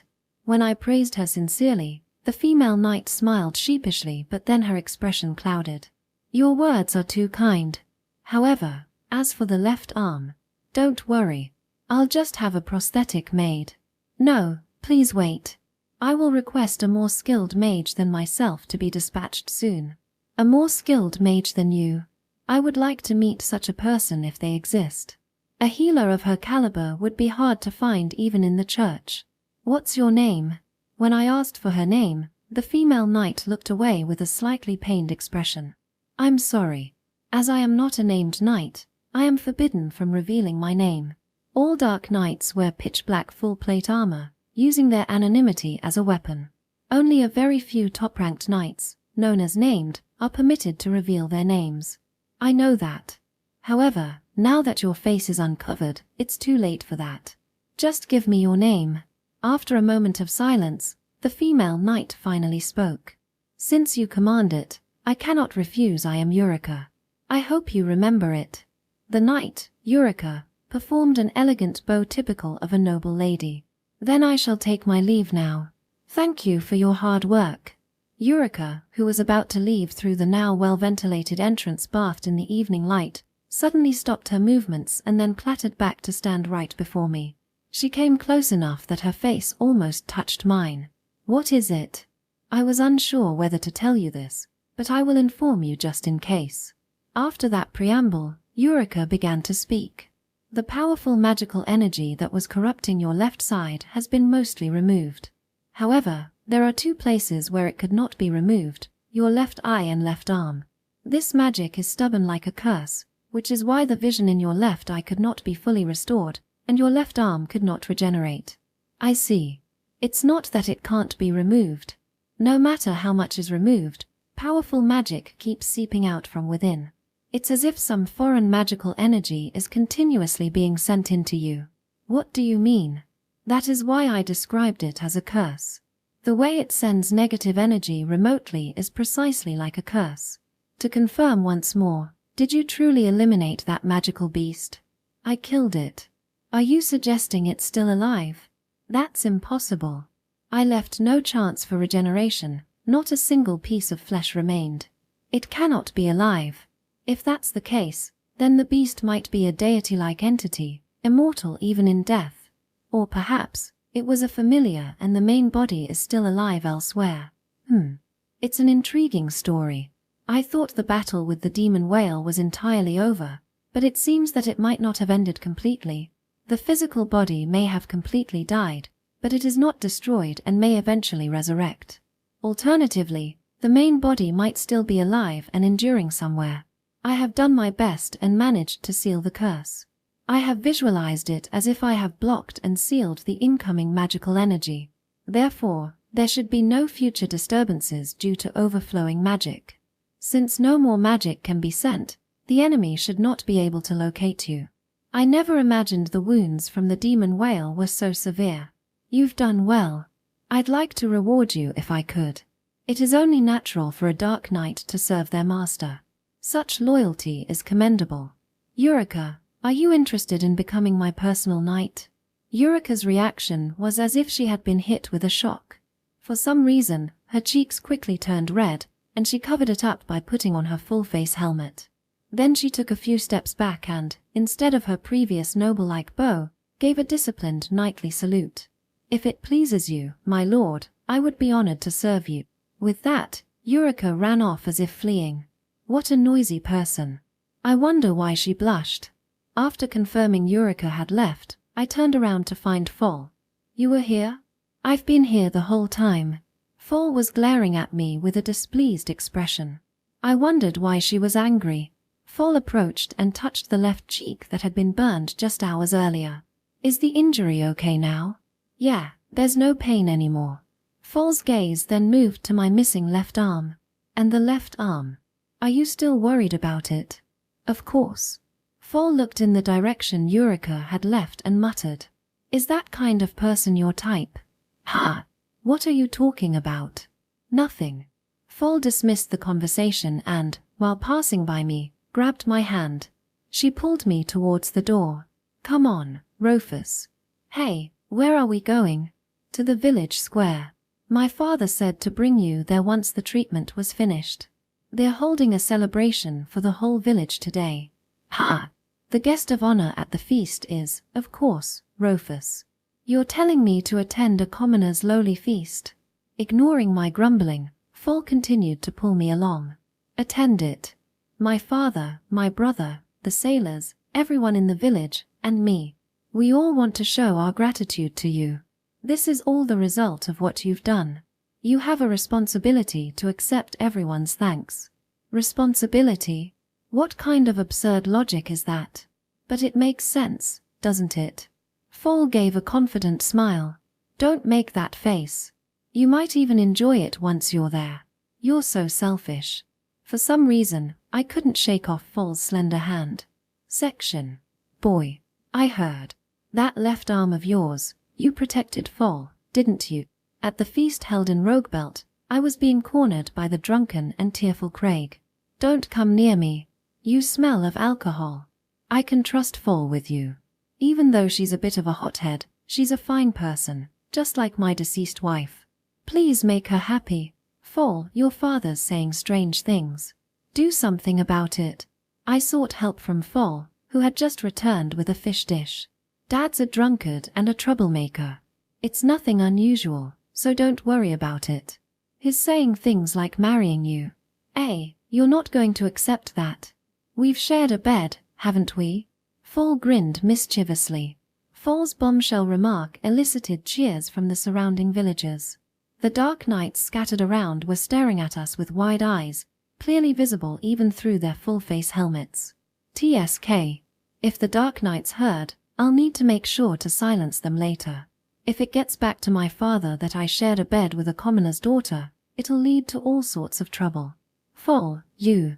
Fall's cheeks, like Craig's, were flushed red. You've been drinking. It's a celebration, so of course I drank. Rufus, why don't you have some wine? Can you handle it? Who's going to drink? I'm still underage. Come on, don't be so uptight. If you're saying that, then I'll remind you that I'm not of legal drinking age either.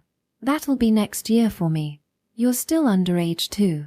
Seems you've inherited your father's bad drinking habits. Fall moved between me and Craig, who had been bothering me, then leaned in close, almost as if to press her chest against me. What happened to the binding she was wearing? It seems she's not trying to hide being a woman anymore. Stay away. Rufus, please correct me when you say that I look like my father. You don't like it, do you? Just get off me. Stop it, Fall. The way you're clinging to me is just like your father. Hey, how's it going? Coming next was Log, a burly man with a group of younger folks following him. Log looked at Fall clinging to me, smiled, and then tapped his mug against the jug of wine on my table, which I wasn't drinking, and made a toast. He then gulped down what seemed to be ale and said, "Kid, when you call me, I'd prefer something like big brother rather than brother-in-law." A cheer erupted from the younger folks following him. "Don't start chanting, For, you're taking things too far. You're still the same even when you're drunk." I sighed, tired from dealing with the drunks. This is the most lively event I've ever experienced. A party hosted by high-ranking nobles is grand and lively, but it's never this rowdy. The village feast continues. Section. In the outskirts of Roguebelt, on a hill near the home of the shipmaster, an old butler was watching the celebration in Roguebelt from a distance. Carlos, the personal butler of the Lightless family. Even from this distance, Carlos could clearly see Rufus. His vision was greatly enhanced by magic, allowing him to see far into the distance. Carlos watched Rufus, who had been taken to the celebration and was now surrounded by drunken revelers, with a smile as if observing his grandchild. Suddenly, from the shadow behind Carlos, a dark knight appeared silently. The dark knight removed his full-face helmet, revealing his long white hair. It was Alba, the head of the Dark Knights. Alba stood beside Carlos and looked at Rufus at the celebration. I never imagined that young master would attend a commoner's feast. Though Alba usually kept his emotions hidden, he could not conceal his surprise this time. Carlos nodded quietly in agreement. Yes. Over the past few days, the young master has changed quite a bit. He seems particularly fond of that girl, Fall. That commoner girl. I felt their relationship was unusually close. Did they perhaps become involved? At least they deny it themselves. Personally, I don't think so. After all, it would be too early for the young master. There is no confirmation, then. At 12 years old, it's not unheard of for a noble family to have completed a coming-of-age ceremony. Even if there were something, the young master does not currently have an official betrothed, so it shouldn't be a major issue. No, if there were even the slightest chance, it could complicate relations with the Vermeil Marquis family. Carlos pondered slightly at Alba's words. The Vermeil Marquis family. Ah, you mean the arrangement where the young master will be betrothed if a daughter is born to the Vermeil family before the young master comes of age. There are 3 years left, and it's essentially a formality. I apologize. Alba, you are related to the Vermeil family, aren't you? Is that what concerns you? No, I am merely a branch family of Vermeil. Furthermore, I am currently devoted to the Lightless family. Carlos lowered his eyes quietly and changed the subject. By the way, are your injuries all right? You were quite severely wounded by the young master, weren't you? The armor Alba was wearing was a spare, and the wound in his torso caused by Rufus was no longer present. However, it was not completely healed, and Alba's abdomen still throbbed with pain. Alba showed no sign of it. There is no problem. Lord Carlos, you two were searching for the young master without rest last night. Perhaps you should get some rest now. I will take full responsibility for the young master's protection. You to protect the young master? He seems to have been rather irritated by you. Can you handle it? Both narrowed their eyes, and a tense atmosphere filled the air. By the way, Lord Carlos, I received a report from my subordinates that the young master sustained quite serious injuries. Even after treatment by my subordinates, his left eye's vision has not fully recovered, and he has lost his left arm. Indeed. Carlos silently lowered his eyes. Even with someone of your standing here, this failure and this state. How do you intend to take responsibility for this? I will report everything to the Lord. I will follow the Lord's commands. Of course, if the Lord wishes, I am prepared to accept any punishment. I am aware of your achievements, Lord Carlos, but you are growing old. Would it not be better for you to retire? I too would like to retire, but recently, the young master declared that he would not allow it.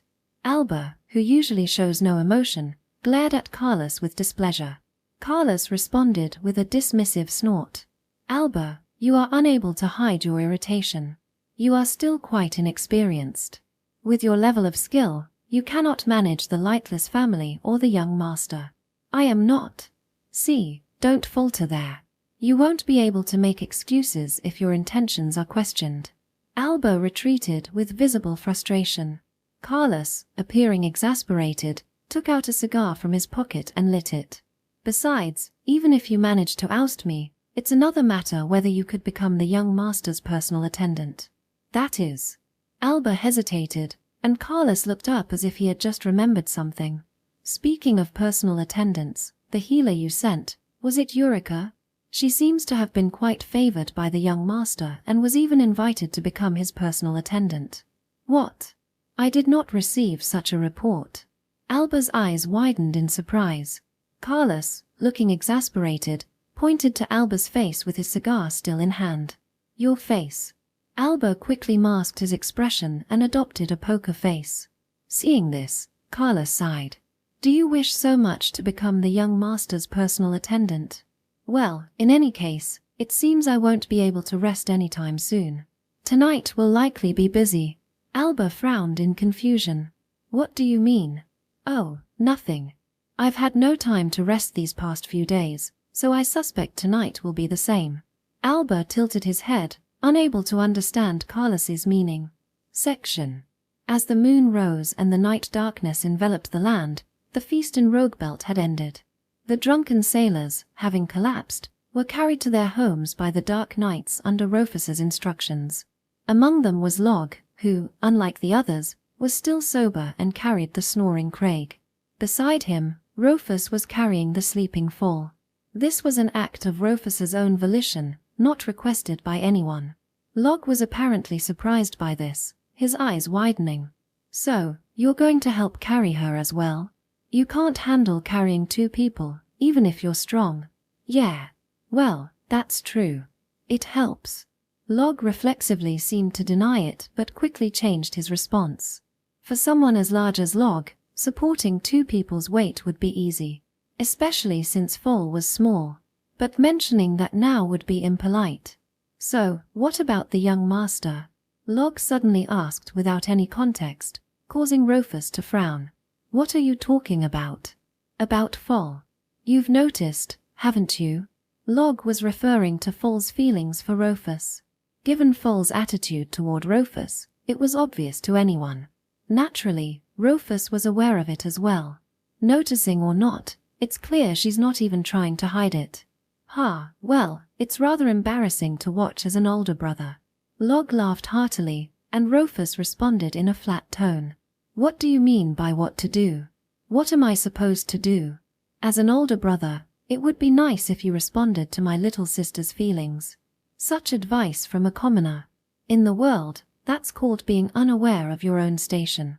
Remember that. I see, that's a pity. Fall's first love might end in heartbreak. She might cry.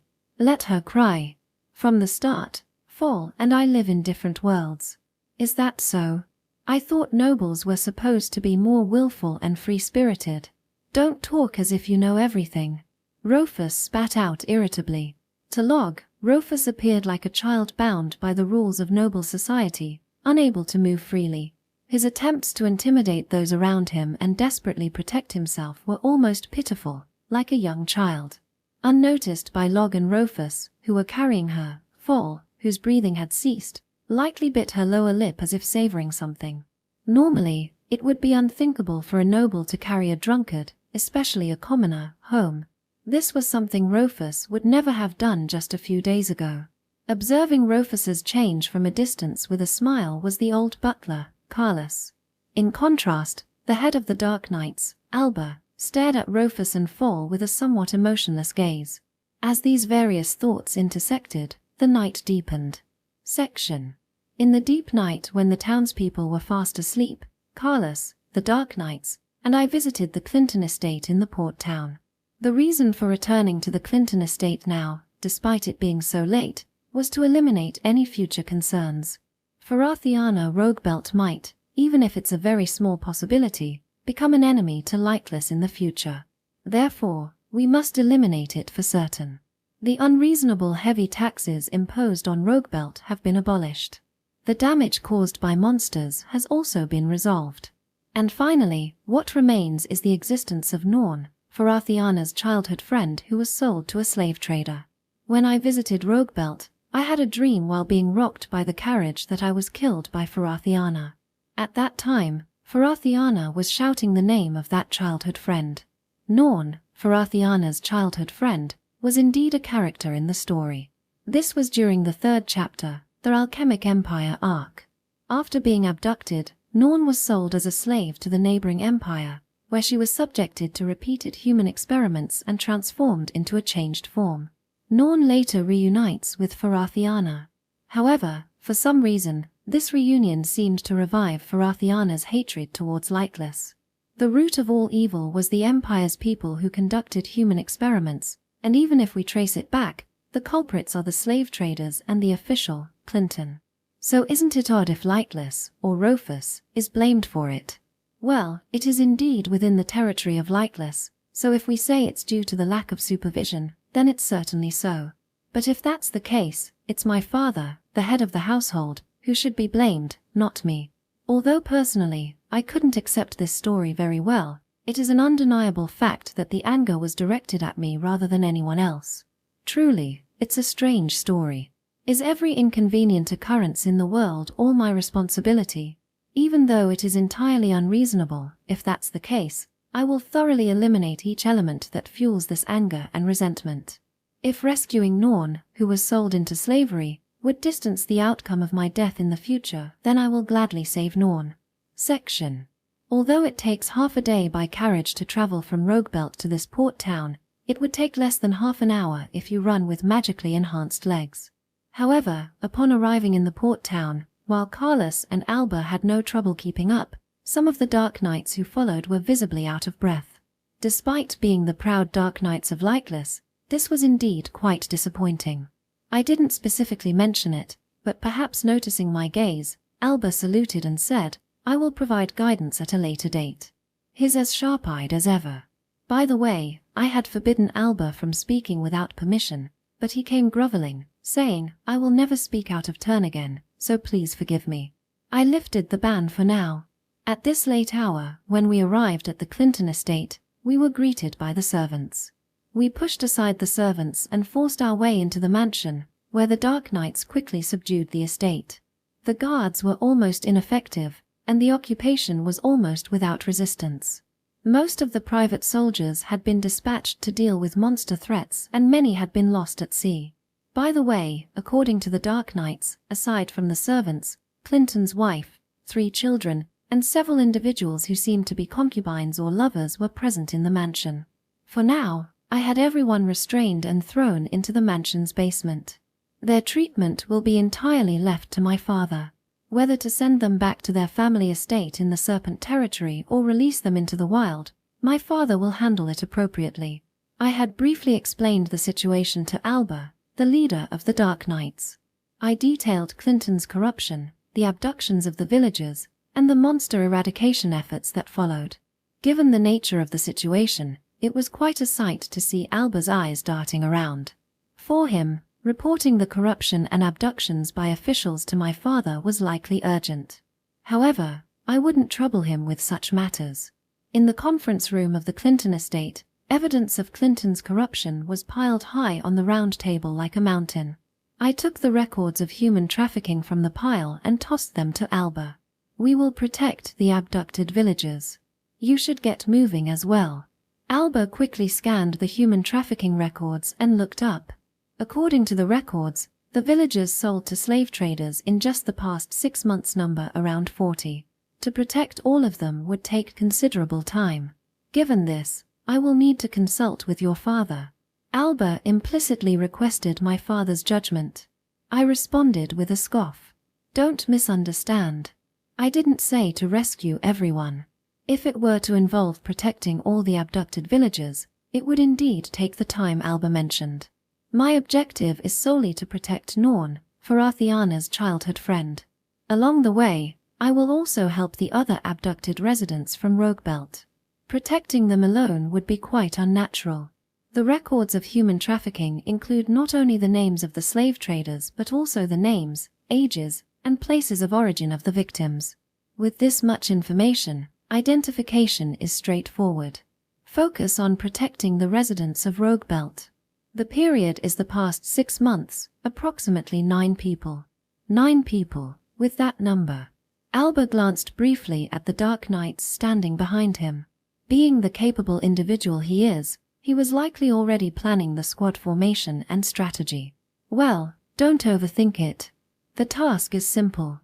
Raid the slave traders and, if you find any villagers, protect them as they are. If they've already been sold, interrogate the traders to make them reveal where they sold them, or get them to disclose the location of their ledgers to identify the buyers. Then, raid those locations and protect the villagers. It's that simple. The slave trade has long been abolished in the kingdom. According to kingdom law, human trafficking is naturally prohibited, and slave traders are not even recognized. It seems that such pests have infested our lightless territory quite a bit. I assume you understand, but make sure to eliminate the slave traders along with their employees. Also, deal with the buyers of the slaves. Don't forget to recover the ledgers. Understood. For now, the rescue is limited to the villagers of Rogue Belt, but there are likely others who have purchased slaves. Those who buy slaves are generally wealthy, such as nobles or big merchants. If we can get leverage on them, it will be a significant benefit for Lightless. Now, according to the records, there are 2 sets of slave traders involved with the transactions of Rogue Belt residents. I point to the slave trader who sold Norn. Carlos and I will go to this one. I'll borrow a few nights. The rest is up to you, Alba. Young master, will you also participate in the raid? Alba shows a hint of confusion. It seems he didn't expect me to take part personally. Is there a problem? No, understood. Alba assumes a salute position. I pass by him and look over the Dark Knights lined up behind him. I then stop in front of one of the knights. Was this about the right height? Why yes. The knight I pointed out recoils dramatically and salutes awkwardly.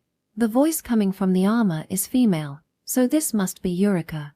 Also, the 3 knights to the right, follow me.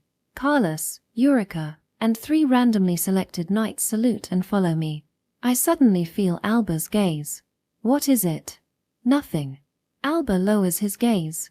For some reason, Eureka seems nervous. Is this selection not favorable to Alba for some reason? Well, it doesn't matter. I also want to return to the capital by tomorrow. We will finish this by morning. Turning my cloak, I head toward the slave traders with the Dark Knights behind me. Section. Haitu. In the slave trader's shop, I stomp on the midsection of the overweight, middle-aged man who looks like a fat pig. This is the slave trader. Behind me, a sea of blood from the guards that the Dark Knights have slain spreads out. I conjure a dark lance, a regular-sized dark spear, in my hand and point its tip at the cowering slave trader. How many times do I have to tell you? Where are the ledgers? What are you doing? Do you know who I am? I am on good terms with Lord Clinton Eek. I impale the slave trader's right leg with the spear. Don't say anything other than what you're asked. Next, I'll stick this directly into your loud mouth. Exclamation point. When I point the spear at his face, the slave trader nods vigorously while suppressing his screams. Where are the ledgers? The storage room, at the back of the shelves. Upon hearing this, Carlos runs to the storage room before I can even give the order. He returns in a few minutes, holding a bundle of documents. I have secured the ledgers, including past records. I confirmed that the names of the villagers in Clinton's human trafficking records match. Good work. I continue to step on the slave trader while urging Carlos to proceed. And the Rogue Belt residents. Carlos quickly checks the ledgers. Most of them have already been purchased. The buyers are a few within the territory, and some are from outside. I click my tongue. Outside the territory, how troublesome. Killing people in other territories causes various complications. Within the lightless territory, it can be handled more easily. But a slave trader dealing with clients from outside the territory, unlike cargo, transporting people incurs enormous costs. If it involves distant territories, it's even more so. The farther the distance, the higher the chance of encountering security checkpoints along the way. Is there already a convenient transport route for the slaves? I don't have time to figure that out. At worst, we might have to give up on the villagers sold outside the territory. There should be a villager named Norn. Where has she been sold? Norn, you say? Carlos, looking at the ledger, frowns. Outside the territory, in the northern Styria region. Ha! I can't help but clutch my head. Of all things, Norn's buyer is from outside the territory. Moreover, in the northern Styria region. Just how far do they think it is from Lightless? Well, that's considering the overland route. By sea, it's not that far, but as far as I know, ships couldn't traverse due to the cursed sea. Now that the demonic sea creature, rather, the gigantic kraken known as the ship-eating demon, has been dealt with, it's one thing, but slave transport had to go overland. However, overland routes from Lightless to Styria would involve passing through several other territories. Honestly, overland seems unlikely as well. Hey, Eeg. I once again point the spear at the slave trader. Could it be a teleportation crystal? Teleportation crystal. By shattering it, the owner is transported to a pre-marked location. It is highly valuable, and due to its high usability and danger, its use and distribution are strictly prohibited and heavily regulated by the kingdom. It is not something an ordinary slave trader would possess, but it's the only explanation. Carlos and the Dark Knights open their eyes in surprise, and the slave trader himself is at a loss for words. What are you talking about? I gouge the slave trader's cheek with the spear's tip. Eek. The slave trader lets out an ear-splitting scream. Let's be efficient. If you speak out of turn again, I'll cut off your arm immediately. By the way, are screams considered unnecessary chatter? What do you think? I jab the spear into his hand, and the slave trader covers his mouth as if trying to suppress the screams escaping from it. Good, I don't want to hear your annoying voice any more than necessary. So, how do you handle transactions with clients outside the territory? As you said, the teleportation crystal. As expected. Where is it? It's in the shelf by the entrance of this room. The key is in my pocket. Apparently, he has given up on resistance and is surprisingly cooperative. As he said, several teleportation crystals are found. They are indeed rare, but there are fewer than I expected. Teleportation crystals are consumables that are used up once shattered. Does this mean they don't keep a stockpile? I'm also curious where they obtained them from. For now, I get the location of the teleportation crystal for Styria and instruct Carlos. Carlos, lead the Dark Knights to protect the Roguebelt residents. I'm going to Styria. What are you? That's unacceptable, young master, you can't go alone. Carlos's objection is expected. However, it is true that someone needs to stay behind to command. I'm not going alone. I'm taking Eureka with me. Hey, Eureka, suddenly mentioned by name, looks surprised. Although a counter-proposal was suggested, Carlos persists in his objections. It's not acceptable. You are recovering from illness and don't even have your left arm now. You're unusually stubborn today. That's my line. No matter what, this time it can't be overlooked. Faced with Carlos's intense demeanor, I let out a deep sigh. This isn't getting us anywhere. I'll have to take a somewhat forceful approach. I channel my magical power through my body, and using my enhanced strength, I pull Eureka close, distancing myself from Carlos. The impact causes Eureka's helmet to fall off and roll on the floor. WWO. Young master. Eureka, exposed without her helmet and flustered in my arms, and Carlos, whose face is contorted, create a commotion among the Dark Knights. Amid the chaos, I crush the teleportation crystal marked for Styria. The next moment, Eureka and I are enveloped in a magic circle. Teleportation crystals are essentially one-time use, and they are one-way. This crystal is, in effect, a one-way ticket to Styria. Since it's shattered, there's no turning back. The increasing radiance of the magical power surrounds us. I smirk at Carlos. I'll handle the return trip. Leave the rest to you, Carlos. Young master. And so Eureka and I are enveloped in the light of the teleportation. Just before the transfer, The last thing I saw was Carlos's tired and exasperated face. Chapter 6. Outler. Hello, hello. Ladies and gentlemen. Can anyone hear my voice? I earnestly hope it is reaching you. Do you remember me, my old friends? I now go by the name of Outler. I have many things I want to talk about, but for now, I am merely a humble commentator on this story. No, an observer, or perhaps a commentator, if you prefer.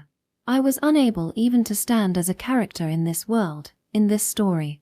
Is it coincidence or inevitability? Don't understand? Yes, I suppose it's not something to discuss without context. However, the fact that you can hear my voice means that, like me, you are also observing this world that has strayed from the main path. In other words, you are a viewer of this story. I have been alone all this time. Please, if you would, indulge me a little as I engage in this monologue.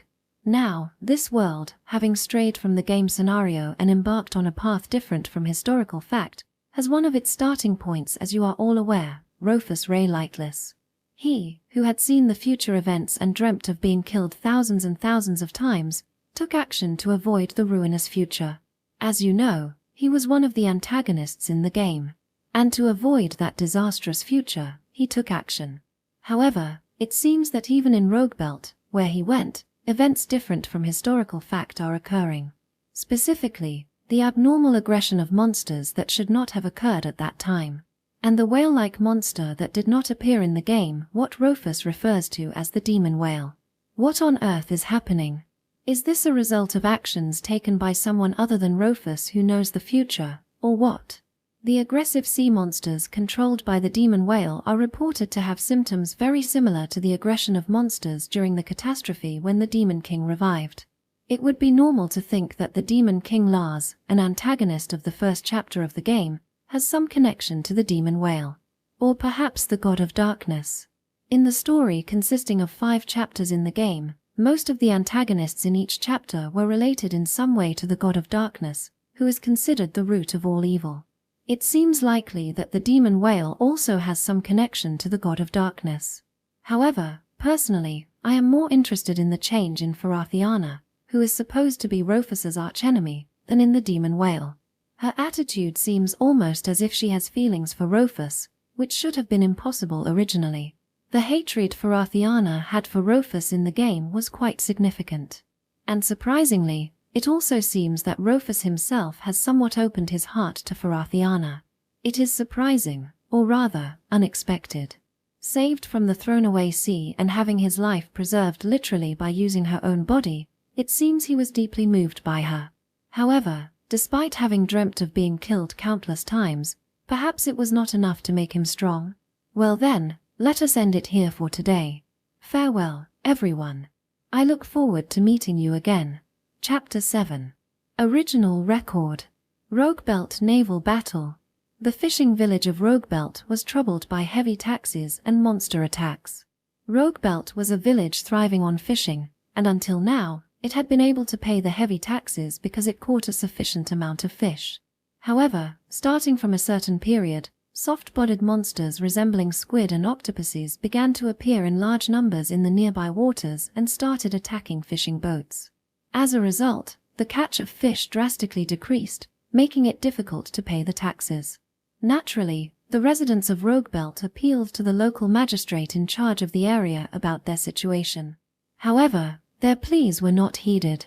Instead, the tax collection became more severe, and if they were unable to pay, their belongings were confiscated, and in some cases, the women and children of the village were even taken away.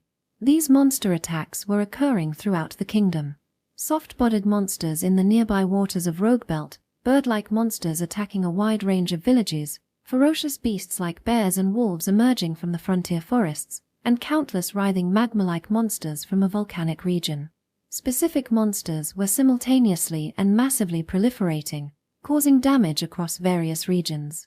Among these monsters were colossal creatures known as the 4 demon beasts, each serving as the leader of its respective group. It was Saint Fran, the symbol of the Church's power and the only one to receive divine prophecies from God, who identified this. According to the divine prophecy received by Saint Fran, The appearance of the 4 demon beasts was merely the prelude to a great battle and a sign of the imminent revival of the ancient demon king. To avoid public confusion, this information was shared only among the royalty and high-ranking officials of the kingdom's military.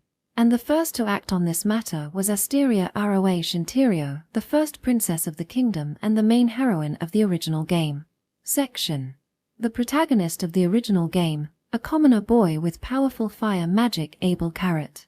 He sensed that his school friend, Princess Asteria, was preparing to engage in the extermination of the 4 demon beasts to save the kingdom's people, and he accompanied her, somewhat forcefully.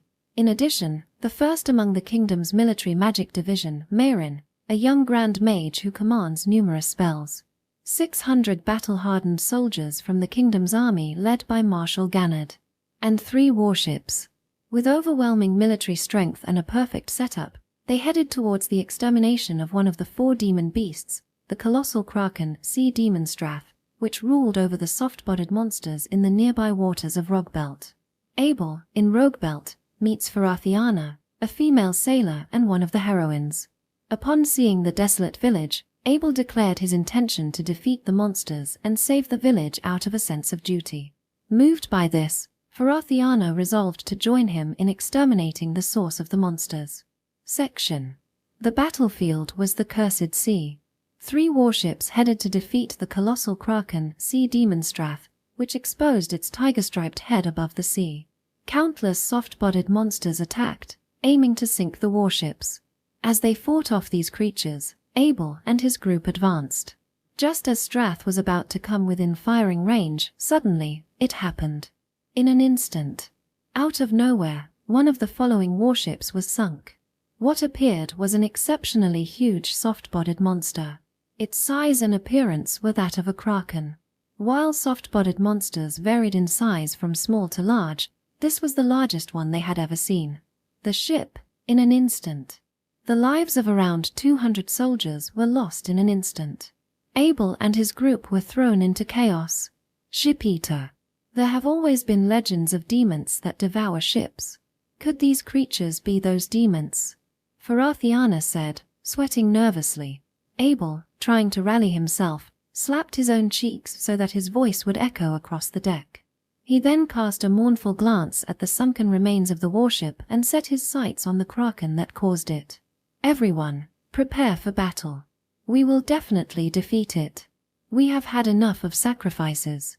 The soldiers, reinvigorated by Abel's words, let out war cries to encourage themselves. Abel and his group defeated the colossal soft-bodied monster, the kraken, after a fierce battle. The soldiers raised their victory cries. The warships that had come within firing range then began a concentrated bombardment on the head of the Sea Demonstrath. From a distance, a group watched this scene. A fleet of more than 10 black-painted ships. The flag bore the emblem of a crescent moon devouring the sun, the crest of the Lightless family.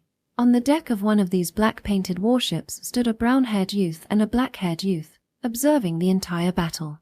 These were Raymond, who would later be known as the Second Demon King, and Rufus, known as the Shadow Wolf. Rufus crossed his arms and muttered with evident boredom. To think they are so overjoyed just for defeating such weaklings. How ridiculous. I see that your fiancé is also here, Raymond. Raymond, addressed by Rufus, remained silent with a furrowed brow. Rufus snickered. Oh, my apologies. She was your former fiancé, wasn't she? Still bothered by it, I see. Forget her, a woman distracted by lowly peasants is unworthy of you, destined to be a ruler of the world. Lowly peasants, indeed. Abel, an arrogant, contemptible peasant. That's why I told you not to worry about it. My apologies, Rufus. I was a bit disheartened. Well, it's fine. However, I was sent by father to offer support, but it seems it was unnecessary. What a wasted effort. Rufus disdainfully dismissed the situation. The extermination of the Sea Demonstrath was an event within the Lightless domain. Consequently, the royal family had requested assistance from the Lightless family. Rufus had been summoned by his father, the head of the Lightless family, and had come to the battlefield, accompanied by Raymond. Although he was not directly involved in the extermination of Strath, The lightless fleet was actively engaged in hunting the soft-bodied monsters with their dark knights deployed across a wide area. In terms of pure extermination numbers, the lightless fleet had greatly surpassed the divisions sent by the kingdom's army. The role of support was more than adequately fulfilled. Rufus, gazing at the sea demon Strath with its head exposed above the sea, clicked his tongue. If it's only that small fry, our dark knights alone would have sufficed. The kingdom's army, eager for credit, is intruding. Raymond observed Strath. But the magical power it contains is quite significant. It's a bit of a shame. If the royal family hadn't caught wind of it, we could have made a contract. Or perhaps, how about making its corpse your familiar? Do we need something like that? It's far too large. It would be inconvenient. Is that so? The larger, the better. As Raymond and Rufus conversed, the sea suddenly surged, and a massive kraken emerged. It was of a similar size to the one Abel and his group had just fought. The kraken, aiming to sink the ship, extended its numerous tentacles like giant trees towards the black-painted vessel. Raymond and Rufus continued their conversation without much concern. A crew member suddenly shouted, "Lord Rufus, a monster, please escape." Immediately, a giant dark wolf's head emerged from Rufus's shadow and swallowed the kraken, along with its extending tentacles. The splashing seawater rained down on the deck. The surroundings fell silent. Interrupted in his conversation, Rufus cast a cold gaze at the crew member. "Hey, you! Who gave you permission to interrupt my conversation with Raymond?" "No, it's just that." "I'm so sorry," the crew member's words were cut short. He was blasted away by Rufus's silent dark ball spell. The headless body of the crew member fell lifelessly to the ground. "Dispose of that trash." The crew, trembling and unable to defy Rufus's dreadfully cruel command, complied. Raymond said with a hint of exasperation, "You should take better care of your subordinates, Rufus. That's none of your concern." Rufus frowned in displeasure and swept his dark cloak. "I've lost interest. Let's withdraw." With Rufus's command, the lightless fleet began its retreat. It would be a few days before Abel and his group were celebrated as heroes for defeating one of the 4 demon beasts. Afterward. Notice contains some spoilers for the Wano Country arc of the manga One Piece. Dear readers, thank you very much for picking up this novel. I am the author, Yukitsugu Kuroka. To start, do you have what is known as a favorite character? This refers not to characters from this novel, but to characters from any anime, manga, or novel in general. In other words, a character you can say you genuinely like. As someone who writes about villains, I find an irresistible charm in antagonists. To put it another way, I am more of a Baconman fan than an Anpanman fan. Though I may not have been in the villain sphere as long as the renowned Baconman, among the many villains, my favorite is Basil Hawkins from One Piece. I adore him, and it's not an exaggeration to say he is my top pick. Although his screen time is not extensive throughout the series, I felt a profound empathy and inspiration from his way of life. He consistently made choices based on the results of his divinations, opting for the path with the highest survival probability. In the end, he made a choice with only a 1% chance of survival. This cunning realist did not gamble on that 1% chance of survival. He faced the certainty of his future death. Despite continually sacrificing his pride for survival and even aligning with enemies, in the end, he chose to prioritize his pride and honor. He did this even at the cost of twisting his previously established way of life. My affection for Basil Hawkins was cemented when I witnessed his final moments. Hawkins was willing to lower himself to the enemy's ranks and take hostages if necessary.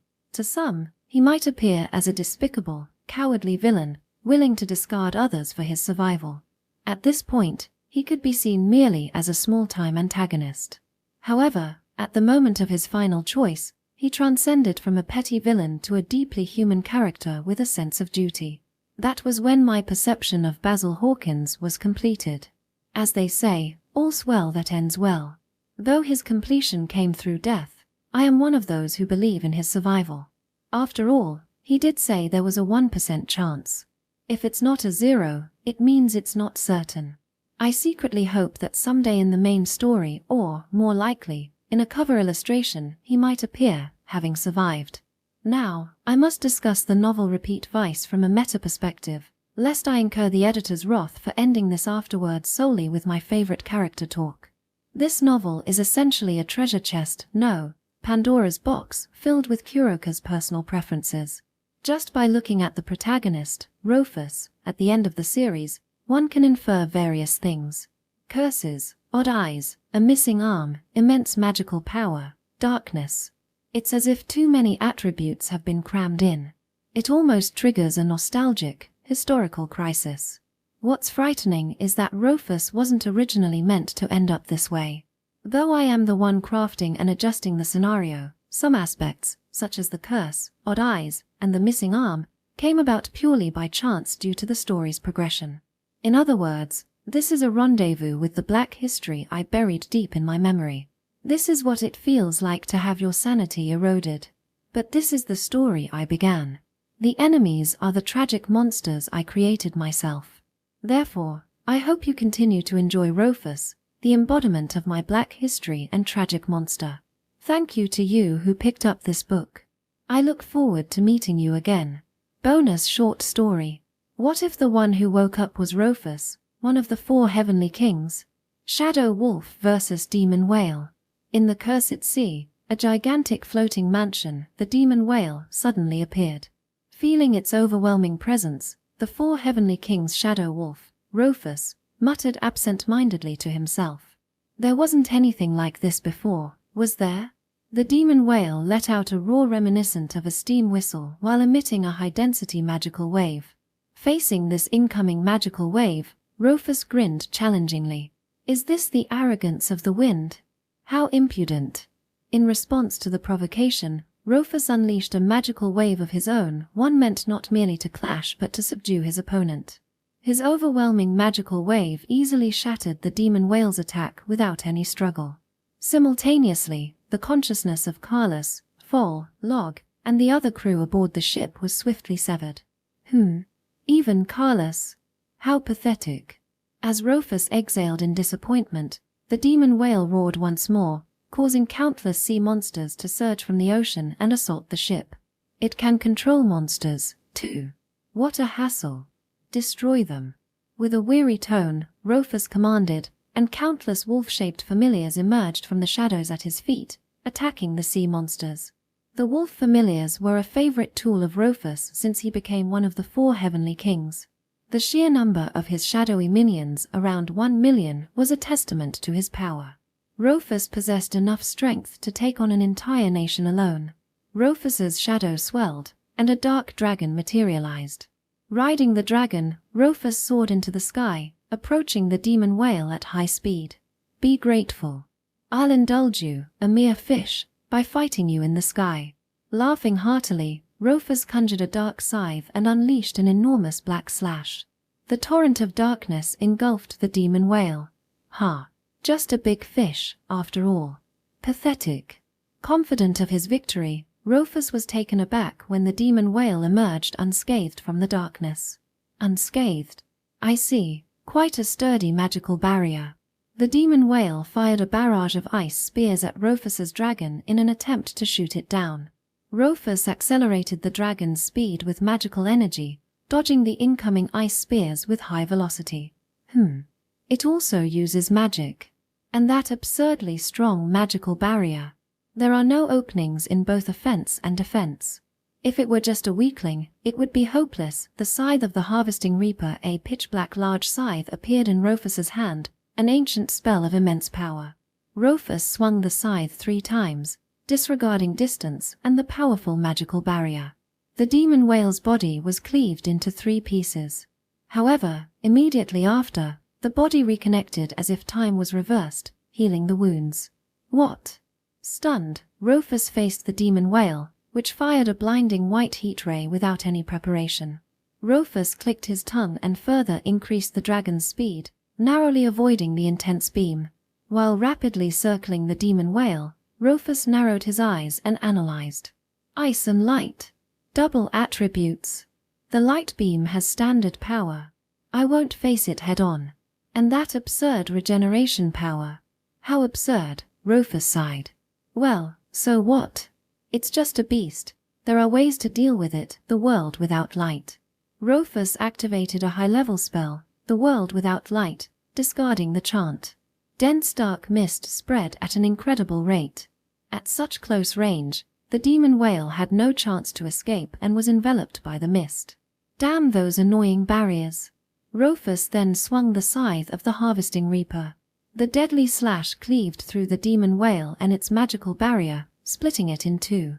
However, the demon whale's body immediately began to regenerate. In that instant, Rufus activated Shadow Step within the dark mist. This teleportation magic allowed him to move from shadow to shadow. Since the dark mist was considered a shadow, it meant Rufus could teleport anywhere within it.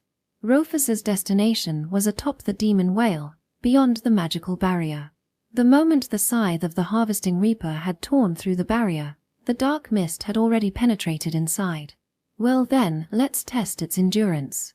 Show me your limits of regeneration. Various familiars, crawling out of Rufus's shadow, swarmed the demon whale. A gigantic serpent constricted its body, countless wolves bit into its flesh, and several dragons unleashed their breaths, creating numerous wounds. The demon whale let out a roar of pain, shaking its enormous body. Oh, then I shall take my leave. Do your best to struggle and expose your pitiful state to keep me entertained. Rufus sank into the shadows and disappeared. The demon whale thrashed in agony, blasting the surrounding area with its intense light beams. Even though its body regenerated, the numerous shadow familiars clinging to its torso continued to bite, tear, and attack with breaths, tormenting the demon whale. As a last resort, the demon whale opened its massive mouth and formed a gigantic ball of light. It then detonated the light sphere, sweeping away the attacking familiars.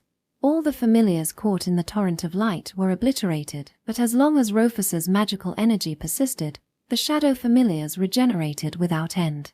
The regenerated shadow familiars resumed their assault on the demon whale as if nothing had happened. Rufus, having returned to the ship via teleportation, observed the scene with a detached air. He sent out intermittent magical probes to gauge the demon whale's magical energy levels and watch how they dwindled. At this rate, it'll take half an hour for it to exhaust its magical energy and die. A flying whale dancing madly is quite rare, but it's not all that entertaining as a spectacle. Hey, how long are you going to keep sleeping? Rufus kicked the unconscious Carlos to wake him. Young master. We're returning to Rogue Belt. Get the ship moving quickly. What about that whale monster? Carlos looked around, stunned by the sight of the demon whale writhing in agony while being attacked by the shadow familiars. Do you intend to make me repeat myself? I'm sorry. I'll get the ship ready right away. Carlos hastened to act, while Rufus sat on the sofa, showing clear irritation. It's so dull. Even the dance of its final moments is tedious. Rufus muttered with genuine boredom as the ship set off for home, leaving the demon whale to endure endless suffering. End of Volume 1.